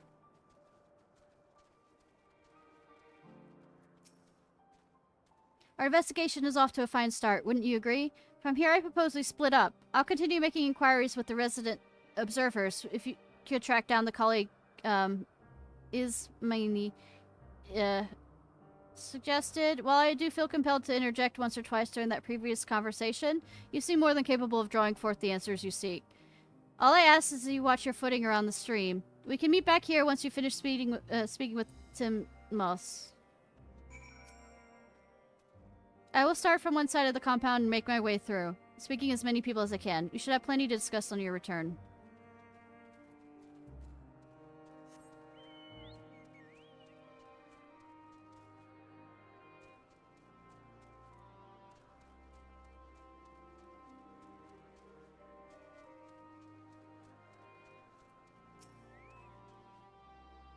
Why hello, you're familiar, yes? You come alone to survey the grounds of Ellipse, have you? Very good.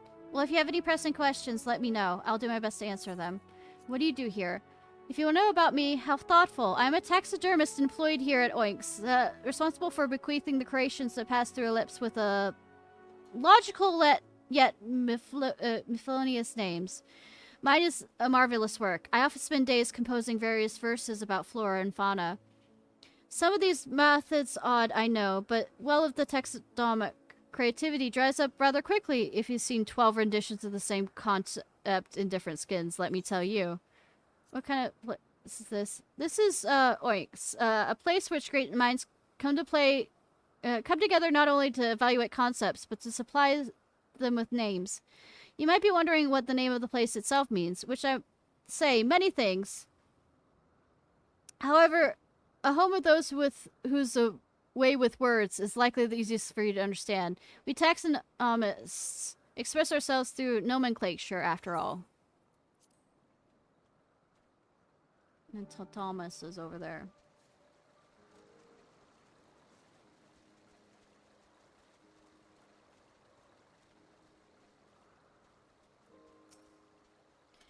Yes, I am Thomas, but please keep your voice down. You'll startle the birds.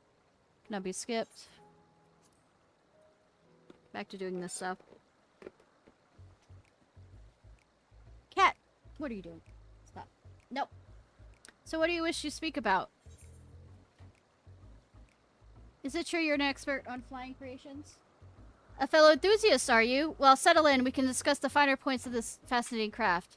My deep and abiding love of avian artistry can be traced back to when I was but a young boy, stricken by the transcendent beauty of a glorious golden feathered creature my father designed. It was in there I vowed to one day surpass his masterpiece. I picked poorly. Let's up discourse.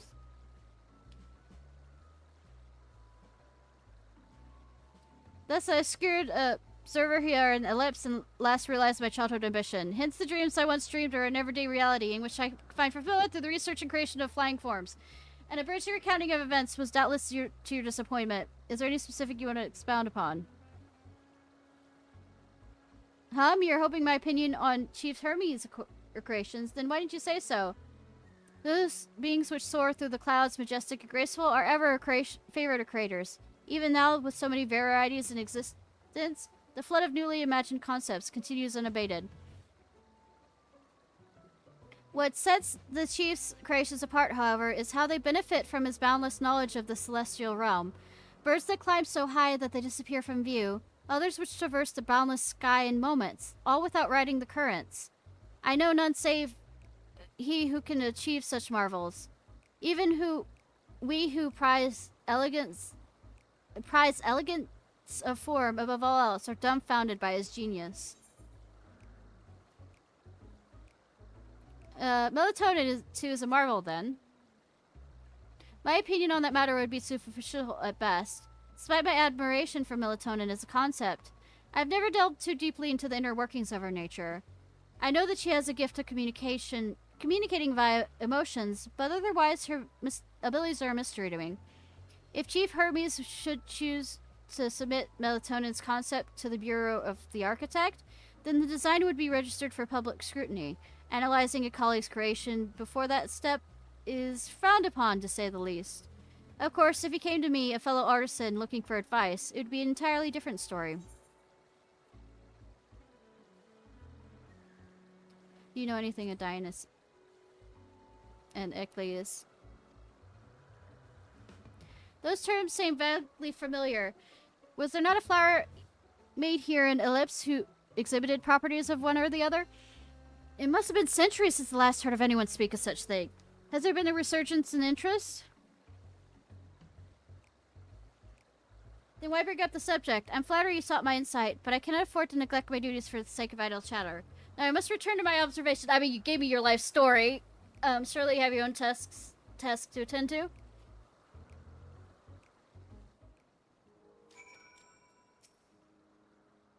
As I said, I have work to get on with. If you wish to speak more, you'll have to wait till I finish for the day.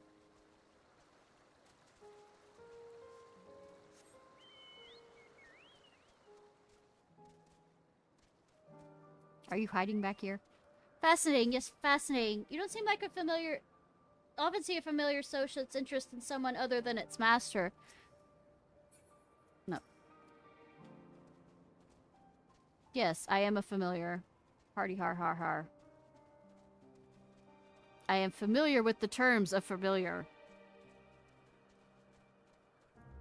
And making bad puns. I am very familiar with that.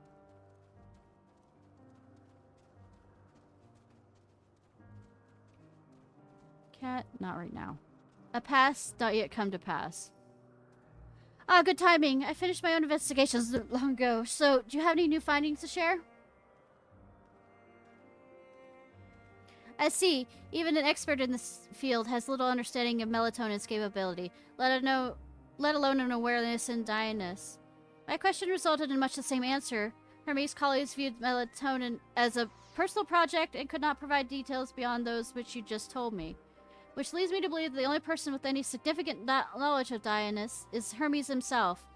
Yes, we've made progress here, but the information we need if we are to reach any definitive conclusion.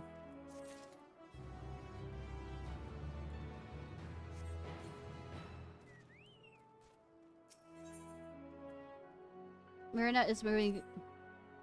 At present, the strongest link that we have to the final days is the power of Dianus, and the telekineses which control it.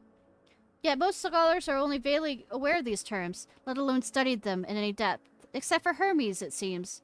Thus I'm inclined to stay our current course and learn all we can about the Chief Overseer and his familiar.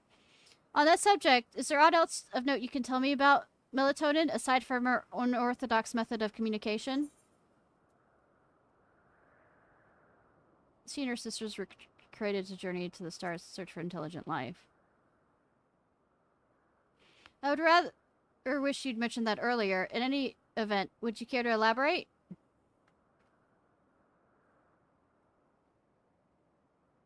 So these siblings of hers now travel the great expanse in search of deeper meaning. Thank you. Though the mysterious at hand remains unsolved, I feel like you've touched upon a vital clue. One thing we should keep in mind as we continue. Next, I propose we take ourselves to Crystalline, not far from here. Just follow the path to the west.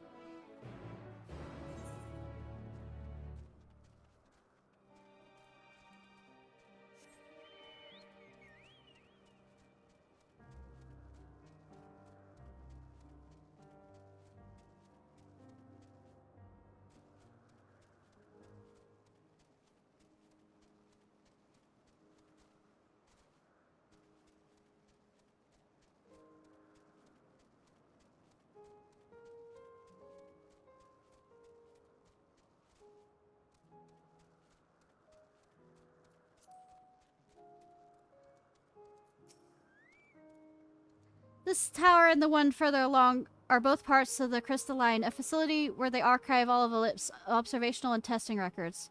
Despite how they appear from the outside, the interior is actually a vast area of magically interconnected spaces, which, while fascinating, is not the reason we're here, is it? I shall cut my architectural lesson short and see what those two archivists have to share. If you could find somebody to speak with over at the other tower, I shall join you there anon.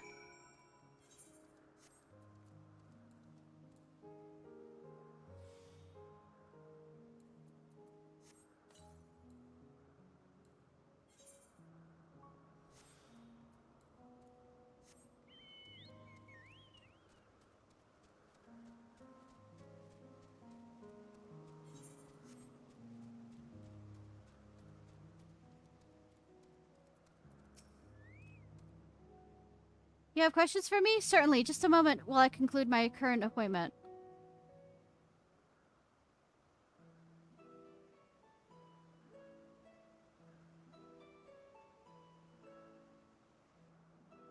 Indeed. So if you could provide a comprehensive log of those behaviors, we should have sufficient data for our official records.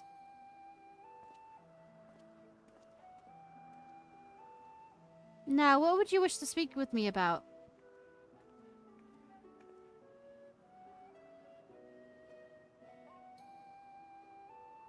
Chief Overseer's personal research project, and by that I assume you mean melatonin?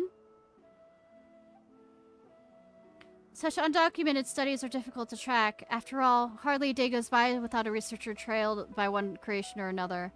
I'm afraid I cannot tell you exactly when melatonin appeared, only that she now spends much of her time at Chief Hermes' side. Although I do recall an interesting tale my dearest Galan shared with me. Galani? Galani is my partner and fellow researcher here in Ellipse. She was returning late one night when she caught sight of Chief Hermes sending melatonin heavenwards, a host of them. For several days, she would speak of that scene and with wonder, describing it as one of the most beautiful spectacles she had ever witnessed. That sounds like a story I'd like to hear. Mistress Fanat, I thought you had already returned to the surface. Permit me to thank you again for your invaluable contribution to our concept placement proposal. Pray do not mention it. As you say, my original plan was to leave after the task, but I have since become engrossed in the Chief Hermes research. Would you do me a favor with the retelling of this sight, which so delighted your Ghislaine? Of course! Or you could hear it from her lips directly, if you prefer.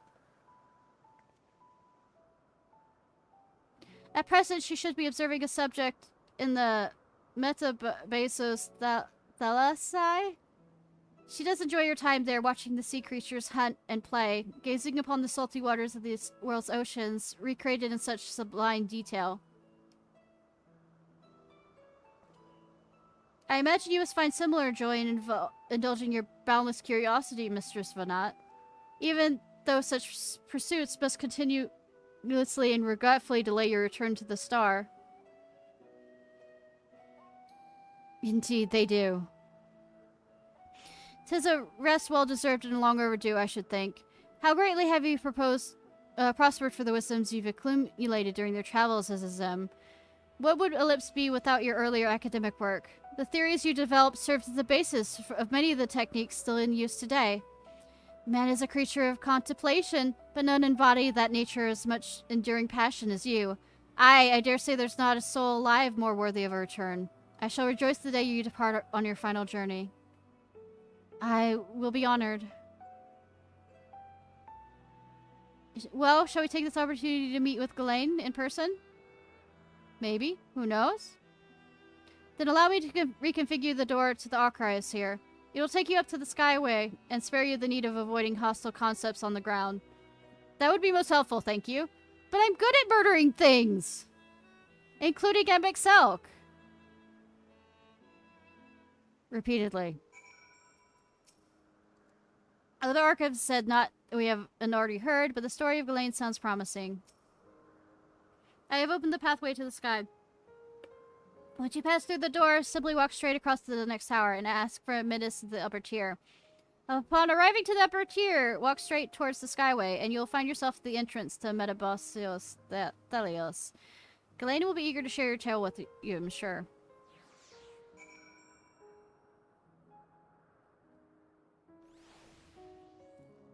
I'm gonna regret having to edit this.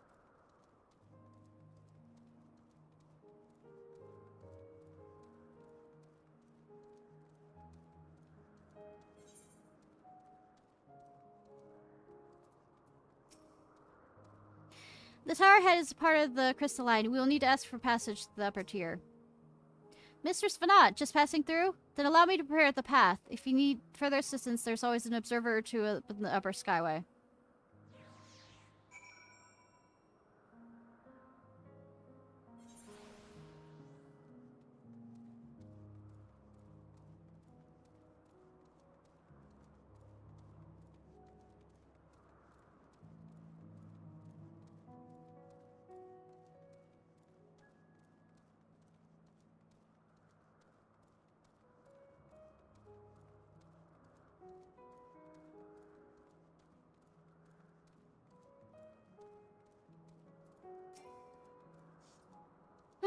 The door leads to the Thalassae. But perhaps we could trouble this person for assistance in finding Glane. Mr. Svanat, I was not told to expect. We would have prepared an official welcome. Please, there's no need for fanfare. I only wish to speak to Glane if that might be arranged. Yes, Glane, of course. I'll inform her immediately. But she may be engaged in a testing phase. You could be in for something of a wait. Should I let you know your business is urgent? That won't be necessary. This lovely view will keep us occupied until she's ready to receive us.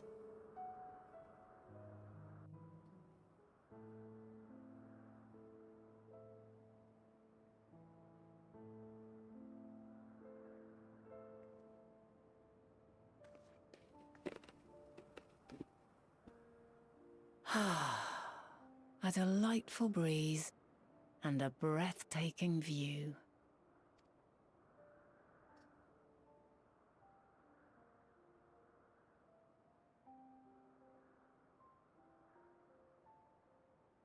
What is it like in the future? Is the world still a beautiful place? Hey, it's a something place.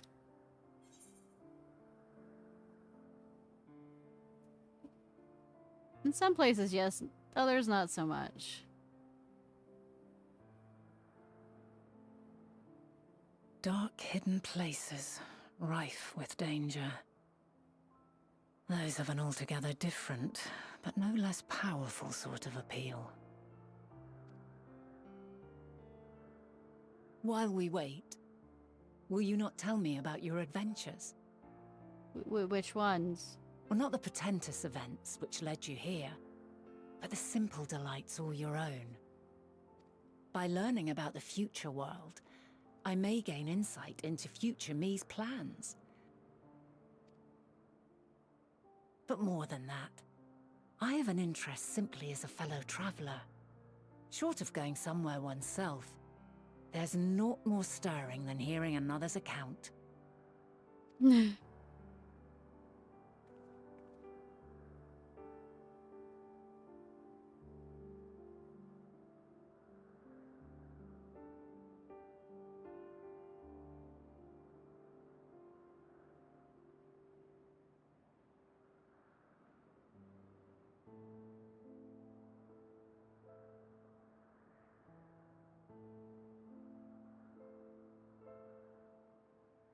I really wonder what story I'm telling her. I really am.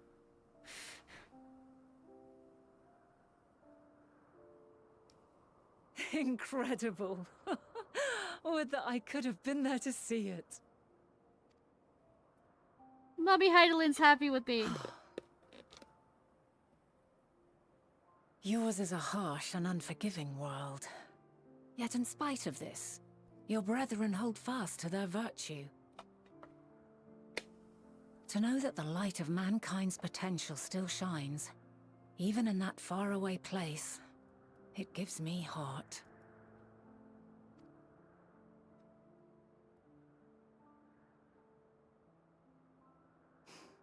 Thank you for regaling me with your tales. I will treasure every word.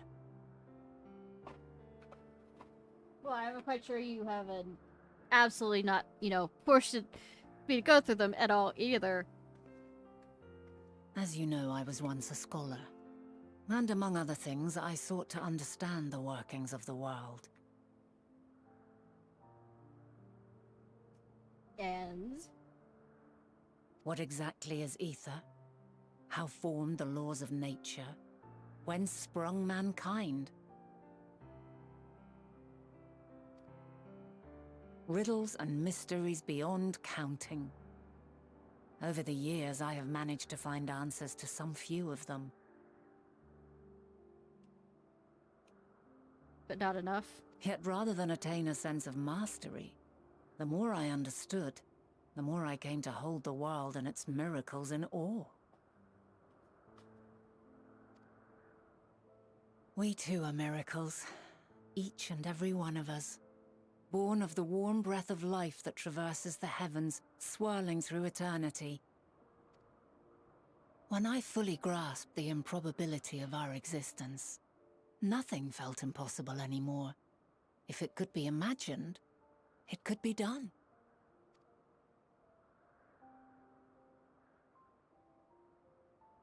passion swelled within me. An epiphany dispelling all preconceptions of what was natural and true. And a presence without. Immense, yet intimate. Fate, perhaps, holding us in its tender embrace. As reassuring as it was intimidating. How keenly aware I became of creation's fragility, built as it is upon precarious happenstance.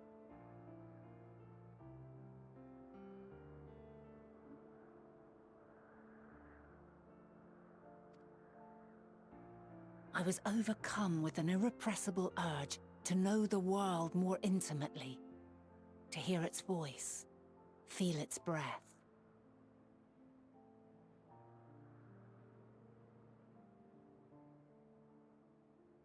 Sorry, I'm doing something.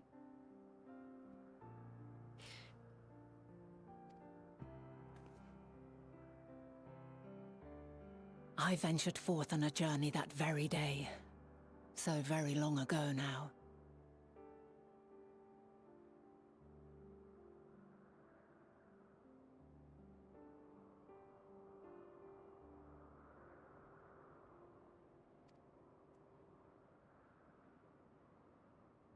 Freed from presumption and prejudice, I saw the world through a newborn's eyes. Everything fresh and new, and so beautiful.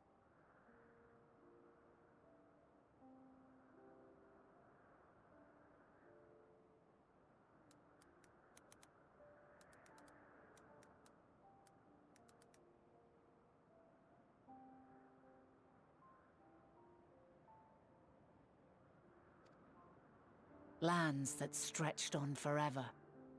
Skies one could drown in. The heartbeat of nature, silent yet strong. And amidst it all a people. Beacons of light and life. Laughter that warmed my heart like naught else before. They are my meaning, and my purpose. My love. And so long as they need help, I cannot return to the star. Perhaps my future self is still waiting for it. The moment she can let go and walk unto the end. Safe in the knowledge that man will find his own way.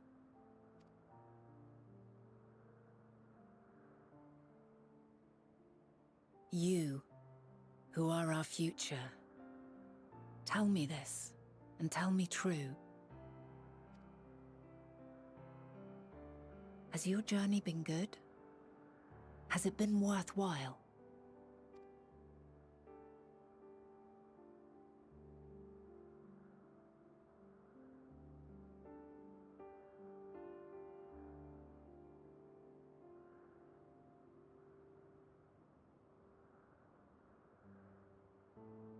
Pray forgive my lateness.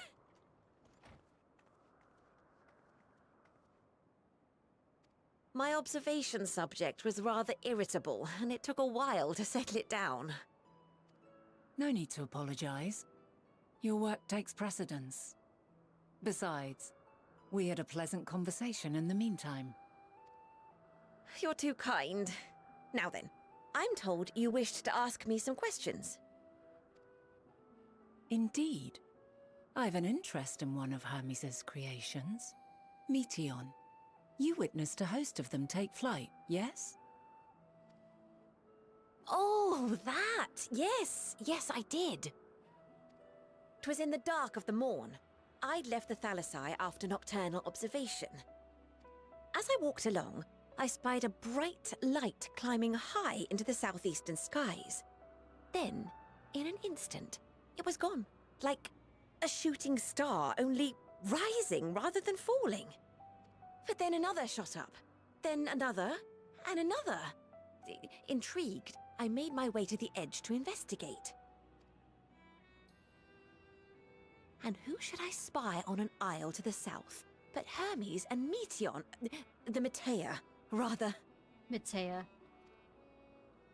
There were lots of them, and I realized They must be the shooting stars that I'd seen. A dazzling spectacle indeed. Have you spoken with Hermes about this? Oh, yes. The sight left such an impression on me that I approached him about his mystery project the very next day. Alas, he said that he couldn't reveal anything just yet, that he needed to conduct further tests. It shouldn't be long now, though. He often returns to that isle, and I have a feeling he's nearing a breakthrough.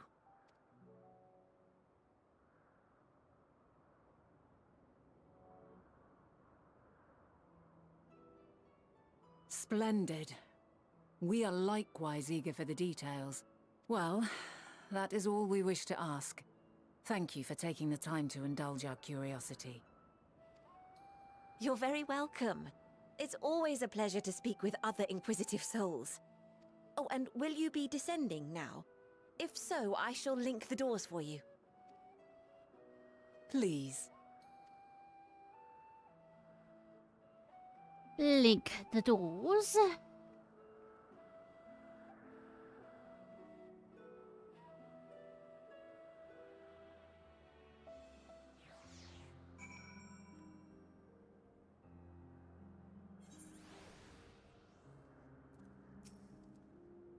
So another piece of the puzzle falls into place. From what we've learned this far, I think we can safely conclude that Hermes hasn't been revealing the details of his research to others. Which suggests that either someone will appropriate his discoveries and make use of them, or Hermes himself will have a hand in causing the final days. Since we have no reason to suspect the former, we should consider the latter the more likely possibility. Proceeding under that assumption, our next step should be to define why, or even if, he might desire such a terrible fate for our star.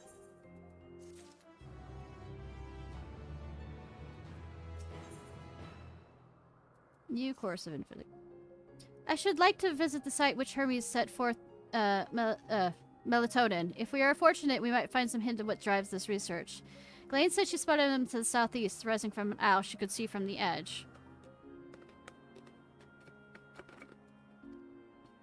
Can we take a look? Worthy of his back.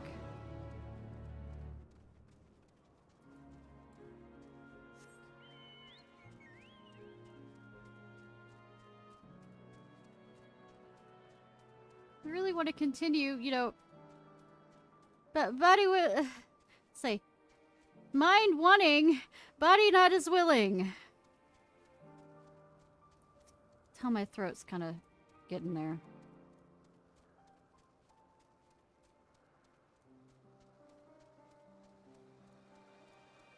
And if we do, if I have to stop here, I won't start back until like Saturday or Sunday, because tomorrow I want to...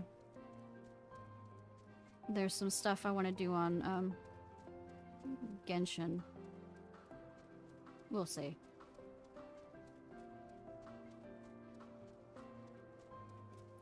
I also just don't want to rush this as well.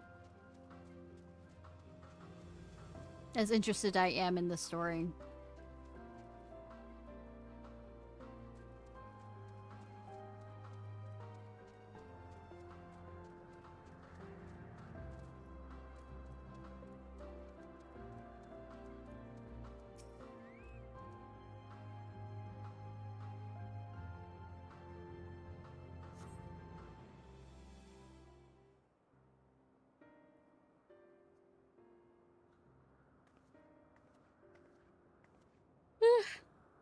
Now, if I were conducting some mysterious researcher, where'd I go? Research. What about that one? Have you the means to fly? 'Tis quite a distance away. How inconvenient, but hardly an insurmountable problem. To me, Argos. Hi, stranger. My friend would like... would you mind creating a double to carry Ishnai over to that island?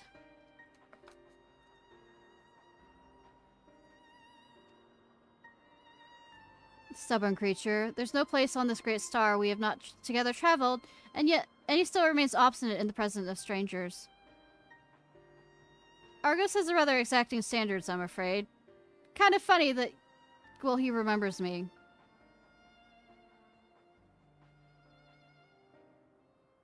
What? You've ridden him before. Your before meaning my after. Not at all confusing, that. Interesting. 'Tis certainly not unthinkable. But speaking of the here and now, the quick solution for us is to face off in a sparring match. Demonstrate to him that you're capable of holding your own against me in battle, and you should convince Argos you're worthy of his back. And besides, I might even teach you a thing or two into the bargain. You seem doubtful, but useful lesson or not, it'll certainly be a moment to remember, a memory of the distant past to cherish. What do you say to traveler out of time? And if this memory turns out to be a bad one? It's up to you, isn't it? If a loss would sting, then you better win. Clear your mind and prepare your weapons. I'll wait you at the clearing over yonder.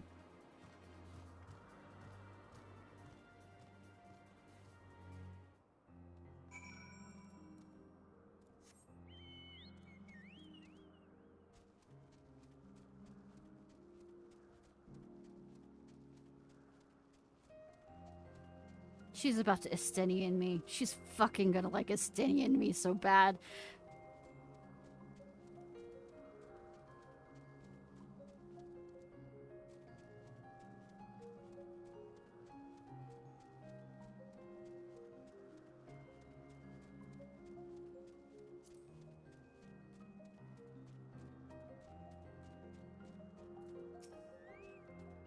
Identity is identical to the one you encountered in Merit, except this is pointedly ignoring you. Shall we begin? Be warned, I'll not go easy. I figured not.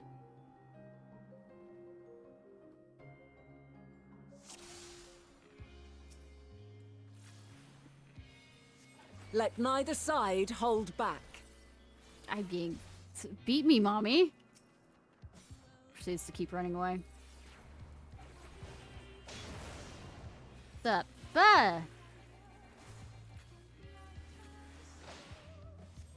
My blade sings! I don't!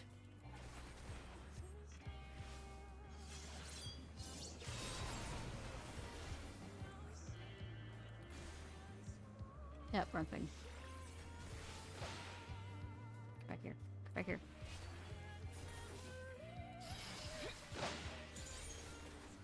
Ah! Ah! Cheeky little bastard. I'm gonna get hit by that. I'm gonna get hit by that!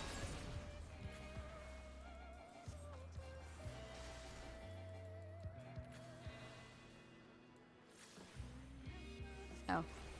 No. No. No. No. No! No! My blade sings! I don't! I'm gonna get hit by that again. Yep.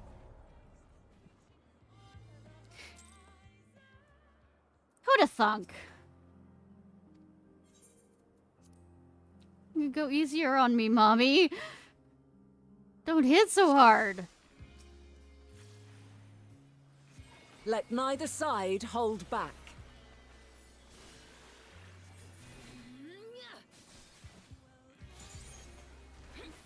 Also really tired, so... Alright, I do have a magic barrier. My blade sings!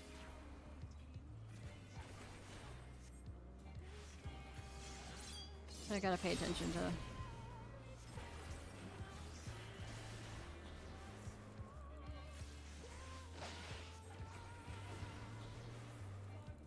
Yamate, Yamate, Yamate, Yamate.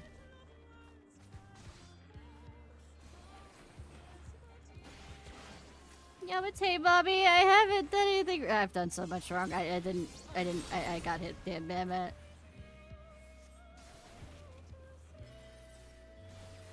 Done everything fucking wrong.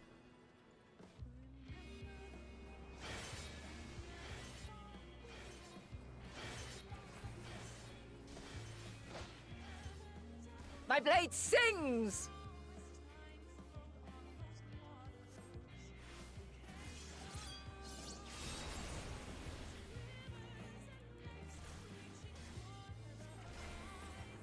Impressive. I shall have to try something different. No, you don't! She switched weapons. I mean, I shouldn't say much, being that I could switch weapons, but it's unfair that she could do it in the middle of battle. No quarter. How about a half, then?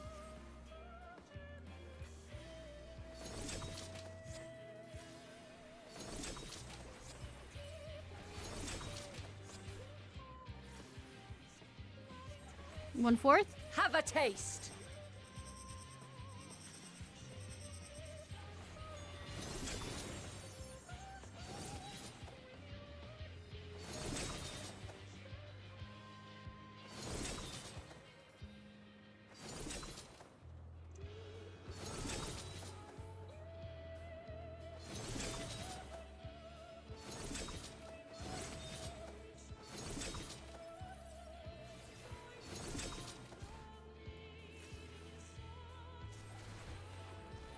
I see you won't be easily overcome, but neither will I.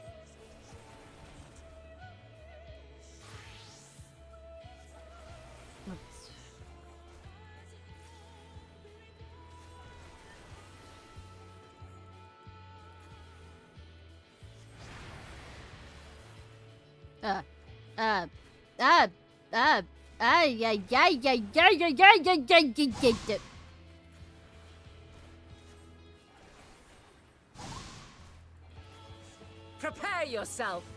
What if I don't wanna? What if I don't wanna? What if I... Yamate, yummy, yummy, yummy. Hi, how are you?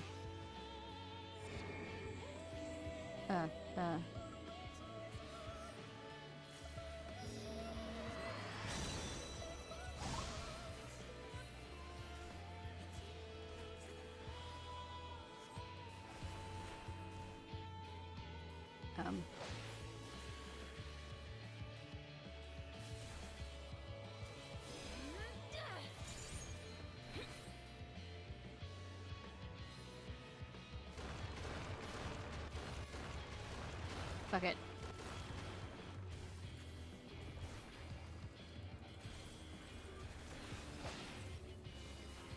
Very well. Let us move to the final trial.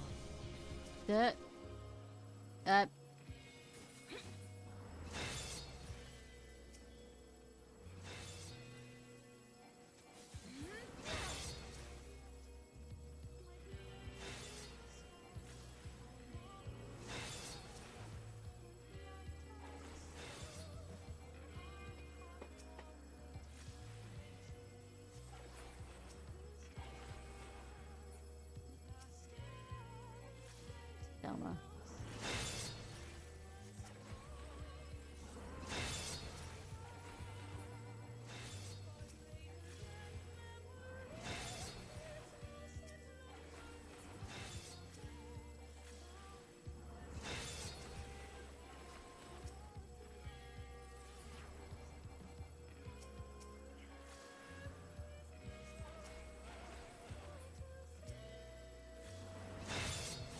I bet this sucks as trying to do this as a mug.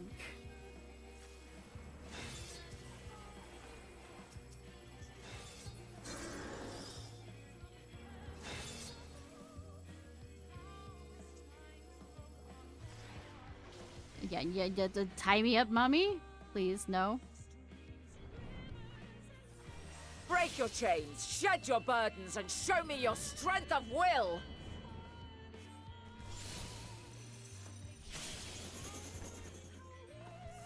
It's a quick time event.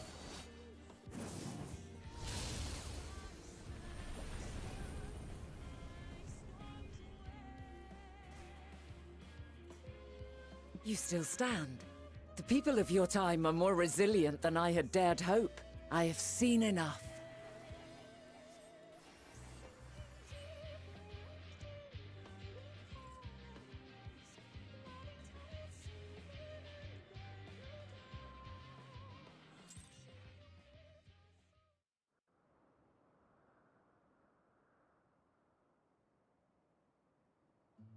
'Twas my intent to finish it, but clearly I underestimated you.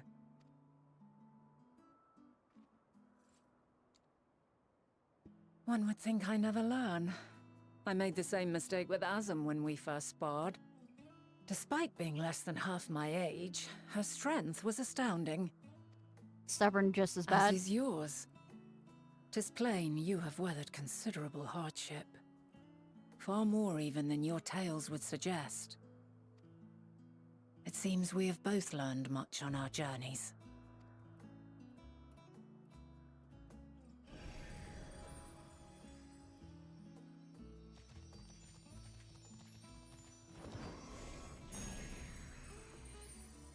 Good that I have met your approval, sir.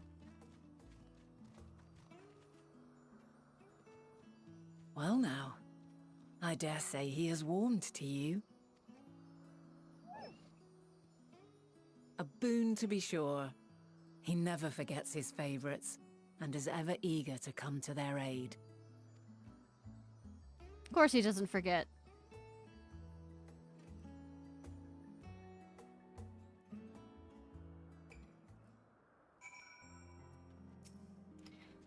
Argos will soon have us sitting in the very spot that, Melatonin made their departure in the night sky. With luck, we'll learn something of Hermes' intentions. My hope is we find no connection, no festering wish for oblivion. Then we might have Hermes and his considerable expertise working for us rather than against us.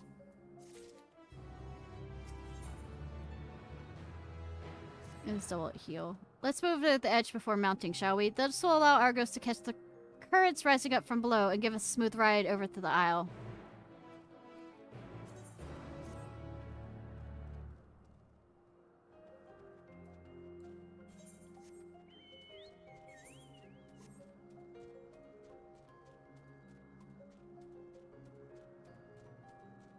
No, Aether Current.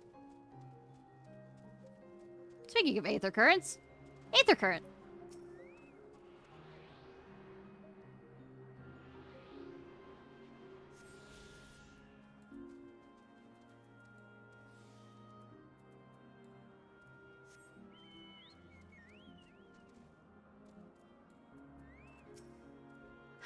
Climb onto Argo's back and we can be off. You know, I honestly cannot remember the last time he carried anyone but me.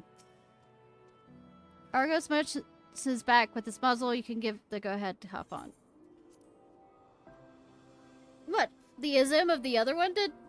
Or I had a right of my own. Isn't that pleasant? Argos certainly seems so.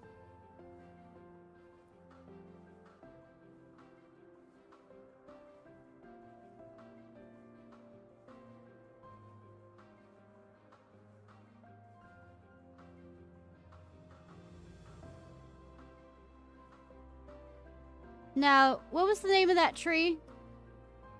No something. No quite striking specimen, is it not? You mean the cherry tree?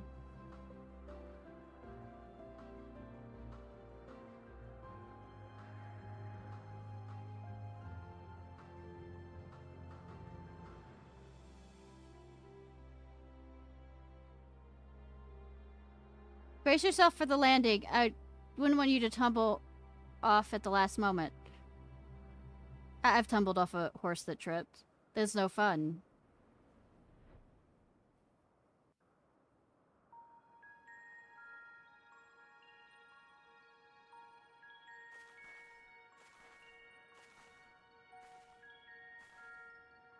Quite a small place, lacking even the most basic equipment.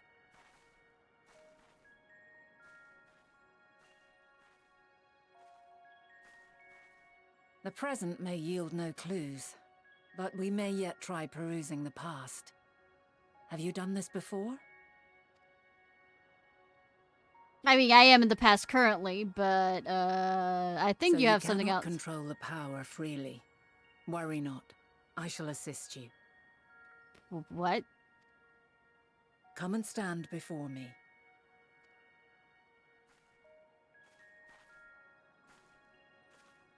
There are two ways to see the past. Live it? The first entails peering through the walls of the soul in the moment a subject is recalling a memory. The second requires no subject, and is instead a process of piecing together an event from ripples left in the ambient ether. Oh, so it became of Ethan Carter. Well, the dispense of Ethan Carter, that kind of thing. The game. As memories are etched upon the ether of the soul, so too are they etched upon the ether of the world. In this way can history be preserved. Hey, how are y'all? Thank you for the raid! How you doing, Kitsune? Such memories are given to fading, however. Blessed with snacks and peace. Num num num num. To visit. But come, let us. Are you doing? What were you playing? I guess I have to do an intro now that I remember I need to do that kind of stuff. Hi, my name's Ishnai Ciarfox. I am a Fox Vtuber that's autistic and has ADHD, so and also a bit crazy. So I have a whole bunch of fun with me. Thank you so much for the follow, Crying Sin 21, and I'm happy you came along.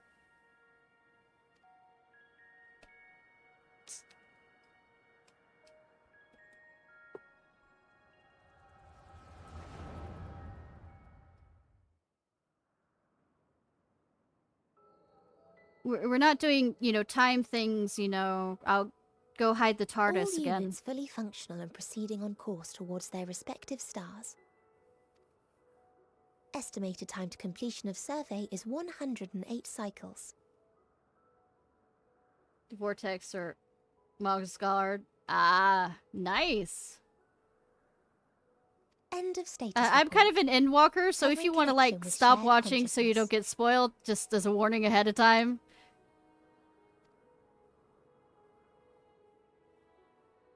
Did you hear that, Hermes? All is well.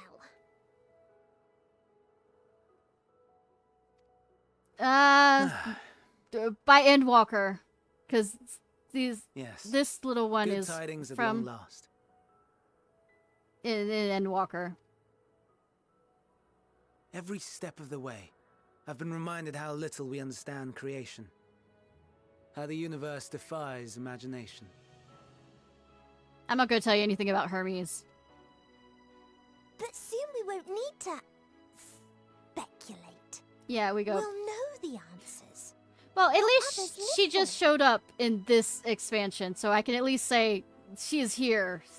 I'm not saying anything about Hermes, because that's not going to totally not ruin anything if I talk about him at all. Nope, not at all. Indeed. And we'll owe it all to you and your sisters. I wonder what answers we will get. Alright, sounds good. I'll take care of them well. I've kind of gotten so deep into this story, yay for tunnel vision, that I might have to go soon too, because my voice is going, and I'm nearly at 10 hours. Well, it's 9 hours and 20-something minutes, but I really want to at least get this section of the story done. Whatever intelligent beings that exist out there are bound Yeah, to be I know, vastly right? different from us. 12-hour streams are usually when I reach, you know, milestones in my viewerships, or... But, yeah. Say, also, random 12-hour streams, Diverse in form and culture. Possessed of unique ways of thinking. Their conception of life and its purpose will be no exception. Completely and utterly true. unlike ours. Say, tunnel vision it. Utterly unlike... How? I have no idea. Yet whatever answers Anyways, we receive, go ahead and I go will not pass dismiss out. them out of hand. No, I will think earnestly on them all, and I will share them with our people, that together we may contemplate our own existence. Perhaps then our star will become a better place, not only for man, but for all life. Good intentions. Meteon, though I gave you wings to soar the heavens, I did not teach you how to walk the earth. So loath was I to bind another living being. In the course of your long journey, you will learn from those you meet, learn to walk and run and so much more. And when you return, older and wiser, we will have a celebration to mark your homecoming and coming of age both. Will there be apples? Covered in syrup? Candied apple, yes. Candied apples, yeah. And how are you supposed to eat them? Rather than food, perhaps...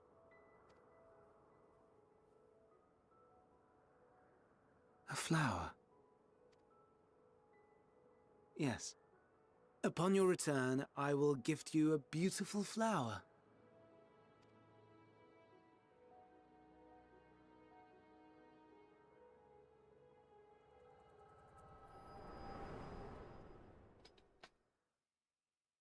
Reminiscences and anything? Nah, never.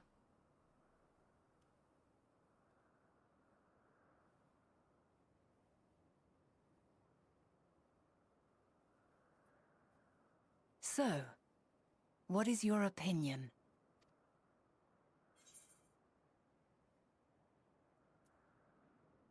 Hermes is a gentle soul, yet. What if he got the attention of an eldritch horror? I understand.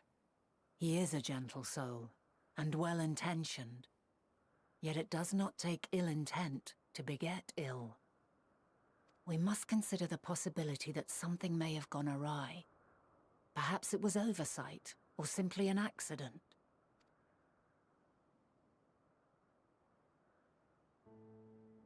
In light of this, I propose that we reveal your tale to Hermes himself. If he does not wish for the final days, as we believe, he may well join us in pursuing a solution.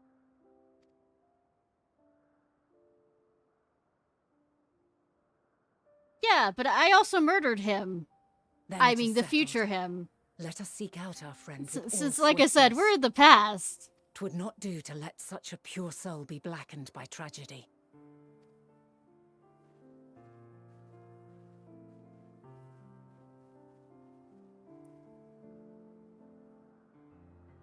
Also, might not be good because he might freak out because of the idea of a pure soul realizing that he's causing the end of the days twice.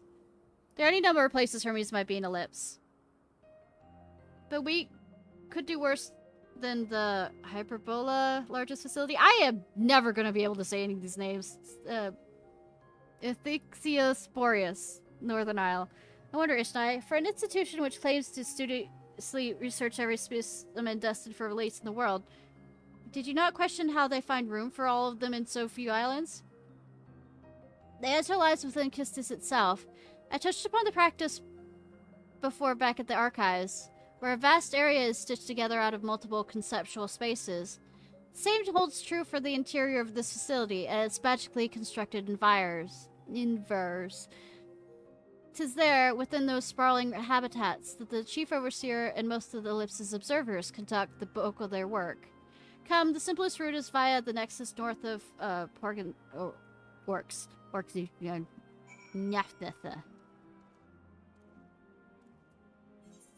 Gonna teleport straight there because I am lazy.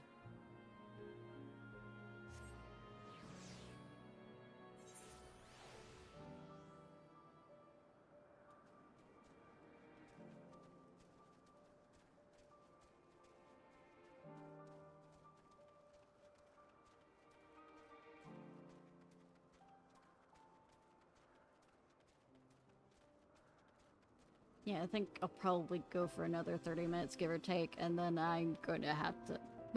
My body is not willing. I don't have enough caffeine.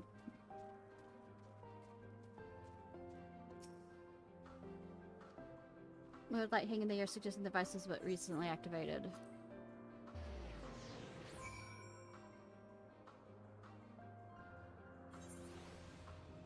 But not...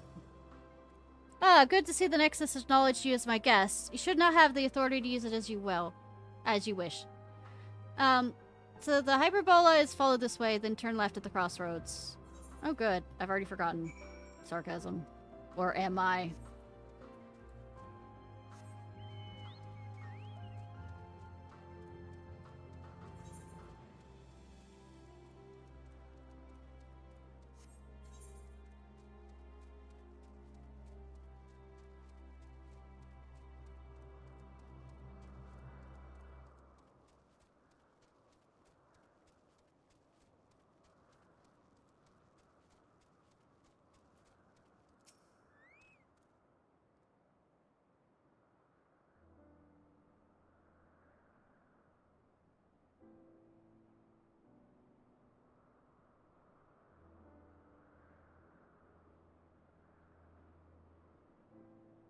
Here we are, the grandest research facility in Ellipse.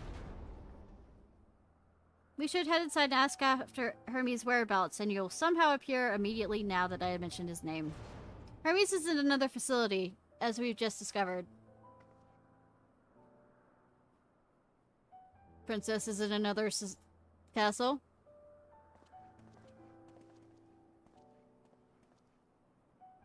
Furthermore, we've confirmed that his studies in the Dionysus, as well as the creation of melatonin, was entirely private pursuits. No one else we spoke with appears to possess the chief's depth of knowledge on the subject, and neither did we hear any tales of stolen research. Which means that if Hermes himself harbors no desire to bring down an apocalypse, he might be recruited to help prevent one. Or saith the illustrious Emexalk.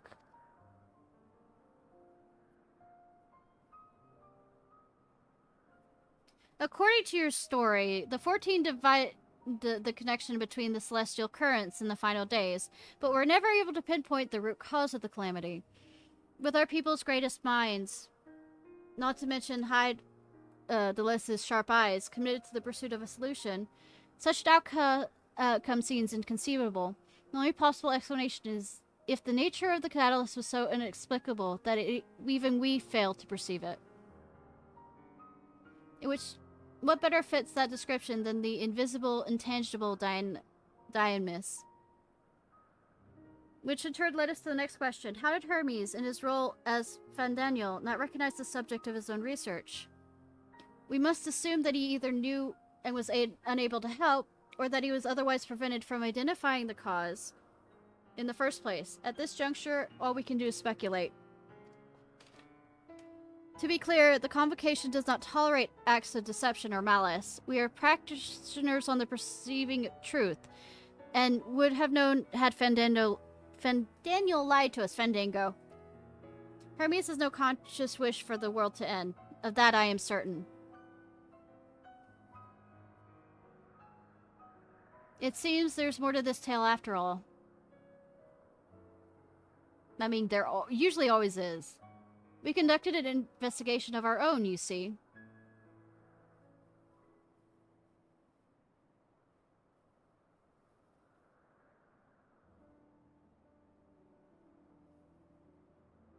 How comforting. We seem to have reached the same exact conclusion. I see no reason to delay further. It's time we brought Hermes into the fold, as it were. Thank you for understanding.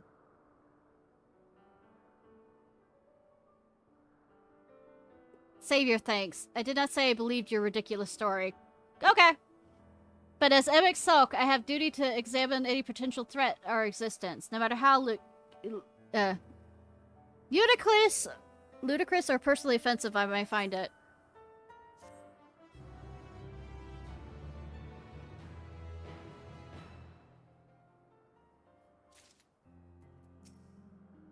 How lovely. Our merry duo has become a quartet. Past disagreements are no reason to reject collaboration in the here and now. I commend Emexalk for his practicality. Do not approach me, do not speak to me, do not dare presume to treat me as a friend. I am merely carrying out my duty.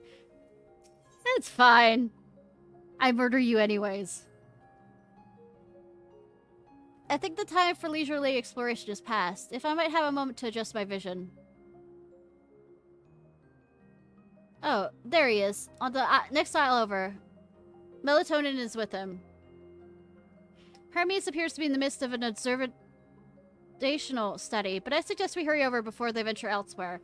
Head straight down the path. We can teleport to arrows from the device at the bottom of the slope.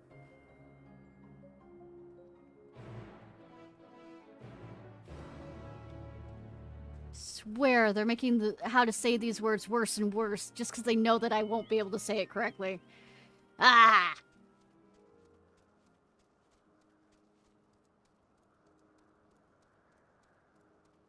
Why don't I just get my sister on here? She studied Latin.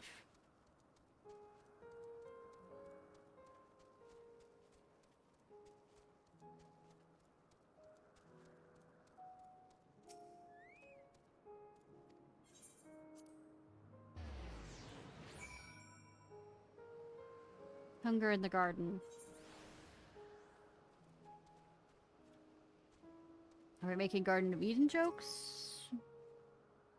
It's interesting that it's the only region in Ellipse which lacks a research hub. This is largely due to the nature of its observation sites, with which they let loose creatures anticipated to be unruly and dangerous. I've also heard the area is kept deliberately sparse in the event that, well, let us say that no one should live near the Nexus, which provides access to a certain facility. Too far away. You expect me to praise you and your progress? On the contrary, I'm simply surprised you made it this far. Then again, even with you slowing her down, there's no denying that Vernet is an accomplished researcher. Her wealth of wisdom and experience is unmatched, and her achievements in creation magic, in any field, frankly, is nothing short of extraordinary. Through the single brilliance which sets her apart, which makes her motive somewhat impenetrable at times. As her student and successor puts it, she is a force of nature, at once so close, at the same time so very distant. So, what I said. They're close by within the Hungering Gardens. That would be the circular enclosure you see just up ahead. Well then, Ishnai, make yourself useful and bring Hermes out to us. If I were to go, he would assume I'm only there to press him on the Fandango matter. If all of us are present, you stand the best chance of convincing him to put aside his work for the moment. But the creations in there aren't exactly... then again, perhaps Ishnai can handle them. She did survive a bout with the Venat, after all. Off you go to find Hermes, but do prepare to come to blows with the garden's denizens. Thank you for not feeding me to the wolves. What do you... okay, same thing. Someone needs to go in the Hungering Gardens to speak with Hermes, and it seems Emmett Settles. It's not even you for the task. I fucking hate you. I'm gonna enjoy, going back to that, instance and not murdering you.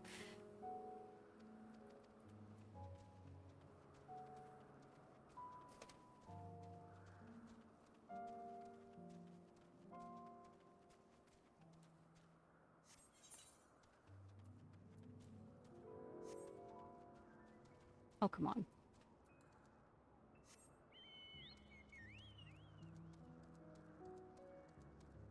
Oh, this looks lovely. Nope. Okay, fine. It's a riotous one.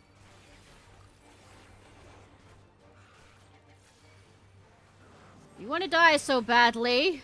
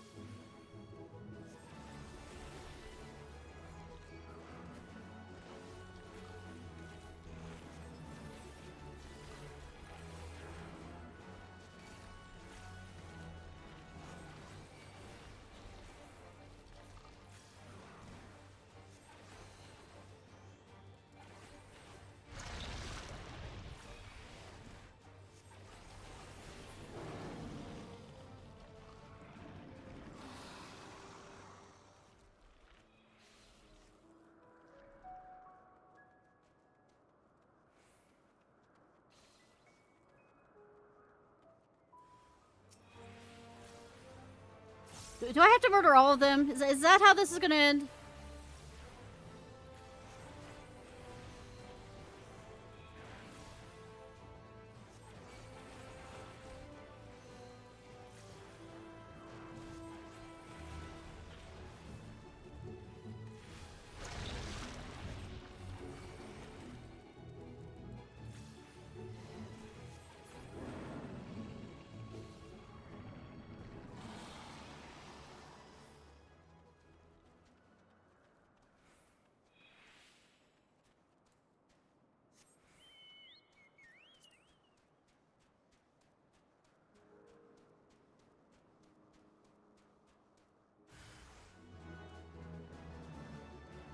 There you are. I see you.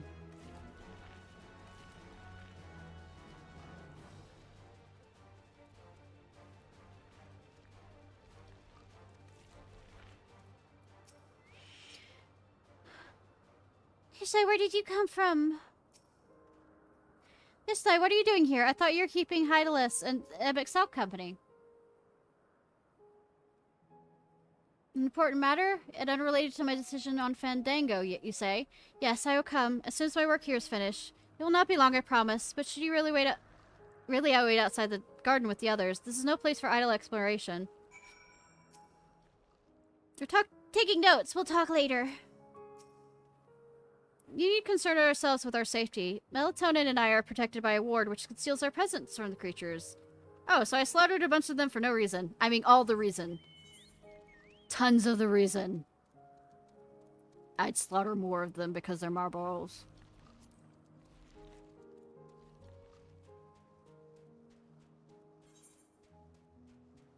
This is revenge for Final Fantasy VIII. And the isle closest to heaven. And the isle closest to, hell.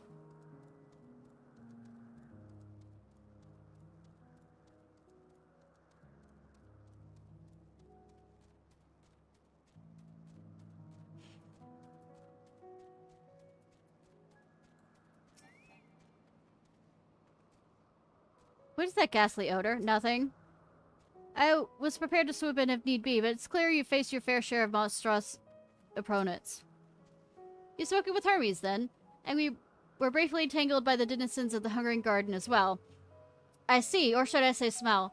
I cannot speak for certain convocation members, but I am, for one, impressed with your fortitude. Well done indeed. You've convinced Hermes to confer with us. Let us pray things will soon take a turn for the better. As for fascinating as it would be to meet Emixel, who would recreate Amarat in the depths of the ocean, I think it's best for all concerned such tragic events never come to pass. Except they will, because... But be it in our future or your past, assuming yours isn't truly written in stone. Naive hope, that is. It's very, very naive. Why am I always so forward-thinking? I simply wish to enjoy all that life has to offer.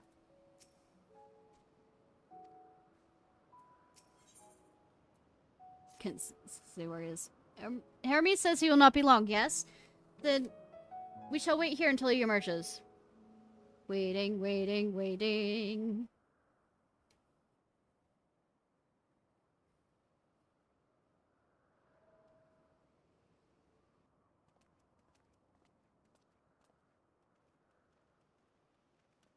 My apologies for keeping you waiting. I understand there is a matter you wish to discuss. Aye. A matter of the utmost gravity. If one can suspend disbelief. I mean, I am here. Go on then. Tell him what you told us.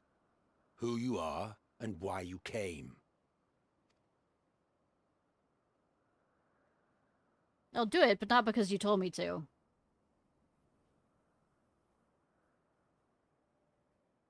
The final days.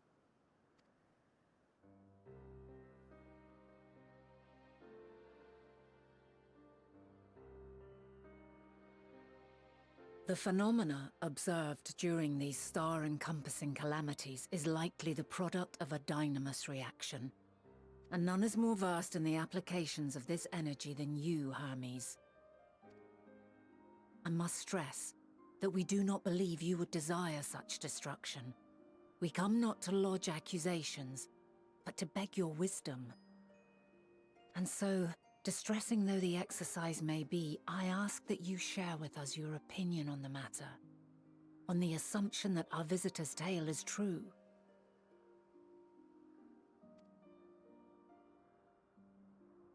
Even you, Vana.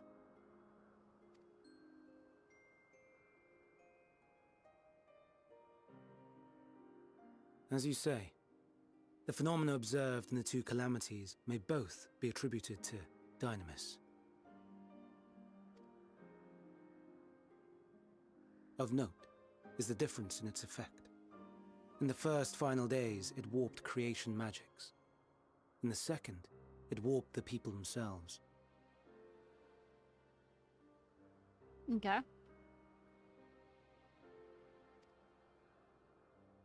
The key variable, I suspect, is the etheric density of the men of each age.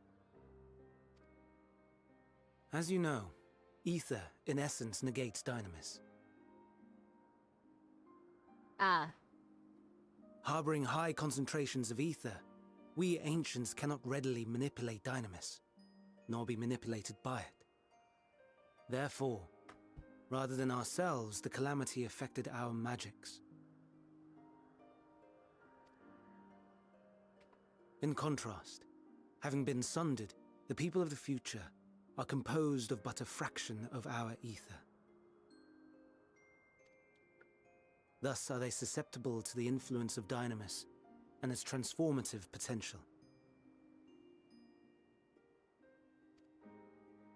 But that would explain only the mechanism, not the cause. Though perhaps...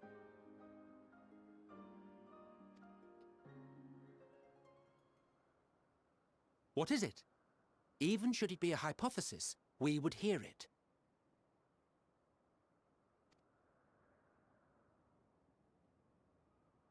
Dynamis is an energy put in motion by feelings. Feelings for which there must first exist a source. The source to which the victims must be attuned. One that harbors the selfsame negative emotions. Elsewise, it could not be the agent of such extreme change. So it wasn't the stagnation of the celestial currents. Someone, or something, is instigating the star's demise.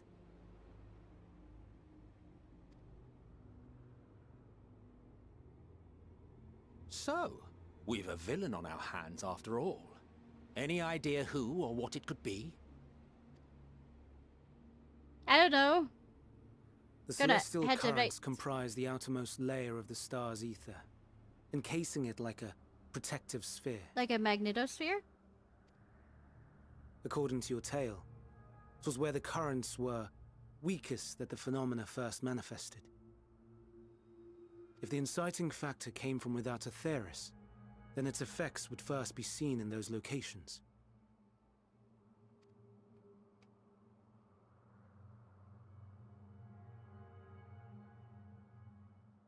Greetings. Can you hear me?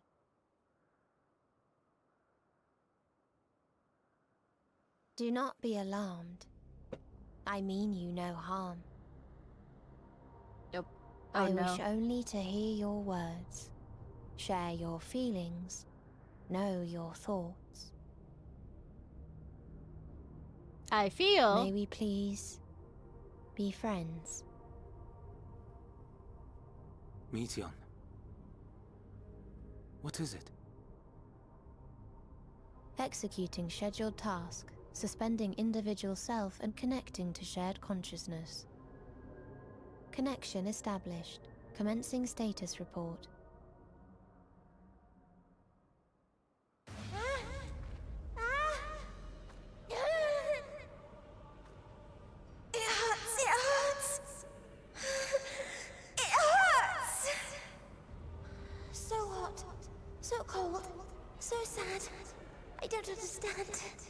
Huh? Make it stop. Please, make it stop. Steady, Meteion. Steady. So scared. So lonely. The pain. It's too much. Why? Why do we... They hurt.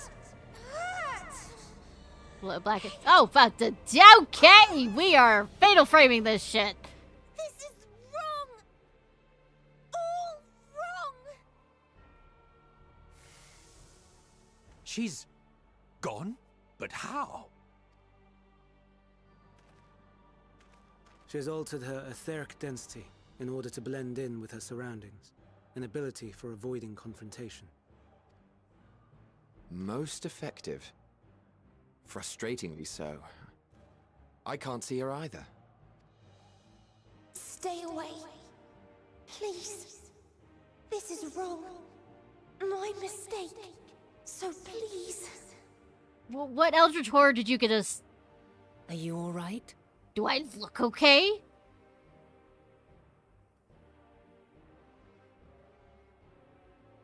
In your mind? No. We only heard her speak the instant before she vanished. Of course. When communicating without words, Meteion also employs Dynamis. And since I'm a weaker thing... That will explain why you were able to hear her, when we could not. Then you are our best chance of finding her. Follow her voice and try to track her down. Hindered though we may be, let us split up and search as well. Yeah, split up, gang!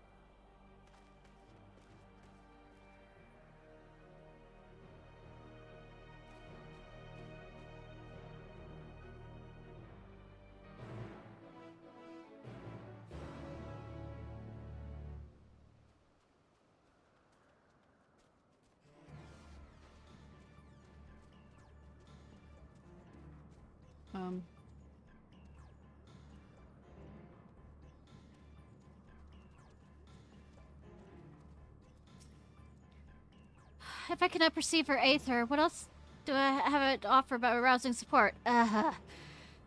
Hermes is truly master of his craft.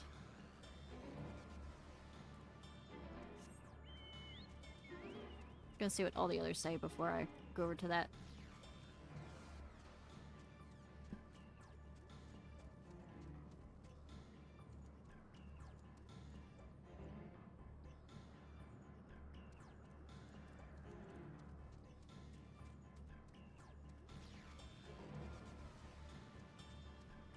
I'm not seeing any of the others right offhand.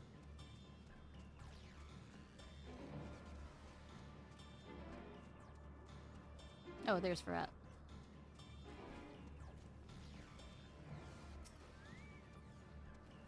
I've strained my senses to their limits, but I found nothing.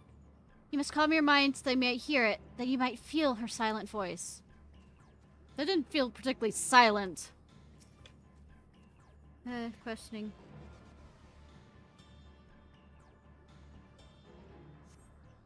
You feel she must be elsewhere.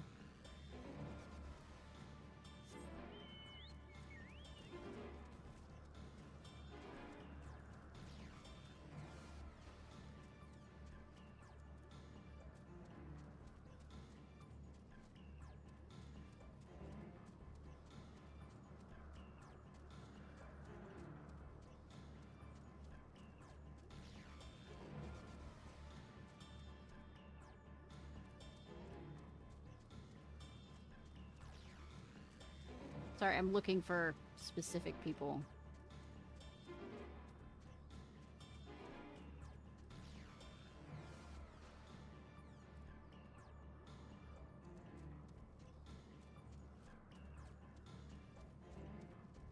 That.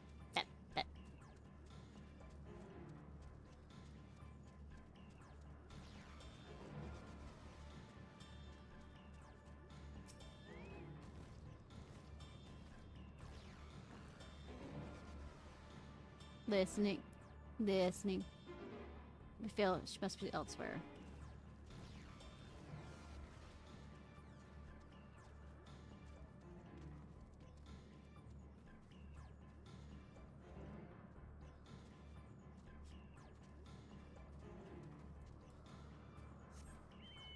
So maybe... I was trying to do a hot and cold kind of thing for that. But that isn't how you're supposed to do it, I guess.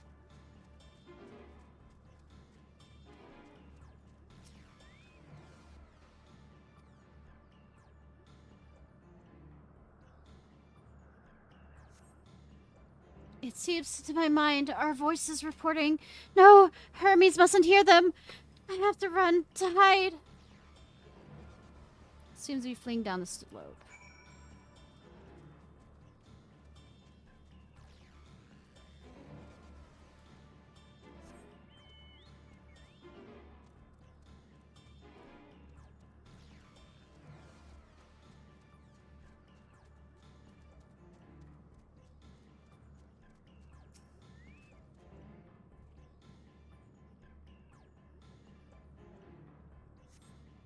You strain to catch even the faintest whisper, but you fail to hear Million's voice. She must be elsewhere.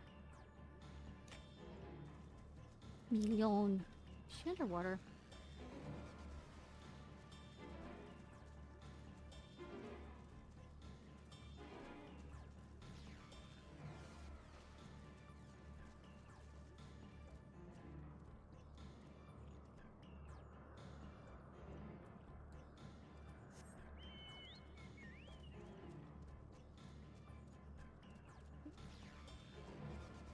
Shiny, shiny, shiny, shiny, shiny, shiny, shiny, shiny.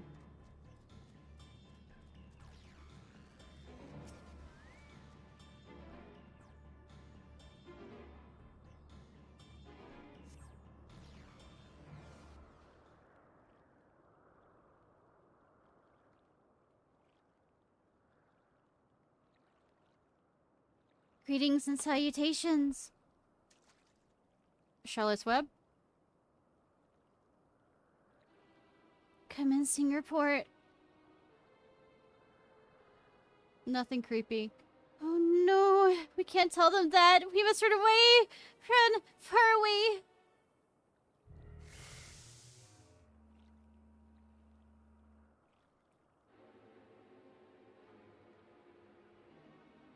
Please don't follow me. Anguish scissor climbing to the top of the ridge. Put a fucking leash on her.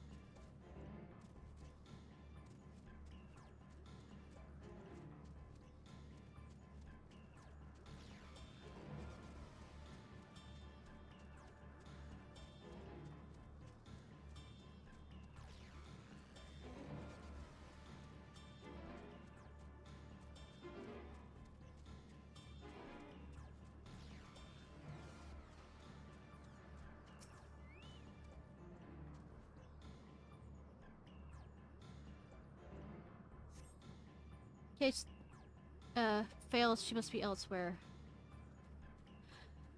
I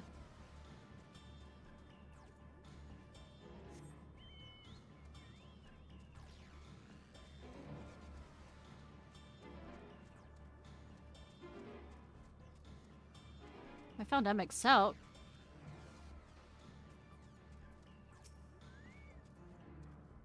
Ugh, this exercise in futility. You have to be the one to find her, Ishnai. Follow her voice. Oh, now you wanna, you know.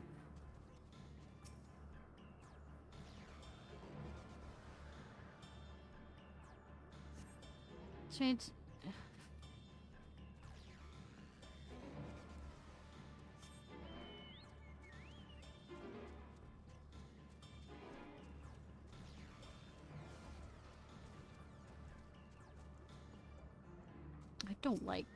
I don't like the look of you. How did it come to this? Is the reason why we traveled to the stars? Why we sought out other life forms? Is this the answer? No, it cannot be. You're to the south. Ah.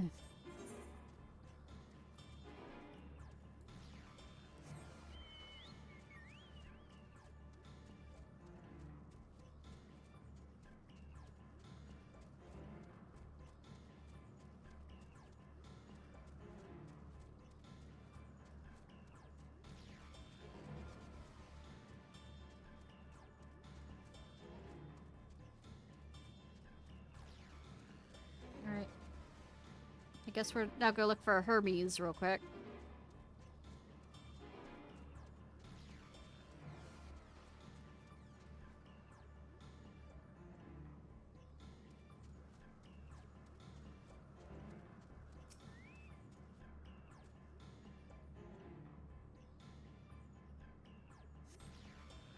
Must be elsewhere.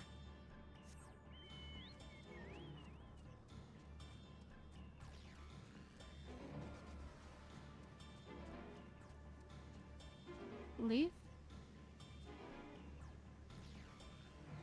Sorry, Leaf's tears, right?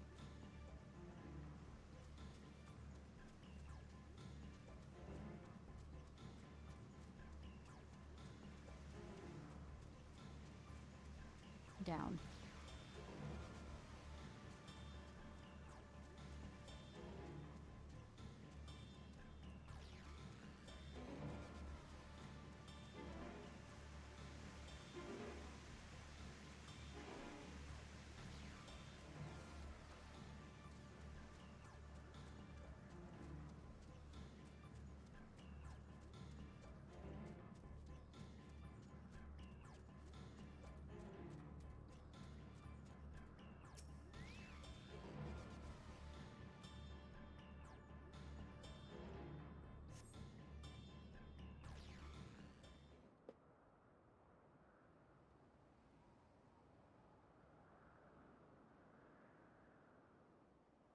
Compiling a report for dissemination for Hermes and all people of Etheris.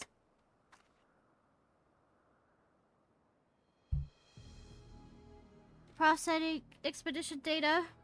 Profiling profiles on intelligent civilization. Formatting answers to the question. Finalizing report. No, Ishnai, you mustn't listen.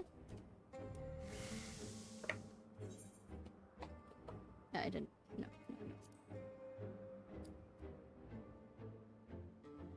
It's wrong. It's so wrong. Yeah, it flees towards the lake. Good. Any sign of melatonin?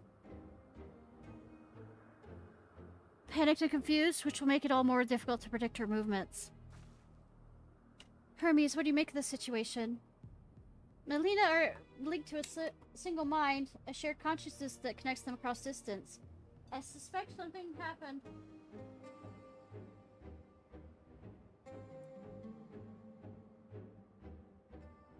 Sorry, cat. Happened. How might we access this shared consciousness of theirs? As much as you'd approach any sentient being directly. In this case, that means speaking any incarnation within physical reach.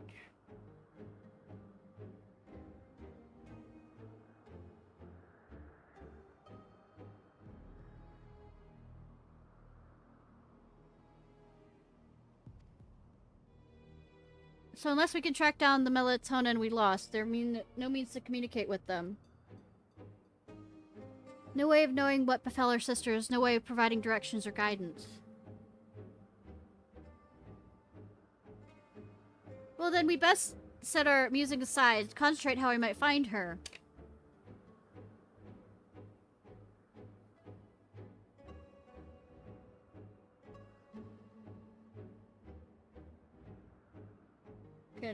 Candy apples?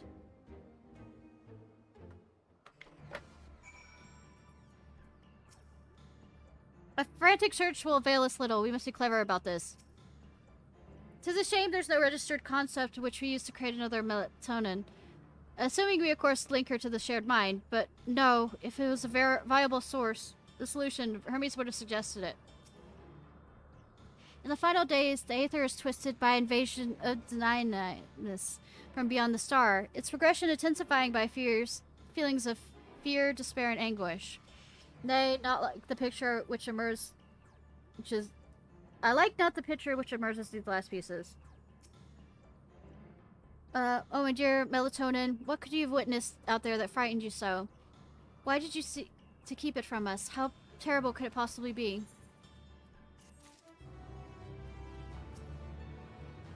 My apologies, we should focus on the task at hand. Correct me if I'm wrong, but Melatonin renders herself invisible by making her etheric density to that of her surroundings, does she not? If so, could we not disrupt her concealment with the sulfate of Aether? Much how, like, Emmett Selk solidified your presence when we first met you.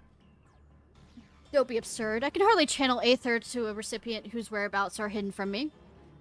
Which is why we must all work together. Ishnai will continue the search in the same manner as before, but this time with you in tow. Once he ascertains Melatonin's likely location, you proceed to reveal our werewolf familiar with a swift, ethereal downpour. Very clever, and thankfully she's made herself easier to capture by fleeing toward Levy. Assuming she is made visible, it should provide no feat to herd her into a corner. No great feat. Then we have our plan. Ishnai, Ebik, Selk will be our tracker and trapper respectively, while the others protect the obscure Melatonin's adventures of escape. Emmett, Selk, and I will keep an eye on each other's Aether to help coordinate our efforts. Let's be about it. Well, it seems we are partners for the time being. Yes! I still murder you.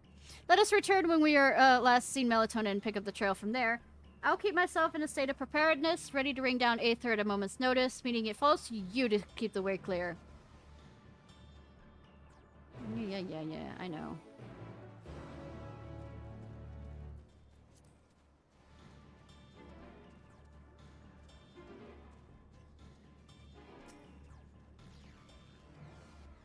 Listening. Why can't I fly? Are my functions being restricted?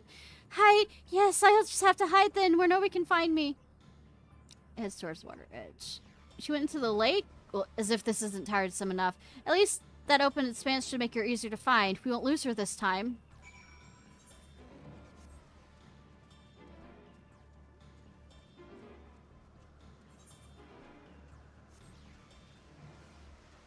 I wonder how much my friends will believe this when I get back. Discuss the water's edge. We should be able to reach the bottom of this drop by climbing down the rocks at the water's edge. Do not even think of dragging me over the falls. Final days or no, if I end up drenched from head to toe, I swear I'll feed you to a remora.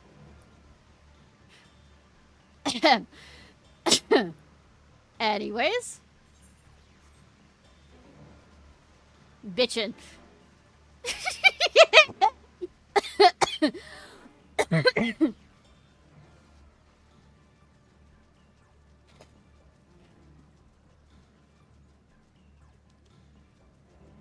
I'm just as bad as my counterpart during this time.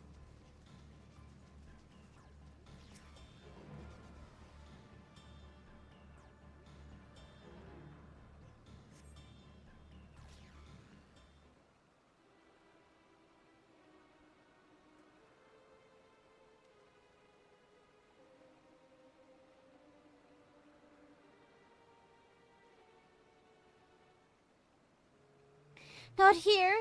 I'm not here, please.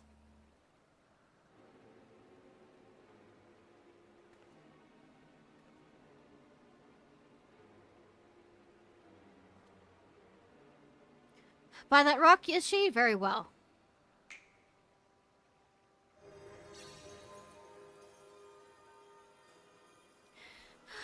What? Why can't I hide?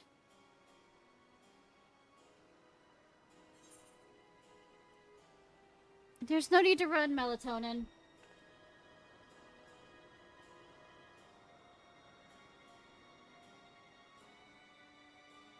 Ishnai, what are you saying? Everything's so faint. I'm sorry, I'm not strong enough. Stay away, I'm begging you. Don't make me say it. It'll break him. His poor fragile heart.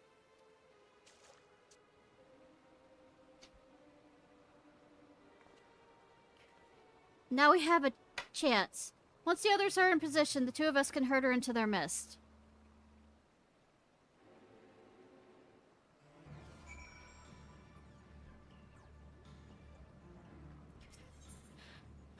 Talk. Keep after coordinate our movements.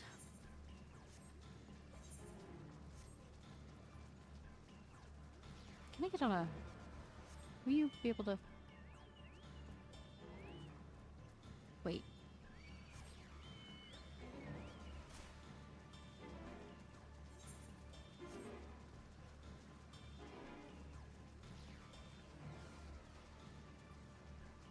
One second, I'm about to be a bitch again. What did you say about getting wet, sir? I'm gonna walk across this like this.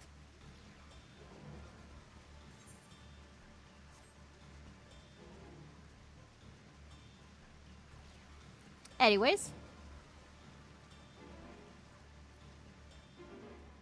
So where's that remora you're gonna feed me to, sir?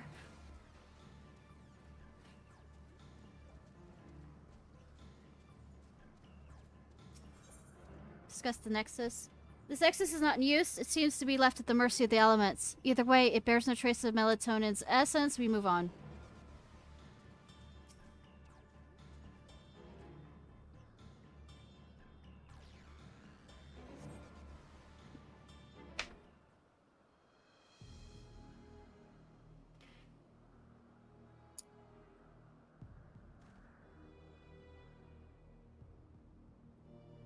There, I see her.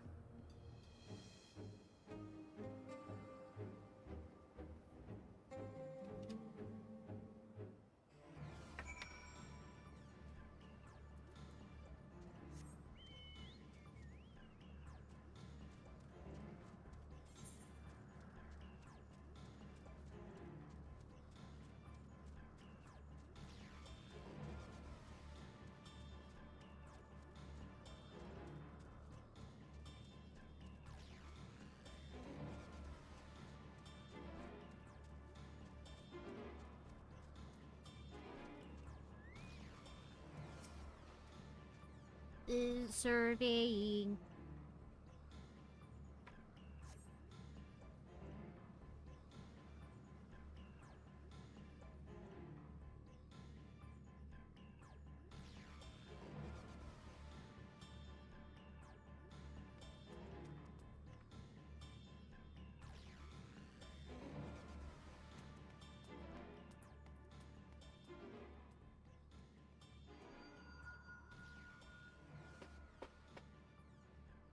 Aha!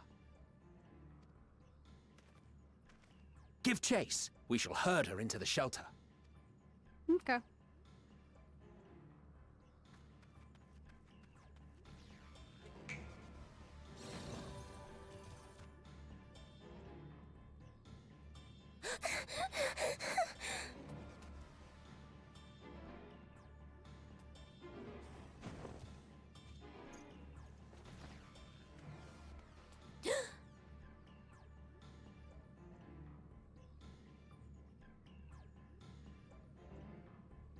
Unhappy.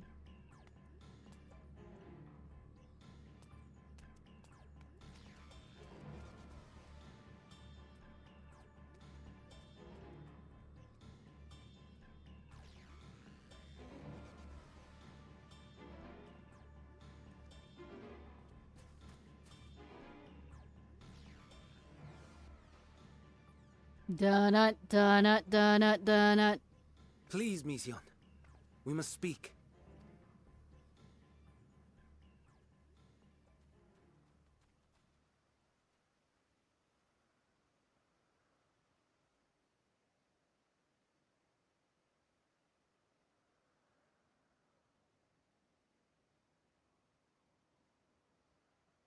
I'm sorry, Hermes. I'm so sorry.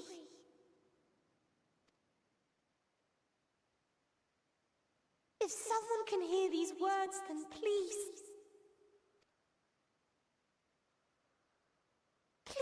protect them. Protect them all.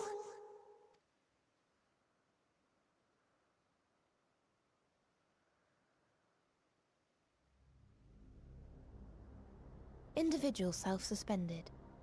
Connection with shared consciousness stable. Our survey is complete. We shall now report our findings.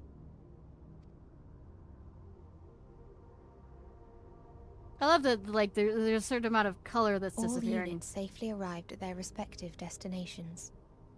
Seeking answers to Hermes' question, we attempted to make contact with the intelligent denizens of each star. Results are as follows, in order of numerical code. Enna. Traces of civilization found. Structures believed to have served as domiciles. No extant life forms detected.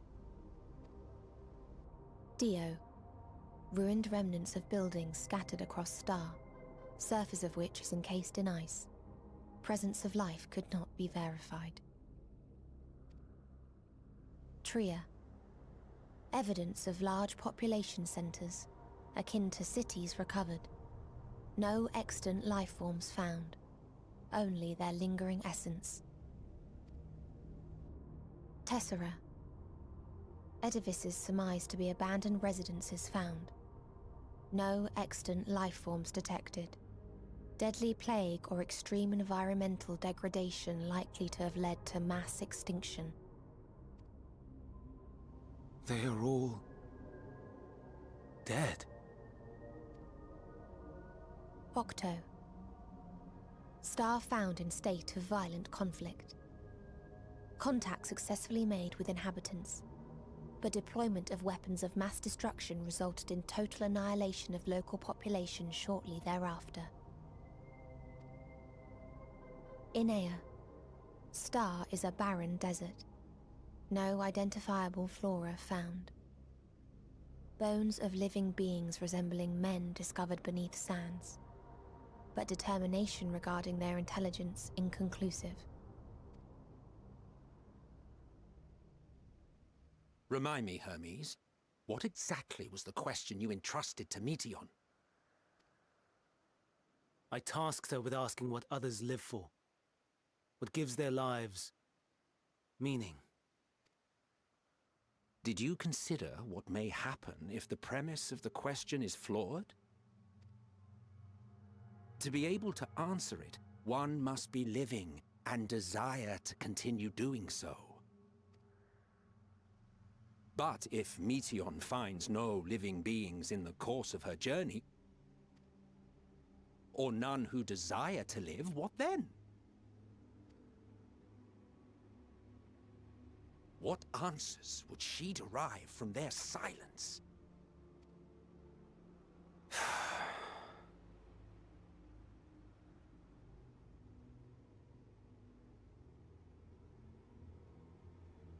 Damn. Meteion, enough. Suspend your mission and return hither at once. Decapente. Local civilization once flourished under auspices of higher power. Said power later laid waste to civilization in fit of rage. Upon revealing this to me, entity elected to self-terminate in lieu of providing answer to question. No other intelligent life forms found. Turning a deaf ear, are we? We are taking Meteion back to Amarot. As I understand, we will need her if we are to bring back all of her sisters. Yes.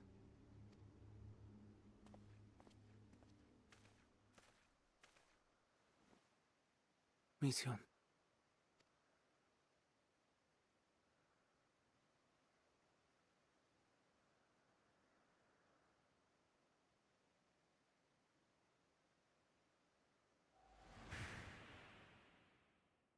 It isn't right, is it? It isn't right to turn away from the answer. Even if the answer is pain.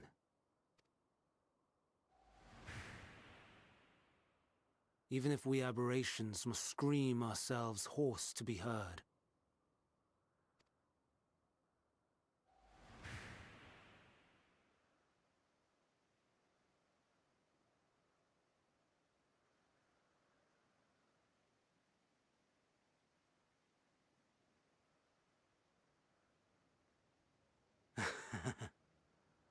Aye. Whatever answers we find, I will not dismiss them out of hand. These words I said to you, and I will hold myself to them.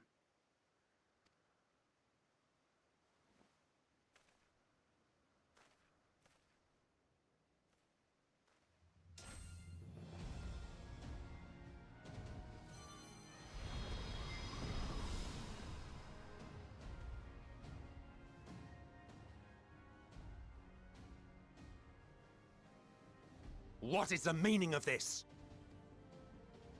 You cannot take Meteion, not until she has finished her report. All else must wait.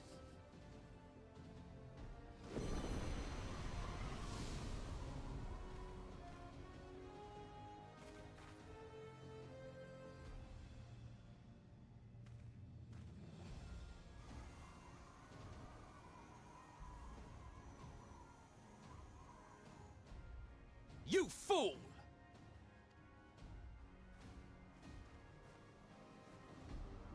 So, we have an answer.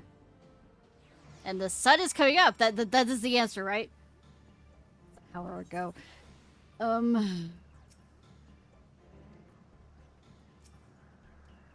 If Hermes means...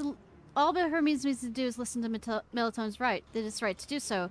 But once he receives the answers to his question, what then? The fate of the world is very well may hinge upon the choice he makes in that moment. We must be there when he makes it. Why, Hermes? Why couldn't you leave well enough alone? With all these answers assuaged, the pain you feel when a creation is returned to Aether? Have you never cast your accursed question to the distant... Had you never cast your accursed question to the distant stars, you may have one day learned to be at peace upon this one.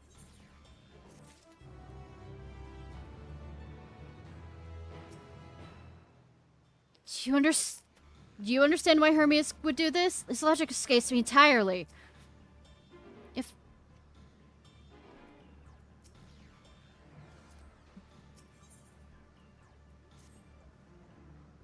Hermes has had Dikitsis. Considering the expansive dimensions of this place, we even have a difficult time locating his Aether. All I can say is he's entered from the rooftop and has likely arrived at the uppermost part of the facility. Let me guess, it is a... dungeon. So do we pursue him? Of course we pursue him! No matter what Hermes might be thinking, Melatonin is a potential threat that needs to be brought under our control. The Convocation's duty is to safeguard this start, takes precedence over any personal mistake in the matter. Ishnai? Ishnai? It is clear we stand on the precipice, but we have yet to determine beyond a shadow of a doubt that Melatonin is the hand that tips us over the edge. Nevertheless, if we are to learn the truth of the final days, we must give chase. And even if neither Hermes nor Melatonin is ultimately responsible, we cannot leave them to suffer this torment alone. Agreed on all accounts. To Kistis Hyper... blah, blah, blah. Caging the messenger. Hardy har har.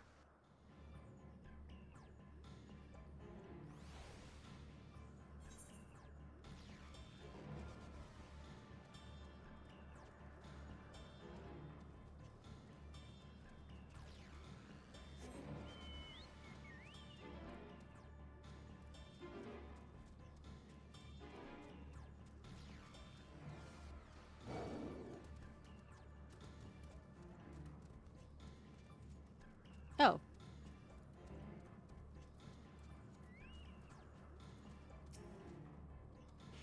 I just like the look of this. Judging from the crowd, something is afoot. I saw not out of the ordinary. Does anyone know cause this? Yeah, he felt like flashing us by turning into a, creature. What do we have here? Excuse me, has something happened inside Cadissus? Mistress Venat, I'm so glad you're here. No one knows what prompted it, but the alarm was sounded and Cadissus was put into a state of alert. Procedure dictates that we evacuate immediately, and you've yet to investigate further. This is Hermes doing, obviously. And what does state of alert entail exactly? A field of dampening magic is draped over the entire facility, usually in response to escaped entities and the like. KISS scholars and observers are unaffected, but everything and everyone else is weakened to a fraction of their usual capabilities. Then consider us forewarned. We do, however, have urgent business with Chief Hermes, and must enter the premises regardless.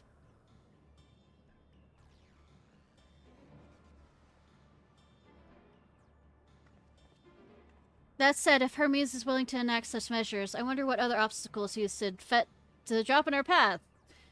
With that enfeebling spell in place, we're not like to be at our best fighting best. And I was hardly an effective combatant to begin with. I've little to offer beyond my ethereal vision. Then you put that talent to years of good use. You were fairly skilled at spotting weaknesses, if I recall. Fairly skilled? Now you've gone and raised everyone's expectations. You only need to make the most of your strengths, and I'll fill in the gaps as required. I was once as him, after all. 'Twas my job to rise to the occasion, be a defender, aggressor, or healer. I feel better about my lack of prowess already. And you, MXL, can impress us with your arcane mastery? You lob potent spells as easily as breathing, but you also channel that power into a protective manner if you so choose, yes? Well, yes, should the situation call for it. Excellent, that should cover us on all fronts.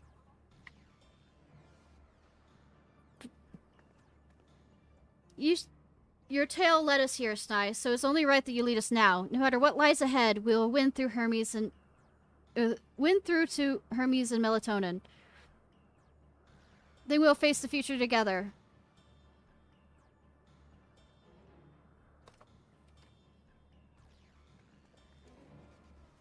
See what they're gonna say after I unlock it.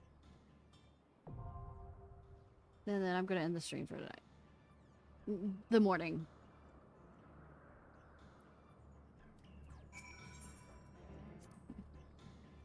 Bleak as the contents of Melatonin's report might be, many hear it and remain content with their lives, but not Hermes. For him, the veneer of perfection has long been cracked, and it would be distant heavens he looked for means to repair it. I understand his anguish after a fashion. My own refusal to return is opposition to the world's established order. Yet, for me, the imperfections only enhance the fragile beauty of our star. I would fight to see it delivered from destruction, warts and all. Said that Hermes would likely perch somewhere at the highest point of the facility, but reaching him will be no mean feat. To put it simply, Kiss Ibolia contains multitude of vast spaces linked together at the seams, meaning the interior is far more massive than ever this grand structure may otherwise suggest. Yeah, it's a TARDIS. But even a colossal facility filled from top to bottom with savage creations will not stop you, not with Vanette and MXL at your side. And I too will be there, of course, cheering you on.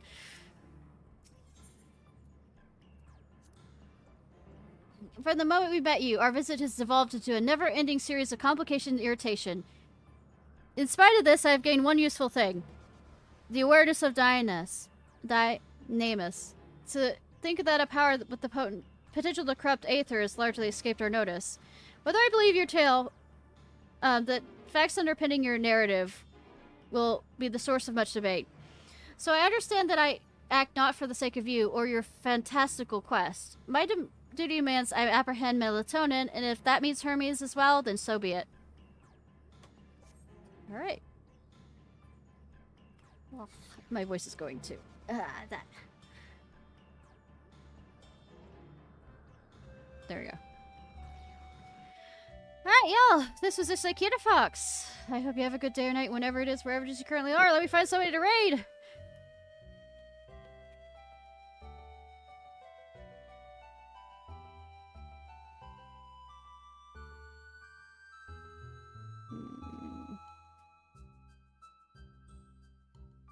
Now somebody. Alright.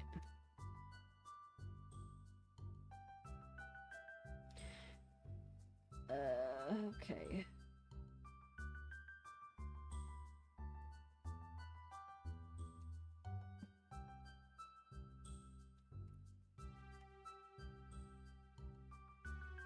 Oh, I'm in an ad break. I'm in an ad break. I'm good at this stuff. I am good at this stuff. Absolutely.